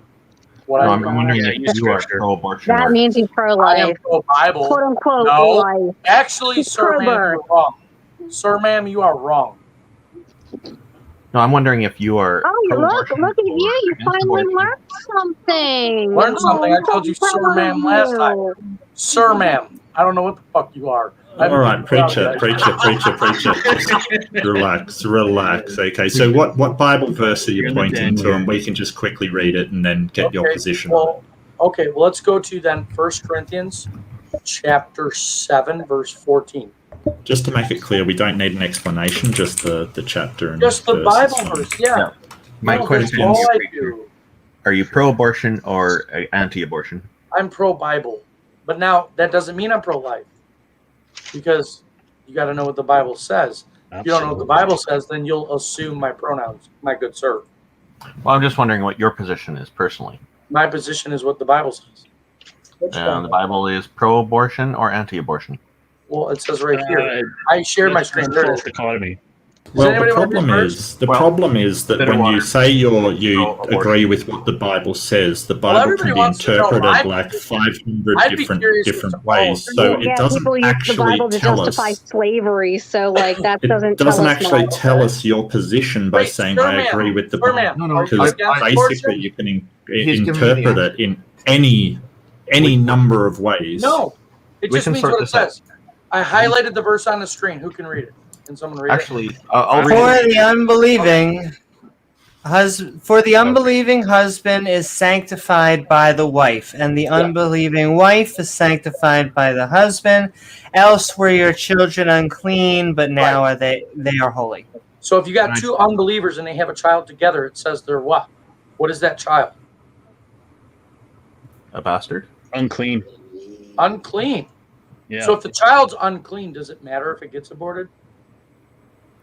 I don't know, does it? So, now It's not. you No, that's very good. Now here, let's the do this topic again. tonight, preacher. So let's see what God says right here. Hang on, calm down. It was a touchy subject, it is, but it's good because it proves how much I'm God following through. I'm going to work out your answer because you were giving me a deceptive response. No, so I'm I gonna follow agree that through. anything that's a sinner, Now here it is. anything unclean, I should not touch. I agree to that. Okay, so this topic tonight is about bitter water, which is a tool of abortion. Well, this is a good so one. therefore, the Bible is pro-abortion, and therefore, because you follow the Bible, you are also pro-abortion. That's the answer you gave me. I'm anti-sin in general. Okay. All across the board. It Just would like the depend Bible. upon the context. No, it just means You are so deceptive. Yeah, so it doesn't actually tell us anything about it because you can Oh, just that interpret the I'm children are against sin unclean, in right? any number of different ways. Why are you continually talking over the top of me? It's you know, I don't understand. welcome to who he is. The last I'm time getting we that. encountered each other, he tried to mansplain everything to me. How did that go? I'm not mansplaining anything, ma'am, sir. I mean, you can obviously, he's transphobic and he's also kind Not of at a all. dick, so. No, not at all. Well, I'm just wondering, preacher, are you incapable of having like a civil conversation? Are you? Is that something you can do, or? Watch what Jesus says about it. What did you? And I will kill her children with death, and all the churches shall know that I am he which searcheth the reins and hearts, and I will give you unto every one of you according to your works. He kills who with death? Their children. So I'm not pro-abortion. I'm not anti-abortion. I'm pro-God. And God says that if two unbelievers decide to procreate, that their baby's unclean. So if they abort it, what I say is it doesn't matter. I don't judge who aborts it. No, I'm not pro. I'm not pro or anti. I'm neither. I just don't judge. This is generational. I don't But judge. we're interpreting your response as pro-abortion because that's what it seems to be supporting. I know how to resolve this. I know how to resolve this. So wait, pro-abortion as long as it's not a Christian. This is an easy solution. There's an easy solution to this. You are not explicitly pro-abortion. You are implicitly pro-abortion because the Bible is explicitly I pro. am implicitly pro, not judging. I don't judge. So what does it? Well, what does it mean to be unclean? So if two unbelievers have a child, isn't the child a bundle of joy? Like last time, Amy, you actually asked the right question. So here, I'm going to give you the Bible's definition of what it means to be unclean. I would like to show you this right here. Can you please read the verse, Amy? By the way, good to see you. Good to see you. Nice to meet Hey, you. sending hearts. I know am. Oh, yep, By the way, Randolph. Victor, it is nice to meet you. Likewise. I'm Randolph. I'm Perry. Yes, this is the godfather of Will was so right. Not the grandfather, the godfather of atheism. I know and am persuaded by the Lord Jesus that there is nothing unclean of itself, but to him that esteemeth anything to be unclean, to him it is unclean. So if you think it's unclean, if you think it's sin, then to you it's sin. So if you still sin, then you're still an unbeliever because you don't believe Jesus paid for it all. And then if you're still an unbeliever and then you have sex with another unbeliever and you happen to procreate, then your offspring is still unclean, and it doesn't matter if it gets aborted or not. I don't judge anybody for anything. The preamble sounded like a lot of fun there.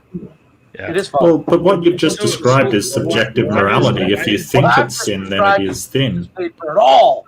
That's what I just described. Jesus paid for it all. I don't judge anybody for anything. In fact, Miss Sir, ma'am, okay? So last time I mistook your pronouns. You never gave me one so that I could use it. I called you ma'am because you have a very feminine voice. So today I called you Sir, ma'am, because I don't know what the fuck you are. I don't care. Why don't you judge you either way? Why don't you ask her? You believe this shit? Who's rude last time? So Why don't you just ask her? Yeah. Well, she's Sir Ma'am. I like Sir Ma'am. I'm going to stick with Sir Well, Ma'am. it doesn't matter what you like. It's completely irrelevant what you like. No one cares what I like you her. like. And you know what's funny? You know what's funny is deep down. I know she likes me. She's So, happy.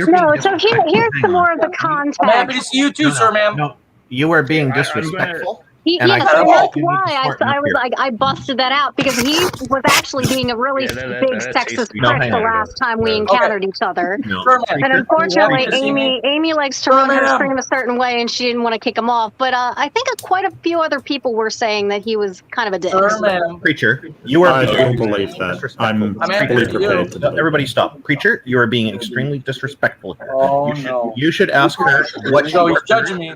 Oh, No, no. I am judging you. You should ask her what she Judge prefers. not lest he be judged. You should ask her what she prefers, and if you're refusing to do that and you're going to continue to be She like this, prefers- I'm going to recommend that Look, you get watch, kicked I off. promise of this this. channel. I'm going to recommend you get her kicked off. she. Wait, are you assuming Are you going to listen to me? pronouns, my good sir?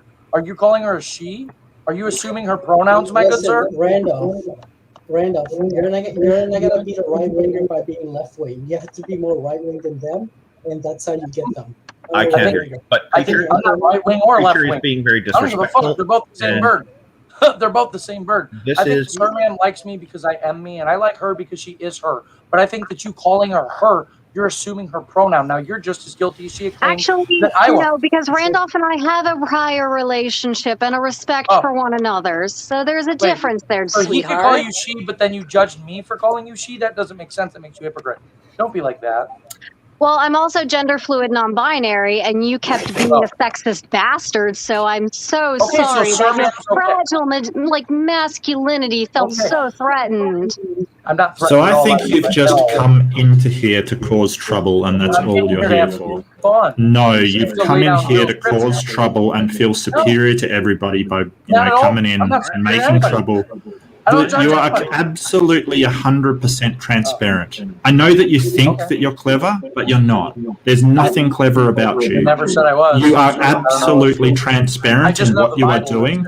And quite frankly, it is rather pathetic that we're having a really good conversation talking about things, About and you cursing come in people. to You're stir up literally trouble. talking about cursing people.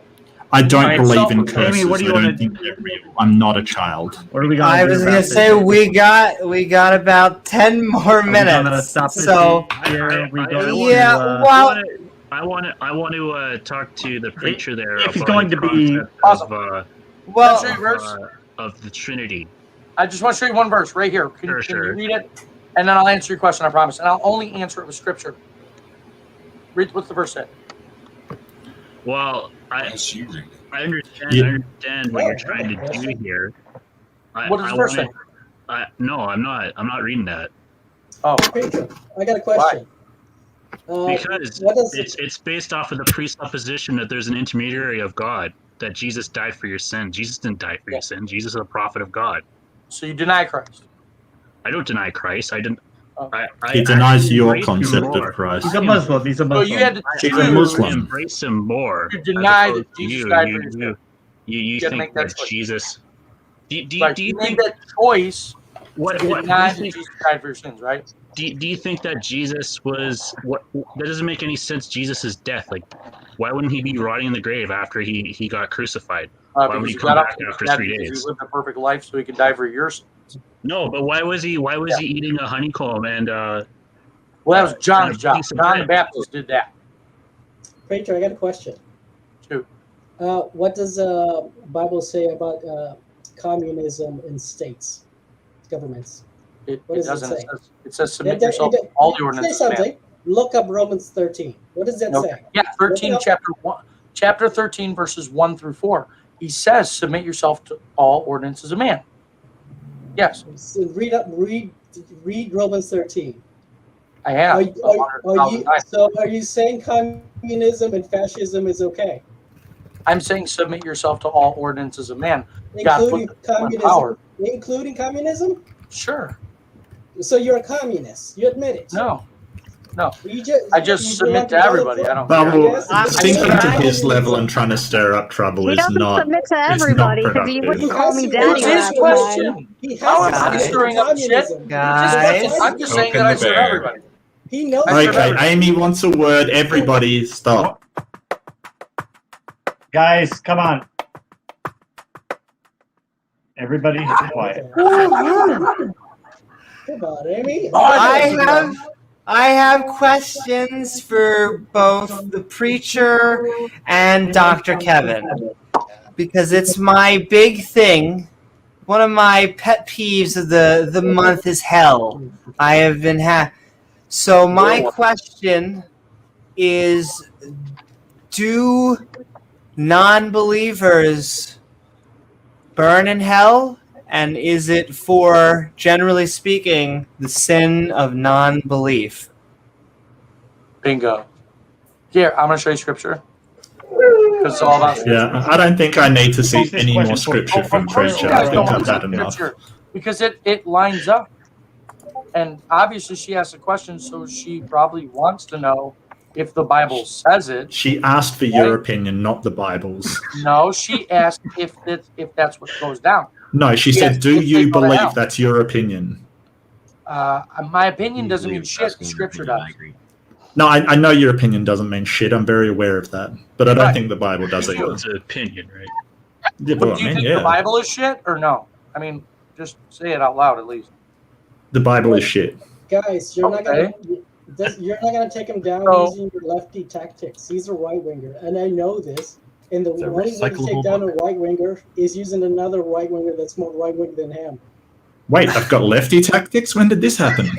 You believe in subjective morality? Anybody who believes in subjective morality is instantly a leftist. I wasn't aware of that. Knows this. Well, except for Noam Chomsky. He's actually a Christian. People don't know this. Noam Chomsky actually believes in angels. That's what he uses the innate moral argument. Dude. He's appealing to Okay, angels. here. No, Can I answer this? you're I wrong. want to answer the question. Amy, it was your question. It wasn't that guy's question. He just interjected his opinion. I'm not going to answer you with opinion. I want to answer you with scripture. Can you read the verses? There's only 2 verses on the screen. For someone they had heard. Just go first. Read it. Shakespearean. That's true. For someone they had heard did provoke. Howbeit, not all that came out of Egypt by Moses. But with whom was he grieved 40 years? Was it not with them that had sinned, whose carcasses fell in the wilderness? Yeah. Never mind, I'm sorry. They were in the wilderness because they sinned for 40 years. Yeah, that makes sense. Yeah. Yeah, he was mad at those guys. Yeah. The ones that had no knowledge of good and evil, those are the ones that he led into the promised land. Deuteronomy 139. You guys have already been through that, though. Surprised you didn't catch that verse. There's been so many great ones. So why do you think Jesus died for your deaths? Why Died do for your I sin? think he died for Yeah. my sin? Yes. Because my entire calendar is based on it. Because everywhere I go, there's a church on a corner. Because every TV show that I turn on makes fun of him. Because I couldn't stop taking his name in vain. I don't know. I mean, just pick one. There's 1,000 of them. So does that mean if somebody goes and burns down all the churches, it's not true anymore? I don't know. Like, one of your reasons was there's a church on every corner. Yeah. Yeah, why is that? Because people build churches. Hey, look, if he wasn't real, then why is that? Because people build churches whether or not something is real or not. If you go to another country, there's going to be mosques on every corner. You do know that, don't you? Yeah, but I also know that in the Quran, I can tell you that he's born of a virgin and he's born of truth. But your reasoning is based upon purely humans doing things, like building a church on every corner. If that's true, then a mosque on every corner should mean that that's true instead. But there's not a mosque on every corner. There's a church. There is over in Islamic countries. There are And even then, there's a church right next to it. And there's a church right next to No, it. there's no, like if you go to Iran, there's no Christian churches next to the mosques. Oh, that's dude. okay. Do you want me to drag my brother on here who's been to Iran and not as Iraq tall as- and Afghanistan? Who tells me not the But there's same a thing? church on every corner in Iran. Is that what you're saying? Not every corner. All I They're can right say next is- to the mosques. Yup. But they're And there's mosques right next to the churches over in the US. Well, I The can mosques show are you tall. Jesus was born of a virgin in the I'm gonna Quran, stay and I here. can also show you that the Quran calls Jesus the word of truth. So why do you say he's alive? The mosques If are even the taller than Muslims churches. call Jesus the word of truth, why do you call him alive? I think Hey, the problem reality is check, Jesus Happy. I is the don't problem believe is either of them. I agree I don't with believe either of them, and I don't believe you. right And the because the mosques are problem taller is than you the and not churches. with What does them. that tell you? The No, problem's with you. he's actually right about that. No, the problem is with your argument. It's Not at all. nonsensical. He's Okay. right about the Good. Muslims. Hey, yeah. do you take his name in vain? Can I ask you a question? Do you take his name in vain? Do you ever say Who- Jesus whose Christ or name? goddamn it? Whose name? Jesus. Do you ever say Jesus Christ or goddamn it? Jesus. Holy shit. This is a terrible Not question. lately, maybe. No, not lately. But you do, right? Because He because cursed. deep down your spirit knows that God is real, and you still do it. So Even though if you I don't say believe, Jesus still Christ do or it. God, suddenly holy it makes cow. it real. This is Yeah, the you most still do it. ludicrous argument I've heard in You my still entire bow. life. You know what? You're gonna bow later anyway. It doesn't matter. Jesus. Oh, When you really? say holy cow, So- that means you're a What Hindu. is prostrate? Yeah. Holy cow means I love that. That's awesome.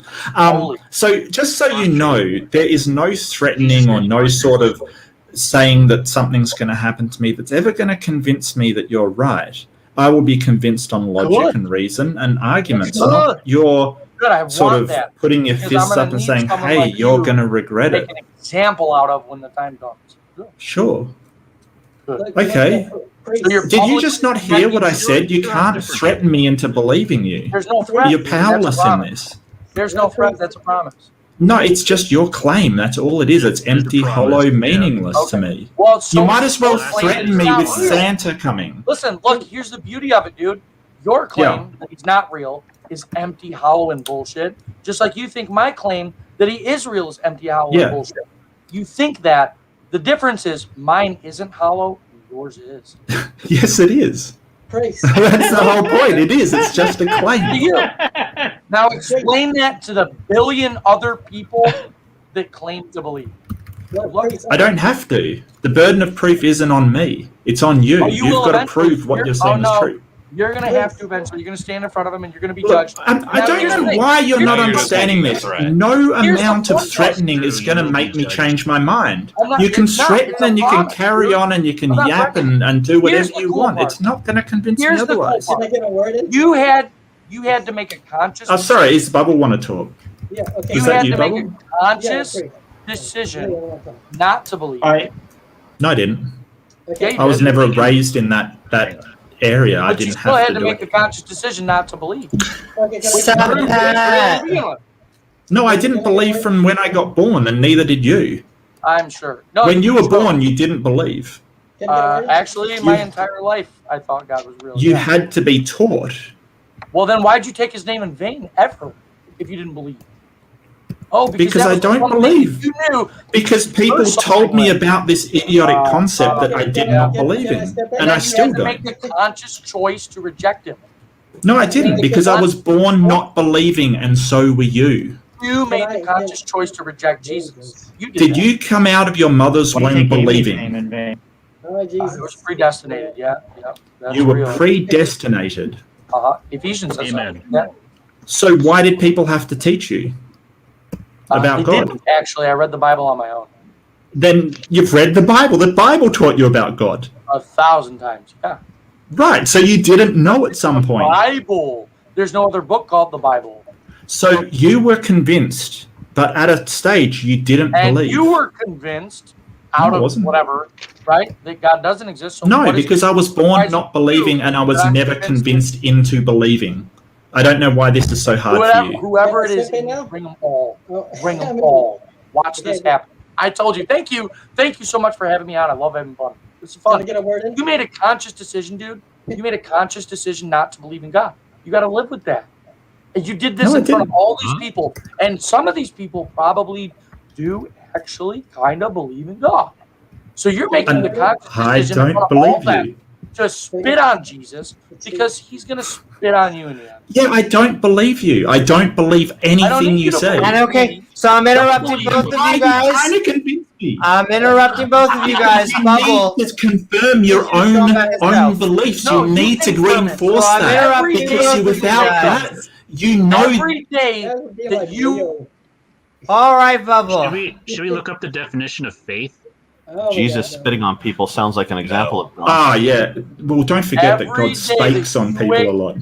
Every day that you wake up, the sinners, and you yes. choose not to believe, is another day that you've consciously rejected Christ. And when you die on one of those days, you're gonna fucking answer for it. Oh, really?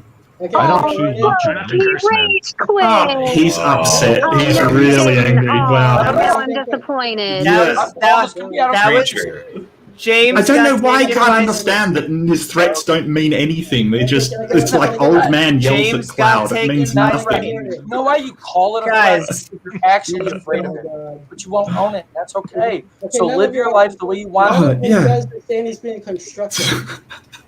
You might as well threaten me with Santa Claus. Your reward is here. Okay, here, let me get a word in. Look, You're really quiet, Bubble. yo, Yeah, you got to get closer to your mic. Your volume's about 75% of everyone else. oh Yeah. man, I don't know. Sometimes my microphone breaks down. There's the big one, I think. Can you hear me? Yeah, I think it's your big one. It's the Okay. big one we That's can what hear she you out of. said. Yeah. All right. I'll see. I'll try to get closer. You guys hear me okay? It's about the Yeah. same. All right. Yeah. Okay. So praise. I'm a theist. No, preacher, not Yes, I am. So I bullied you a little bit, and I'm gonna bully. I'm not sure the guy above me is.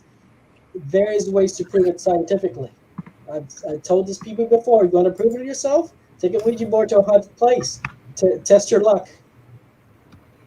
Yeah, done it. Okay, and priest, you have to. Well, I mean, I don't know if it was haunted. It was an abandoned hospital. Does that make any difference? Well, you can find haunted. There's people have documented history on some certain places, but if you want to go prove it to yourselves, you might get something negative. Attach to yourself. Go ahead. If you want evidence, you gotta get your evidence. I've been to Priest, plenty you of can- supposed haunted places. Never, nothing. Documentary, you have to go alone. You can't because these things are predatory. Yeah, I'm with that other guy. Yeah, these things are predatory. If you want to get free, if you really want to get the How do you know you're not just primed to think that you're experiencing something like that, and it's not just in your head or I your really do want to imagination? answer the guy. Hey, dude. Honestly, I have seen full-blown demonic possession. I have Oh, seen you have? Oh my people shit, God. scratch themselves, come out screaming for no reason. I have I've seen seen, some psychotic shit. Ever since, only since being a believer. That's the fun part. So yes, I've actually seen the shit. Ooh. It is real. I'm telling you. It Okay, is priest. real. Yeah. Yeah, I bet this guy's a mental health expert as well. Wait. So You some said- of that stuff, like, Hold listen, on, if hold on, somebody hold was on, into hold on. paranormal, that stuff is not as common as you're making You- it out to seem like. You just said It is only that since common. you were a believer. Was there a time when you weren't a believer? Me? Yeah, actually there was, and it was me. At- that told them. Yeah. When were you not a believer? Anything 2.5 years prior. Yeah, Amy, he talked about this on the last stream. Yeah, but see, I thought he was a theist who kind of gotten strengthened in theism after the 2 years. I didn't know you were like an atheist. I was the sinner. I was one of the most fucked up individuals you'll ever meet. And now I'm still the same, only now it's, for me it's not sin. I got saved. So Yeah, because remember, Amy, we had this whole big conversation with Will last time. Right? Keep laughing. So I used to do fucked up shit, found God, and now it's okay. Okay, So yeah. keep yeah. doing Yeah, fucked up because he's a shit. Christian, it That's absolves once him of Oh, any wow. Bro. Wow. I mean, why are we shunning people? Like, if they're like drug addicts and they're, Thank you. they're a degenerate to society. Right. No, I'm not. And they find a religion. I mean, That's right. why is that a bad thing? Like, I isn't think that that's good fine. that- I'm in that full be a support productive member of society? addicts getting help and stuff. I gotta give Amy I'm full credit. support of addicts getting help. What Jesus my sat problem by. is the morality of saying, 10.5 "Hey, I did all hours. these bad things, but now I've found something to justify it." That's the Yeah, problem. been justified. I didn't say that. Yeah, Jesus justified you. No, but that's That was the point of Jesus. You don't justify the sins that you've done in the past. well, that's what he's doing. I mean, No, I'm not Jesus saying justified. that. Yeah, you're right. Yeah, Jesus God, justified them. yeah. But That's why he did what he did. Yeah, priest, I'm I justified. believe I'm a See? No, polytheist. I say this, so yes, I have seen some very evil shit as a believer in the unbelievers. Yes, all the time, almost every day. So, Look. is it real? Absolutely. The people that are tormented, though, the ones that are haunted, that go through all their shit. Now, I've reached out. You've got like Nuke's Top 5 and all these people, and I've talked to all of them. I've been trying to find someone that will let me cast the shit out of their house, but none of them really want to let it go because they're making money off it. so they keep the torment instead of being set free. Some of them do carry Or they just don't want some crazy ass dude trying to cast spirits out of their house. First off, if they're going to come to somebody for a cleansing, they're going to come to somebody more reputable first. Right, they're going to come to somebody that still sins, and then they're never going to get cleansed. The real reality of it is, a real believer cannot sin because Jesus So do you think you can cast out spirits from a house, preacher? Is that what you think? I know for a fact, not only can I do it out of a house, I can do it out of a person. I've done it 1,000 times. I rest my I'm a case. theist, and Don't I believe in insult my the intelligence, This my guy is nuts. This guy gives us people who are into and believe in the paranormal and do research a really bad name. Yeah. Hey, Jesus says, preacher. in the mouth of Watch 2 or this. 3 witnesses, every word shall be confirmed. Say, Savannah. Preacher. Am I lying to them? Preacher. So I have Can you witnesses sin? here. Do you have believe you these can sin? people. Do you believe you can sin, preacher? I can't say At all? that's not possible. Yep. Yeah, see, this there you dude go. doesn't think he There can you sin. go. He thinks he can go out and do 2 lines of coke There you next go. Tuesday, and he can go kill somebody, and he thinks he can get away with it, and it's Correct. all hunky So what dory did because he Abraham can't when he was sin. going to murder his own son? He thought he'd get away with it too, and then God counted him as his friend. See, you're a hypocrite. You judge murderers. You judge. So we've got here a Judge morally them. bankrupt person who does things he knows is wrong, and he said, I'm "Oh yeah, they morally were wrong corrupt. before I I don't was do anything saved." that I know is Then wrong. uses You know who's God morally and corrupt? sinlessness as a justification to do these This horrible dude things. is the reason why I say guillotine blades matter. Exactly. That's a little harsh. Right. I And do that's think what's he going needs to some happen. sort of help though. Like No, she's seriously. right. She's absolutely right. She proves it right. That's exactly what's going to happen. In Revelation, it talks about those that are beheaded. Only the problem is, Mr. Sir, ma'am, I'm not one of the ones that's going to be beheaded. Priest, look, you're not gonna You reach are. anybody being toxic like that. I mean, I'm pretty good. I'm pretty sure I'm okay, Oh, but I think you you need go to. by Sir, ma'am. You're not okay. I go Yeah, plus by the she, Pope her, says or that they, atheists can them. actually I get am into okay. heaven. So For a matter of fact, sweetheart, I'm pretty sure that Blah, I'm blah, a little bit better than how you are right now. Guys. Blah, blah, blah, blah. Sweetie, you're a transphobe. You need help. And you're a disrespectful motherfucker at the end of the day. It doesn't matter what you are, theist or not. You are the Are you reason kidding me? that I hang Half out with my atheists best better because friends are fuckers trans. like you are Half terrible. my best friends are trans. 5 minutes and we're Oh, going I do outros. not believe you Look, in the guys, you slightest. throw it out. I have trans friends arguments. And I don't you judge believe your that for a trans second. friends. You judge yourself by yourself. You measure yourself to others because you measure yourself against others. That's all you do is you measure yourself among others. That's it. Hey, preacher, can I ask you something about your philosophy? What? Can I ask you something about your philosophy here? I'm going to answer it with scripture. That's it. Okay. As long as Because he you just doesn't have answer a it, I thought guess, of just his so I own. could understand you a little better. Correct, Would you say, sir, ma'am. I don't have a thought of my own. I believe in the Bible. would you say that as long as anyone This is believes not the the hot himbo exact summer same we things wanted. that you do, would you say that as long as anyone believes the exact same things as you do, that they could do any sort of thing that they want that other people would consider to be terrible, and You know it what? would be okay because I they align know with your why beliefs? you're really asking. I know why you're really asking. So Jesus made everybody pure on the cross. Amy, can you share my screen, please? I want him to read the verse. 'Cause I know why he's really asking, and that's okay, and it's good. It's really good. Can you please read the verse that I've got highlighted? I just want to know if anyone can do anything as long as they align with your What does particular the verse beliefs. say? Just read the Why verse. don't you read My- the verse? If you To want be a honest, verse read, do it yourself. Yeah, to be honest, I'm beginning to think you Black can't guys. read. He wants That's what I was thinking. He obviously needs to go back to Sesame Street because he doesn't know self-respect or respect for others either. No, I have no respect for My others. screen Go is over to black, that so side. I can't read it even. I'll read it. Okay, so I will read it. to you. Anywhere. I can It's read it. Titus chapter 1, verse 15.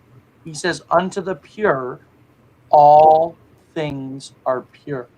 But unto them that are defiled and unbelieving is nothing pure, but even their mind and conscience is defiled.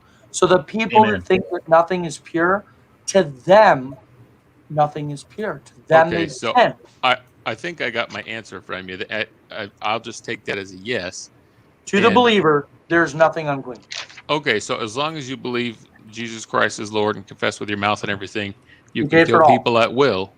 Yep. And it's fine. Yeah. Okay. and because you can justify it to yourself through Scripture. Well, now it's justified Also, by Jesus, but that doesn't mean you go out and kill people. Just because you can doesn't mean you should. You still go to prison.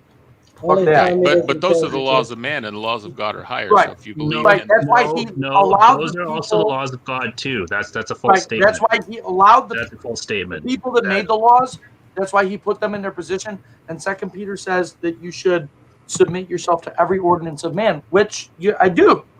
I'm not going to go out and kill somebody just because I can. but some But laws of you're man asking will say, me, "Hey, look, go kill those supposed people," you and to then do it, other it's laws of okay. man will say, "Hey, if don't someone kill those attacked people." my daughters, I would murder them. So, would like, you. But we're talking about morality, not what if you the would do. We're talking purge- about what is moral. Your morals okay. are If the skewed. purge was real, you'd be like out There's there nothing like wrong with slaughtering my people. I'd like Would to ask you like, one do more that? question to Frank clarify was some stay mandate, by the way. Clarify. some of the ways you think. Hey, can I please listen to this guy, please? Thank you. Also, I'm just wondering if you've ever gone on YouTube and you've watched some of these Tai Chi masters that can supposedly knock people over just with their mind powers and throw them up, and all those things. And if you watch some of the videos of these guys, and then you can watch an edited video of those same guys going into fights with people that are not their disciples or their pupils that don't just bend at will because they're surrounded by that culture of the Tai Chi master. Right. No. What it is Manipulating their Tai mind. Chi people They're from a hoard totally different themselves culture, over. They lord themselves over. and these then they people. get their asses kicked. They get their asses kicked. Exactly. So Yeah, I'm wondering how can you be sure? How can you prove to yourself that you're not the Tai Chi master that's just surrounded yourself with that particular Well, I don't have to culture? prove anything. Jesus did it by getting on a cross. He proved it, and then he got up from the dead. Now I have to believe in something that I've never seen, which is awesome. I'm good with that because I know that he paid for it all. Because I know what it How do you actually know? is. How He do you paid for it know? all. It's How all. do you know? How could Jesus come back from the dead? I don't get that. How do you know? Right. Of course you don't get that because you've never really looked into it. How do you know? I have looked into it. How could somebody? You should be rotting in the grave after 3 days, not coming back as a person, as a physical Correct, person. but he never how sinned. can He a was physical perfect person his come whole back life. as a Death spirit? could not hold him. The only So reason death entered into the world was how could Jesus be a creator of the universe? Because he at was the the son same of time a God. prophet of God? Doesn't make any sense. It makes How did perfect Jesus sense. create the He created universe? Yeah, he was there since the beginning. Yep. Why would an infinite being have an offspring of a finite being? It doesn't make any sense. He That's didn't. That's why contradictory. Jesus got up Doesn't from make the any dead. sense. That's why Jesus got up from the dead. Because How he's do you an know he infinite got up being from the giving dead? birth to an infinite being. No, and when he they killed didn't him for come up being from the dead. perfect, he got up from the dead. And then he How do you went up know? into heaven, and now I we know wait he was for him. actually dead to begin with when the How do you Romans know? crucified him on the Dude, cross. look at the scientific evidence of the Gospels. Just do any research on the Gospels. Scientific evidence what of it the does. Gospels. Like here. This is reality. You claim Jesus as a spirit. Like how could somebody of the He came in the spirit? flesh. Jesus was in the flesh. I love your zombie Jesus. Thank you. I've been thinking about that. How do you know that Jesus got up from the dead? How do you know that? Because the tomb is still empty. Having fun. How do you know that? How do you know the tomb was still empty? Still empty. How do we know How it do you wasn't know that? someone trying to capitalize on Jesus' name and, How do you get know? some free food and shit? Because the tomb that they bought for him is still empty. And No, has that's a been claim that the tomb was since empty. the It's not third how day. you know the tomb was empty. How do you know that? How do we know some still empty wolves to or this day. coyotes or whatever wildlife How didn't do eat you the body? know? Maybe not been to Jerusalem, or maybe that's just you. Yeah, but you don't know that because you can't even explain how you know that tomb to be empty. Because it's fucking empty. How do you know that? Did you get ever? How do you know that? How do you know that the tomb had a body that came I to don't know. life? Why don't How you do go you to know YouTube that the and find body out? just wasn't dragged Because out by it's somebody? pretty common knowledge. You're just being ignorant. Look, No, look it's at just this. a question of how you justify your knowledge of that, and you can't. Tracy, You want just me to give can't. you an Because answer? it's empty. It's How the do you same know way they bought. that? Joseph How of do you Arimathea. know that? Joseph of Arimathea. Yeah, bought the I'm tomb, very aware of who he is. requested the body of Let me Christ. get a word in. They buried Jesus in the tomb. They put his body in there, and then they put centurions outside of the tomb to protect it.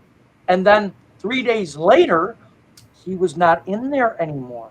And ever since then, the tomb has been empty, and they have protected it because it's So- been How do you know somebody didn't bribe the centurions and take the body away? How do you know that didn't happen?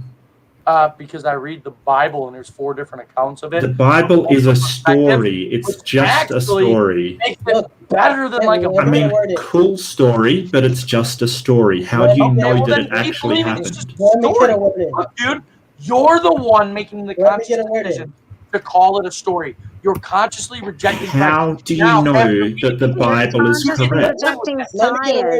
Let me get a word in. No, okay? He's rejecting Christ. Look, and he's doing it consciously. And after meeting me, you're never going to stop thinking about it. I can give you the answer. Get into yourself. I don't have to reject something that's not presented to me. Let me get a You're presenting a story, not actual anything. I Anybody don't have to with half reject a that. brain can use Google Earth and find out it's still empty. Priest, let me On get a Google word in. Earth. Preacher, not priest. Sorry, please don't. Preacher, okay. That's a spherical Earth, not a flat one, right? Okay. Preacher, I can help you I'll give you the answer. I'll make it simple for you. Once whoever uses a Ouija board, and once they get possessed, look to which God they're going to turn to get help. And if Jesus works for them, right. God, you solved it. You got your answer. You're absolutely right. If this guy gets in a car accident tomorrow and his fucking car is ripped in half and he's stuck upside down, you know he's going to call out to? He's going to say, "Oh my God, Jesus, please help me." No, I don't think so. That's not I'm what gonna call an ambulance because I'm not a fucking idiot. And find all unbelievers that cry out for God right before they die. You're a fucking liar, dude. No, I would call an ambulance, not a imaginary deity. Preacher. Okay. Let me finish. Yeah, you've got no argument. All you can do is just be rude and obnoxious because you've got nothing to say. Assertions and empty threats. You said you take his name in vain, just right? threats and empty, hollow claims with nothing to back them up. You said you used his name. Preacher, you're not going to convince anybody with your Bible talk. Look, the way to convince these people is to get them possessed, and once they get possessed, look to which God they will turn to get the demon out. Okay, and let's the Church do of this. Jesus. That's a scientific method. Let's start with Mr. Bible. Yeah, believing in a. Can we put a demon in Amy? No, we're gonna do it. I thought Amy was already possessed. You guys want to do this right now? Are you really Amy sure? already has a demon. It's me. No, Amy does not have it. Hey, can I talk to this guy? Everybody's possessed. It's everybody. Everybody everywhere is possessed. If you don't believe, you must be possessed, right? Yeah. I want a Turn demon. to Jesus Christ, and Jesus Christ helps you out. And you can't deny him at that point. Watch. Stand in That line. is right. Let's talk to the guy up above. I'll let you know when I'm possessed. Okay, I'll give you a heads up. You can go and look for it. And We'll get see. it. I already am. Yeah. I mean, my t-shirt's just so possessed. Check it out. It's the most evil What is thing that? you've ever seen. Rocket Monster, right? Evil thing. Let's think. So, Keep postponing it. This We guy, man. What the we hell? have 8 minutes Look, left, nervous. and That's then it'll be nervous hour laugh. 5. look, hey, long hair guy. Sorry. Look, he's nervous laughter. Do you see it? He's nervous I laughter. know. Oh. They're afraid. They're Let's see if he definitely afraid. answered. Watch. You'll Hey, be baldy afraid guy. too. I don't know your name. You never told me your name, so I don't have anything to call you except. Yeah, nice. All right. How can you So not be what's your, afraid? so what's your name? How can I not be afraid? Because I don't believe in what you're trying to sell. I just don't believe it. Look at now he's getting all scared. Look at so You're look. crazy not to be afraid. Are you threatened by the Oh yeah, I'm shaking why it. he's I'm gods?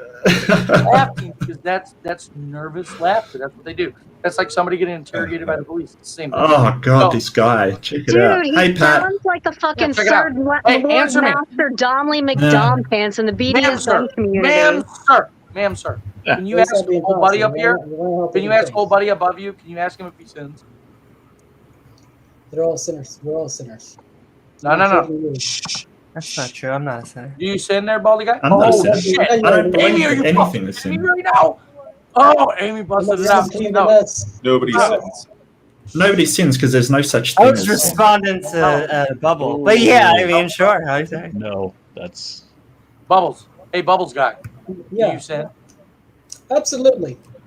No. Oh, wait. Who's Bubbles? No, I'm talking about the guy that was nervous laughter. He's dodging it. Who's nervous? There is no nervous Mark laughter. is You don't know what dude. you're talking about. This is Mark. Hi, Mark. And Hi, Mark. My name is Perry. Perry. Like Perry the platypus. Yay! Oh, You got it. nice. So, hey, Mark, do you sin? Must be a nice guy if he's with Perry the platypus. Do you sin, Mark? No, I don't believe there is such a thing as sin. I think there's moral and immoral actions. I don't believe that things are sin. Do you do Sorry? things that Murdering you somebody is know are not wrong. Have I done things that have been immoral? Yes. Oh, Okay, that's a so you sin said- then. Yeah. Well, if that's How what long you did want to that call do? a sin. There's two of us. You can't just define sin into existence. What it You depends actually- on whose that's not how morality it you're works. using. Yes, I'm it is. using I don't care what you define as angry sin now. and what you. contradict yourself.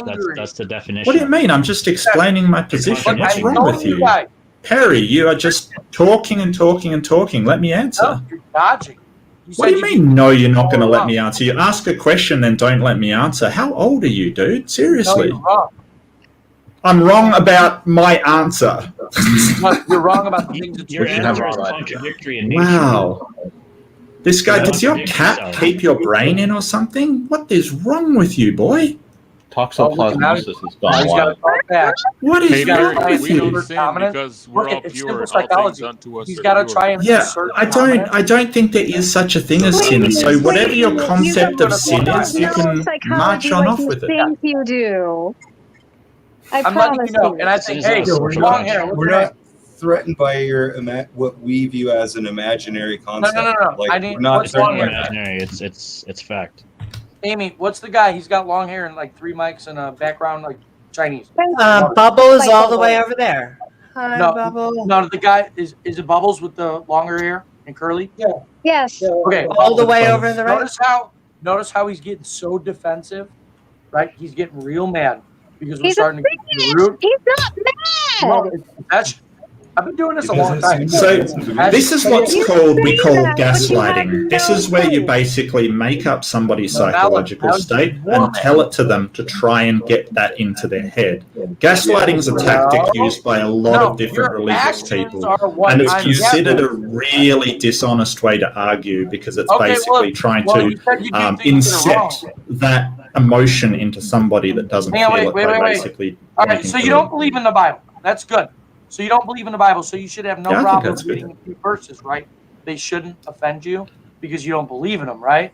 Why would they offend me? Okay, good. So then you should have no problem reading them. Amy, can you share the screen?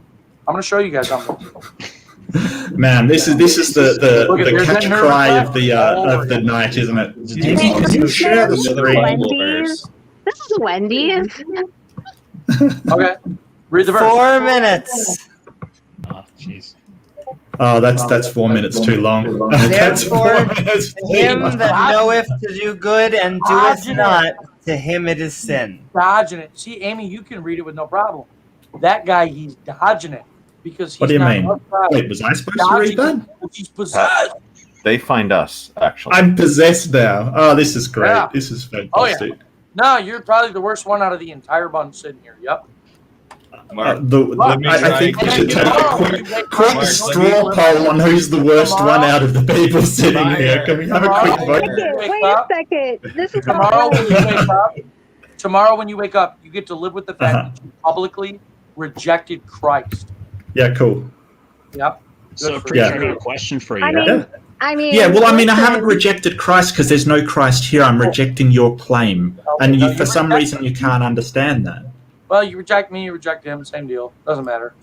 Oh, okay. You're not Christ, and you're not a God. I'm sure he thinks he is. I'm mad that he thinks Mark gets the coolest demon. Right? Like, don't be jealous. Come on. I am Bubble the sees what I'm showing him. Thank you. Bubble sees what I'm showing him, and I see the curiosity in his eyes, which is good. You need to be curious, bro. This guy's a fucking fraud. I think you're mistaking curiosity with our concern for your general well-being. No, ma'am, Yeah. sir. No, ma'am, sir. No, I'm showing you that. Yeah, I think there is something seriously wrong with you, Perry. Yeah, I really do. That's called Yeah. projection. That's psychology 101. Of course you would project that onto me because you think there's something wrong with you. There's nothing wrong with say you. this, I was sweetheart. made perfect on the cross. You are the type of person that I'll be working with in 2 years, and thank hecking God I will. Yeah, be, you don't have because 2 years hopefully left. I Perry, You could have found Jesus. do you go on the street and preach? Yes. Do you get? Nice. Do you guys anyone I ever go to like walk bars, up to you actually. and just I drop go on their and I knees and look be for like, the most "Oh, now I broken accept people I Jesus"? can Has that ever happened to you? I go and look for the most broken people I can find. This Yeah. started out such a nice stream, didn't it? Lowest hanging. Can anybody else notice that, Yeah, that this until- started out as such a until respectful someone that's and a nice real believer conversation showed up. I mean, between people? listen, when you It have was like a nice. transphobe No, bigot like it's this like, dude, Yeah. no, this dude gives us theists a bad name. He gives everyone a bad You're not. name.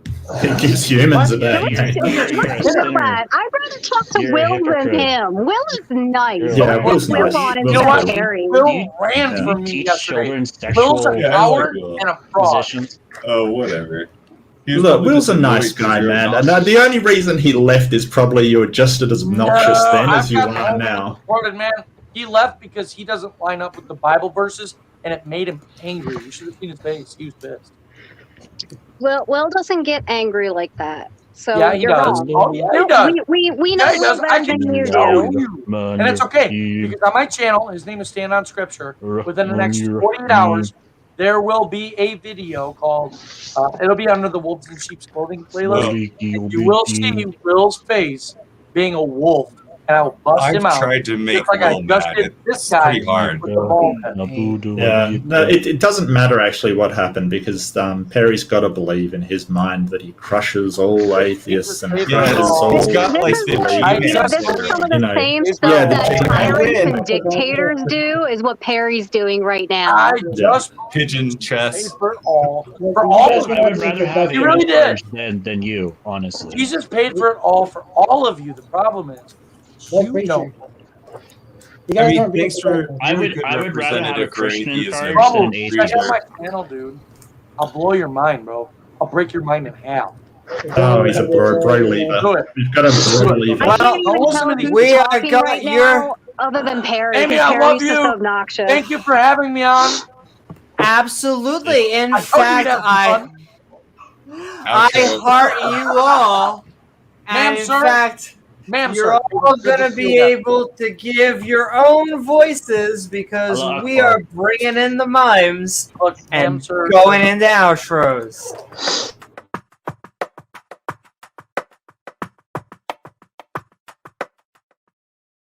And I do want to say we have gotten the heathen accomplishment tonight. I wanted to make sure that we got it out of the way.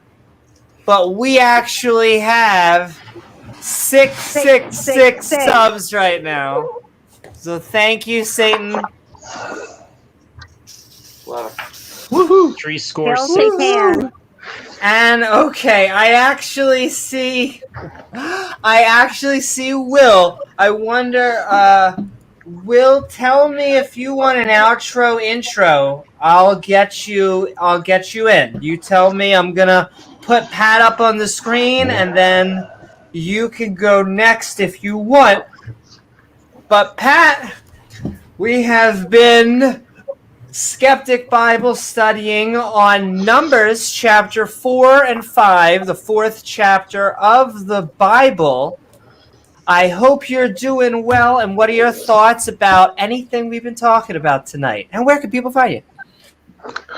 Well, as always, certain people have come down on a relative or an otherwise relatively calm stream and turned it into a complete shit show. But other than that, I'm glad you're doing this. Skeptic Bible Study is an important thing. I think, learning the cultural context of, the foundation of one of the world's largest religions and most influential religions is important.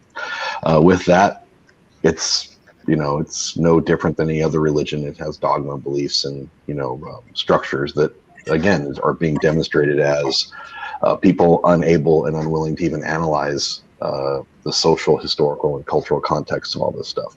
That aside, I will say coming on a stream and talking over people and insulting them openly, I found it very, very offensive. But hey, thanks for doing this, Amy. Absolutely.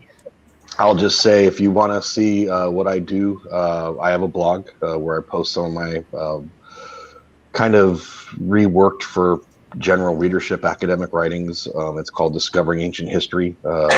You can just Google Pat Lowinger Discovering Ancient History, and you can find me there.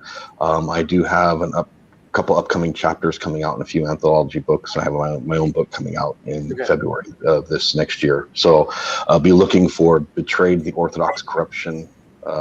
It's actually the Orthodox subjugation of women in the early Christian church. And that'll be coming out February. But until then, I'm just glad that you guys have this.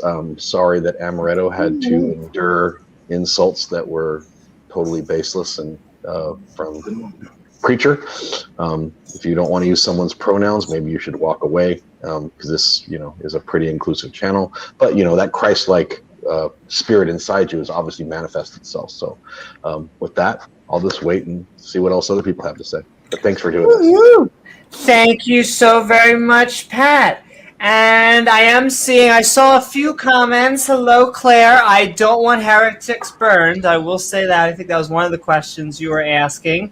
And we're going to add Will for his outro intro, and then we're going to go right back in order. Send in love. We are reading Numbers chapter 4 and 5, as well as having some theological back and forth. Give me 1 second. Dude, I've got a lot of fucking subs, dude. Woohoo! Will, I hope you are doing well. We were Skeptic Bible studying.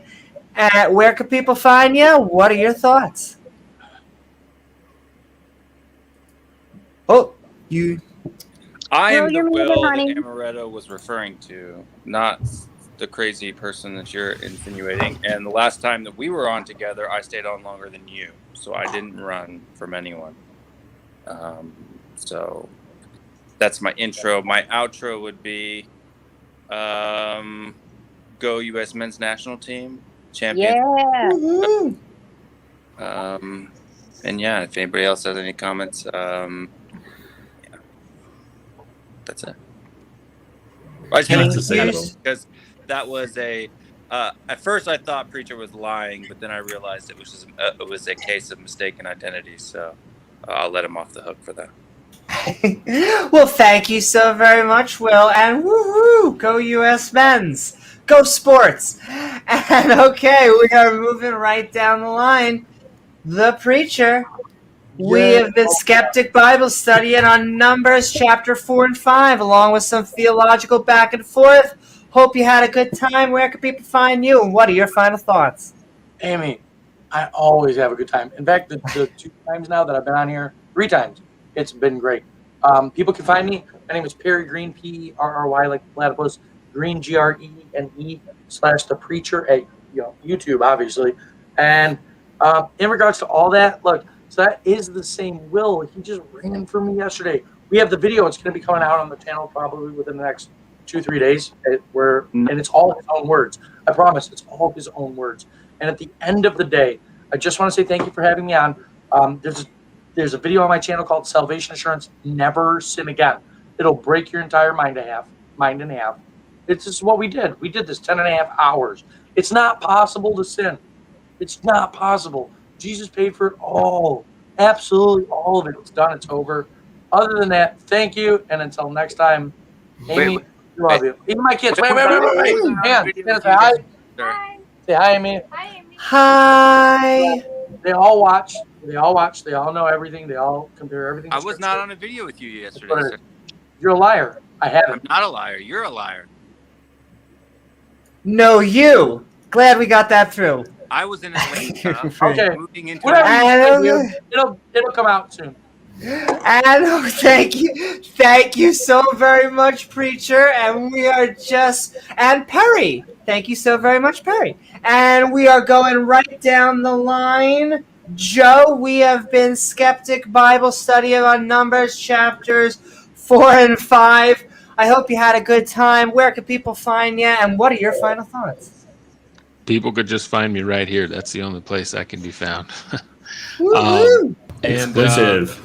Yeah, I guess since the Preacher is the most colorful character we had on here tonight, I'll direct a couple thoughts his way, and I don't know, just because these are things I thought to say. So, if we were to say, each and every one of us that was on this channel, all things unto me are pure, therefore I'm infallible, then all of our arguments are just as strong as yours, just because we use that same logic that you're using.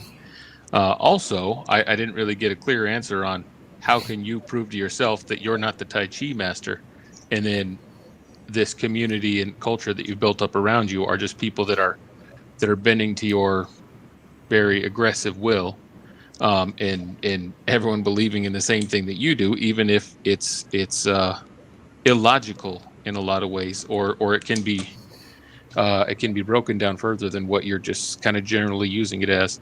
Another thing is, I think a way of getting across to people when you say, "Hey, look at this book. This book is complete truth," and then other people say, "I wasn't raised around the book. I mean, I've looked into it some, but I can't quote every line of it like you can, and I just don't believe that that's truth." And you say, "Yeah, this book is truth because the book says so. Let me show you where this book says that this book is telling the truth." It seems like you would have to go from some other perspective rather than saying, "Hey, let me quote this book to you that you don't believe in," to try to get you to believe in the book. It seems pretty illogical that you're taking that approach.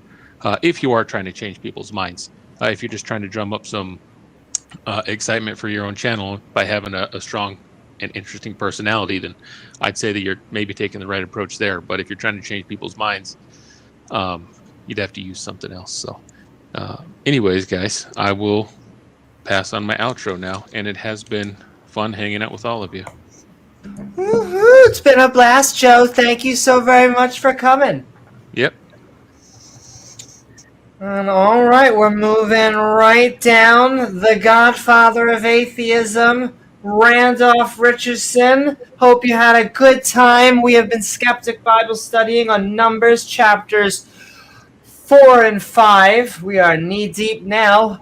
Where can people find you, and what are your final thoughts? I can't believe he would say something so daring and yet so brave. So true, but yet so brave. Yes. Makes you think, doesn't it? Thank you so very much, Randolph. We'll come back. Moving right down the list. Bubble. We have been, I almost said midnight ranting, though it is past midnight. We have been Skeptic Bible studying on Numbers chapter 4 and 5, along with some theology back and forth. Hope you had a blast. Where can people find you? What are your final thoughts? Well, you can find me on YouTube. Can you guys hear me loud and clear? Just make sure. Yes, sir. All right. Yeah, you can find me on YouTube, Bubblegum Corp. I got quite a bit to say. First, I'll start with, of course, you can't have sin because morals don't exist. So, kind of, I don't know why Jesus sacrificed himself for it. Oh, okay. And next, move on. The way they handle people like the priests, they're usually right wing. So the only way they handle them is not by being more left wing and calling them just racist, sexist. It's to be more right wing and bring out things that challenges them politically and philosophically. For example, he has to admit to communism despite in himself knowing communism is wrong. And there's actually a verse in the Bible that kind of contracts this, but he's not going to like that even better. I'm not going to tell him. He'll have to figure it out himself. Also, I hope eventually people move on from being atheists. So once we can all finally agree that gods exist, we can move the conversation to a more productive and start asking the bigger questions if humans are just food for gods. And that's a scary thought, but I think once we finally accept that gods exist, how are they eating and what are they eating? That's it. Woo-hoo. Thank you so very much, Bubble, and thank you for joining us tonight. Mm-hmm. And all right, moving right down, Amaretto, the social justice rogue. Hope you had a fantastic night tonight as we read Numbers, chapter 4 and 5, and then had a little back and forth in theology. Where can people find you? What are your final thoughts? You can find me on Twitter at Amaretto Kitten. And if you want to play some Pokemon Unite, come play Pokemon Unite with me. I am pretty excited about that.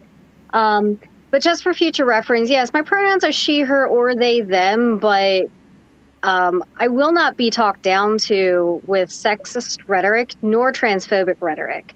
So, Amy, in the future, if Perry decides that he does want to call me sir, ma'am, those are not my pronouns. So I would ask that you kindly and tell him that he should not be misgendering people. This is a very positive atmosphere.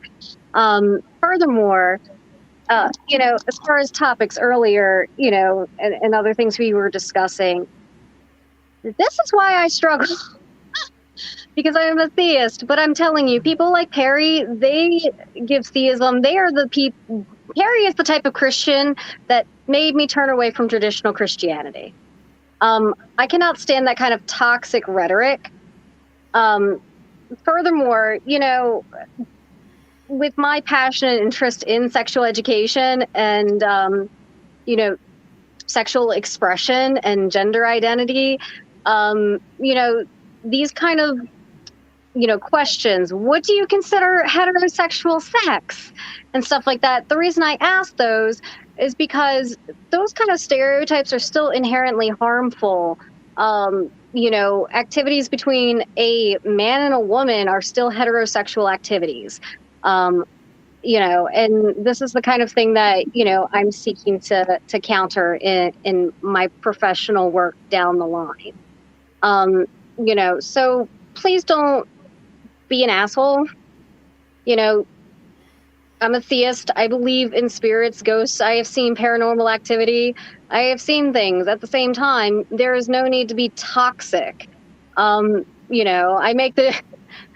joke a little bit. Obviously, my name is, people can't see it. My name in StreamYard tonight is Guillotine Blades Matter, but to some level, that's just me trolling and having a laugh. But, be kind to one another. My mother just died actually on Thursday from stage 4 lung cancer. We had just found out on the previous Saturday. So my mom had less than a week from when we found out. And, this past week for me, has just kind of reinforced that, life is too short. Why are you going to be toxic to somebody and disrespectful? Just in a sense, like, because you think you're better than them. Nobody is inherently better than anybody else, and that's kind of why I throw all my weight behind my atheist friends here, because atheism should be normalized. Atheism should be normalized. Listen, everybody deserves respect, and my general belief is that as long as we can make a good case for why you believe what you want to believe, more power to it. But I think also, having these kind of discussions is good because, this is how we grow and learn as human beings and experiences. So be nice to one another. This is why I said I'll listen, I don't probably align with Will on a lot of things, but I will chit chat with Will all night long. Because Will, I get good vibes from Will. Will, I think you are probably one of the better theists that I have encountered, that I probably do not align with. So, bless you. And then also thank you to Pat for saying something earlier on my behalf. I appreciate you and I love you and miss you. And I hope everything was going well overseas. I don't know if you're still technically overseas or not. I thought you were supposed to be coming back in a couple weeks. But, much love to Randolph Richardson. It's good to see you again, friend. And, to Bubbles and everybody else who joined in tonight.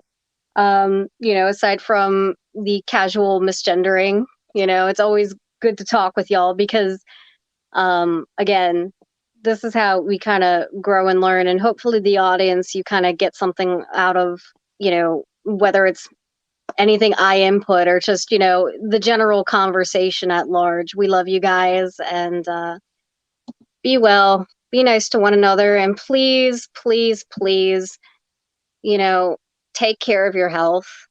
And if you have any elderly loved ones, make sure that their doctors are doing competent, good work, because goodness gracious, you never know. People can be gone in an instant. I had less than 1 week. So be kind to one another. I love you all. Amen. Thank you so very much, Amaretto, and sending love to you. And all right, we are moving right down the line. And sending love to the channel Social Justice Rogue. I like saying that. Dr. Kevin B. I think this is your first time on the channel, so we welcome you and hope that you had a fun time as we had a Skeptic Bible study on Numbers chapter 4 and 5, and then had a little bit of theological back and forth. Where can people find you, and what's your final thoughts? Yeah, you can find me here, or I do have a YouTube channel of Dr. Kevin B. I might post a couple things on there, but I like to end this I like to do outro with my prayer here. So here we go. Subhanaka Allahumma wa bihamdika wa tabarakasmuka wa ta'ala wallahi ilahi ruk. Bismillahir Rahmanir Rahim. Ar-Rahmanir Rahim. Maliki yawmiddin, iyyaka na'budu wa iyyaka nasta'in. Ihdina siratal mustaqim. Siratal ladzina an'amta alayhim ghayril maghdubi alayhim waladdallin. Amen. Peace be upon Jesus. Woo-hoo. Thank you so very much, Dr. Kevin B. It was nice having you join, and it was actually great. We had almost like an even amount of atheists and theists, and so that was awesome. And so thank you very much for giving us another perspective.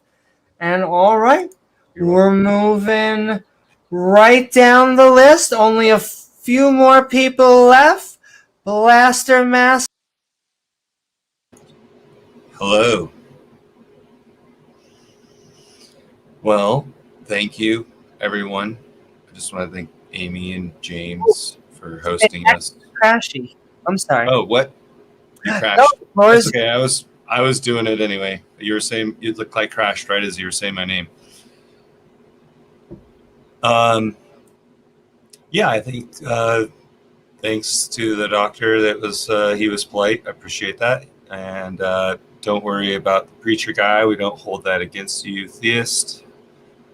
Thank you, Blaster. Yeah.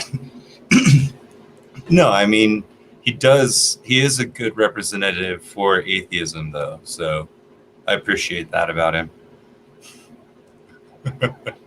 That's it. Good night. I'm tired, so. Hey, it's been a Good night, journey. Blaster. We are actually crossing the 5:30 mark. And thank Oh you my so gosh. very much, Blaster Thank you. Master. It's Next been a time you joy as always. And all right, we are moving along, sending love to Blaster and moving to Mark. We have been Skeptic Bible studying on Numbers 4 and 5. I hope you had a good time. Where can people find you, and what are your final thoughts? Oh. You on mute, Mark? Thank you, everybody. Thank you, Amy. Thank you, James. You're the most gracious hosts, and I love you both. And lots of love to everybody. so just, I mean, what a great conversation we're having with Dr. Kevin B. And I really want to thank him for coming on and talking with me. And, it was just a back and forth, and I learned a few things about, his position and how he interprets, and, the lack of intermediaries, and just a lot of stuff. And I hope he'll come back and we can talk to him again.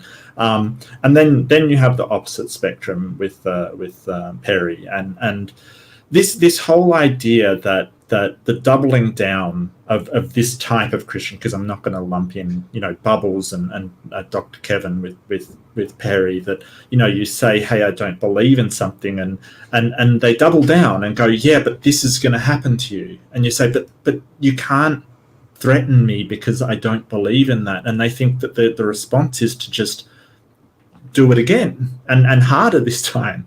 And it's like, you're not picking up the premise here. Like, you're not understanding. And it's really disappointing to see one person come in. And what's even more horrible is, sort of he's carrying on like this with kids in the background and teaching them how to, do this kind of thing. It's really quite horrible. I'm absolutely, astonished that A, they're up, this late, and B, that he's sort of, this is how you conduct yourself with people and have interactions with them, not as a genuine and, accepting person who listens to the other side, and then you can talk about your differences, but basically just shout over the top of people until you get your way.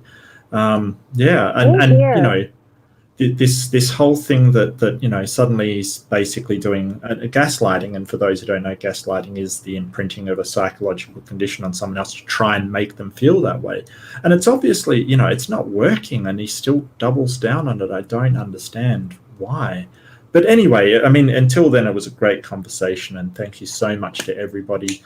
And thanks to Will and Blaster Master and Bubbles and everybody for being a part of this. I had a blast. I generally do debates. I'm sure that Amy will put my link in. I've just started debating and doing that kind of stuff, so that's fun. Kicking butt, taking names.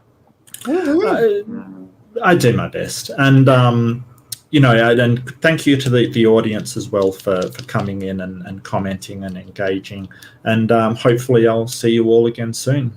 Can I suggest it has something to do with the Dunning-Kruger effect? What does? Our buddy the preacher, the way he talks. I don't know. A very I mean, high level of confidence, and but yeah, not a good, solid, logical pathway to talk to people through. I don't think he's ever put his ideas out there. Like some of these other dictators. Yeah, I don't think he even thinks that he's got a huge knowledge. He just thinks that I don't know. I mean, it's just a minefield of presuppositional stuff, and just pure arrogance, really.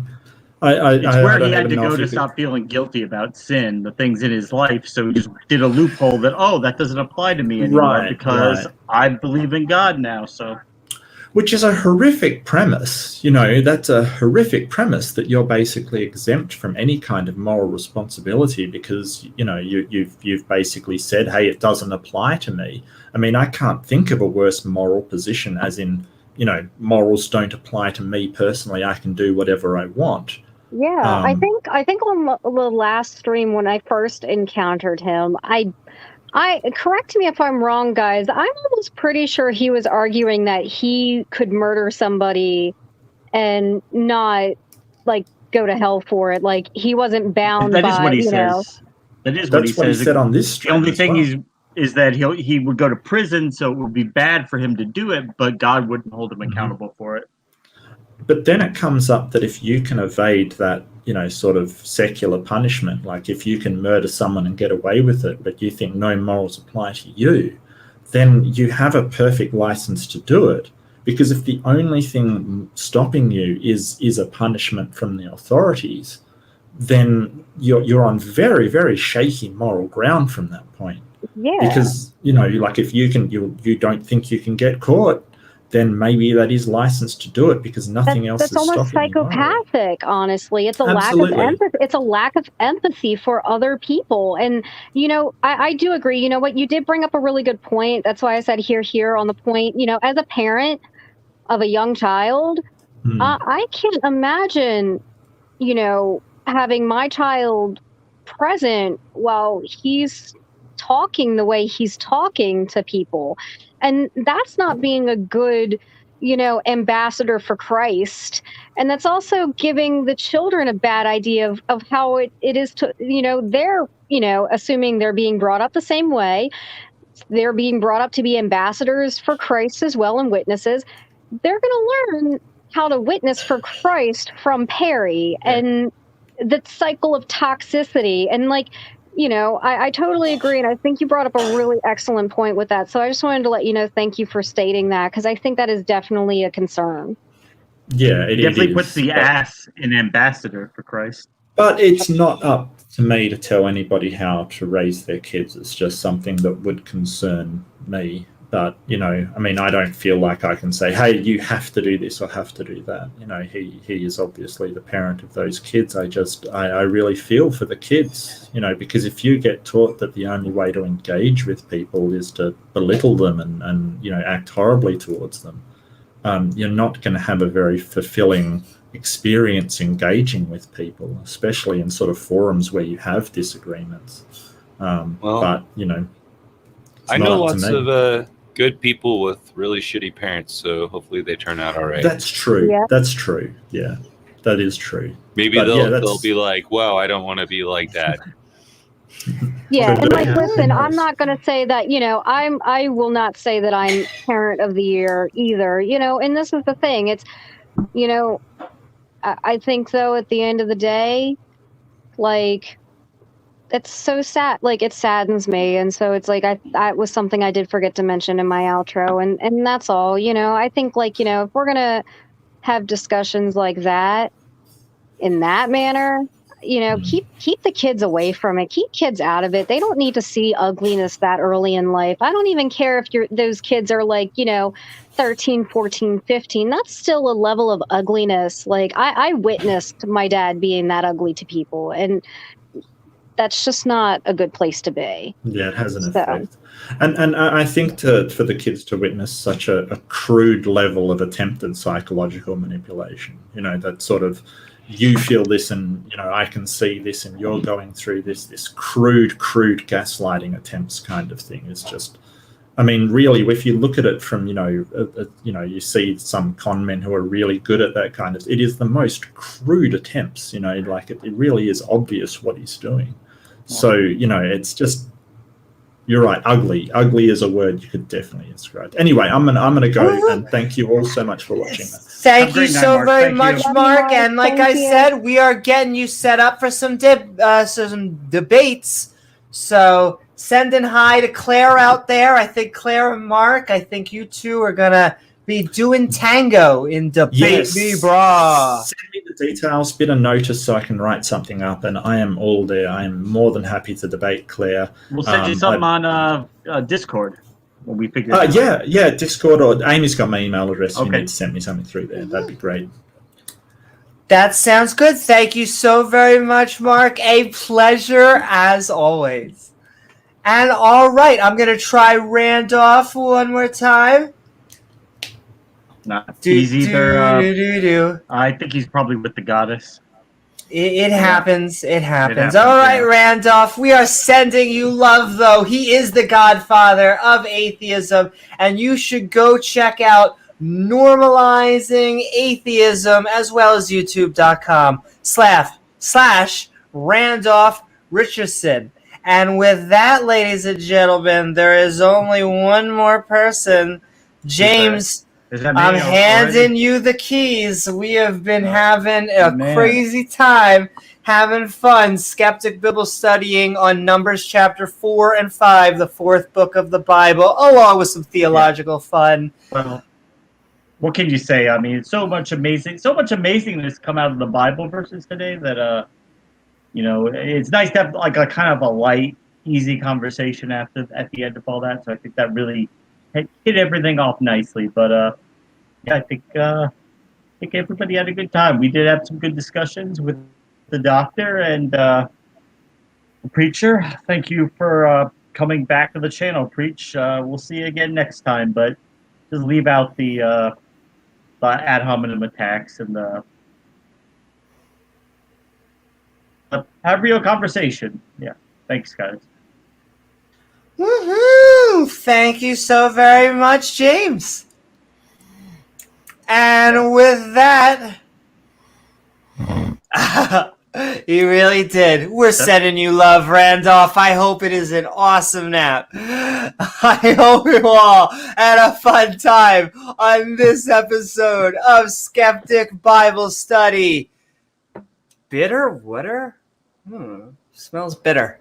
Where tonight, God asked Moses to do more head counts, explained what we should do with lepers, and gave us instructions on how to create a potion of bitter water.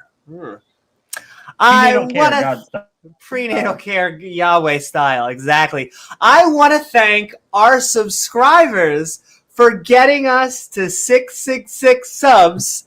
This is just the beginning. Great milestone. So look forward to a whole bunch of shows and fun streams, all made possible because of you guys out there.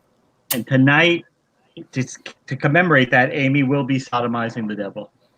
That's right. Put your gloves on, ladies and gentlemen. Make sure we got plenty of Astroglide. She's got the fish fruits, lovely fish fruits that she can't get enough of. They're all ready. And anything is a dildo if you're brave enough. I want to thank my co-host, James W., with our guests, Mark, Blaster Master, Dr. Kevin B., Amaretto, Bubble, Randolph, Joe, Perry, Pat, and Will, along with all our viewers, the lovely people in chat, and our awesome mods who make these streams so great.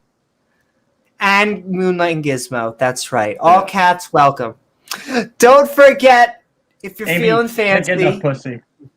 I can't help it, to like, follow, or subscribe, and switch that bell icon at the bottom to all so you can join our live streams or see our premieres. Finally, if you'd like to help us make even more fun content, feel free to check out our Patreon at Patreon.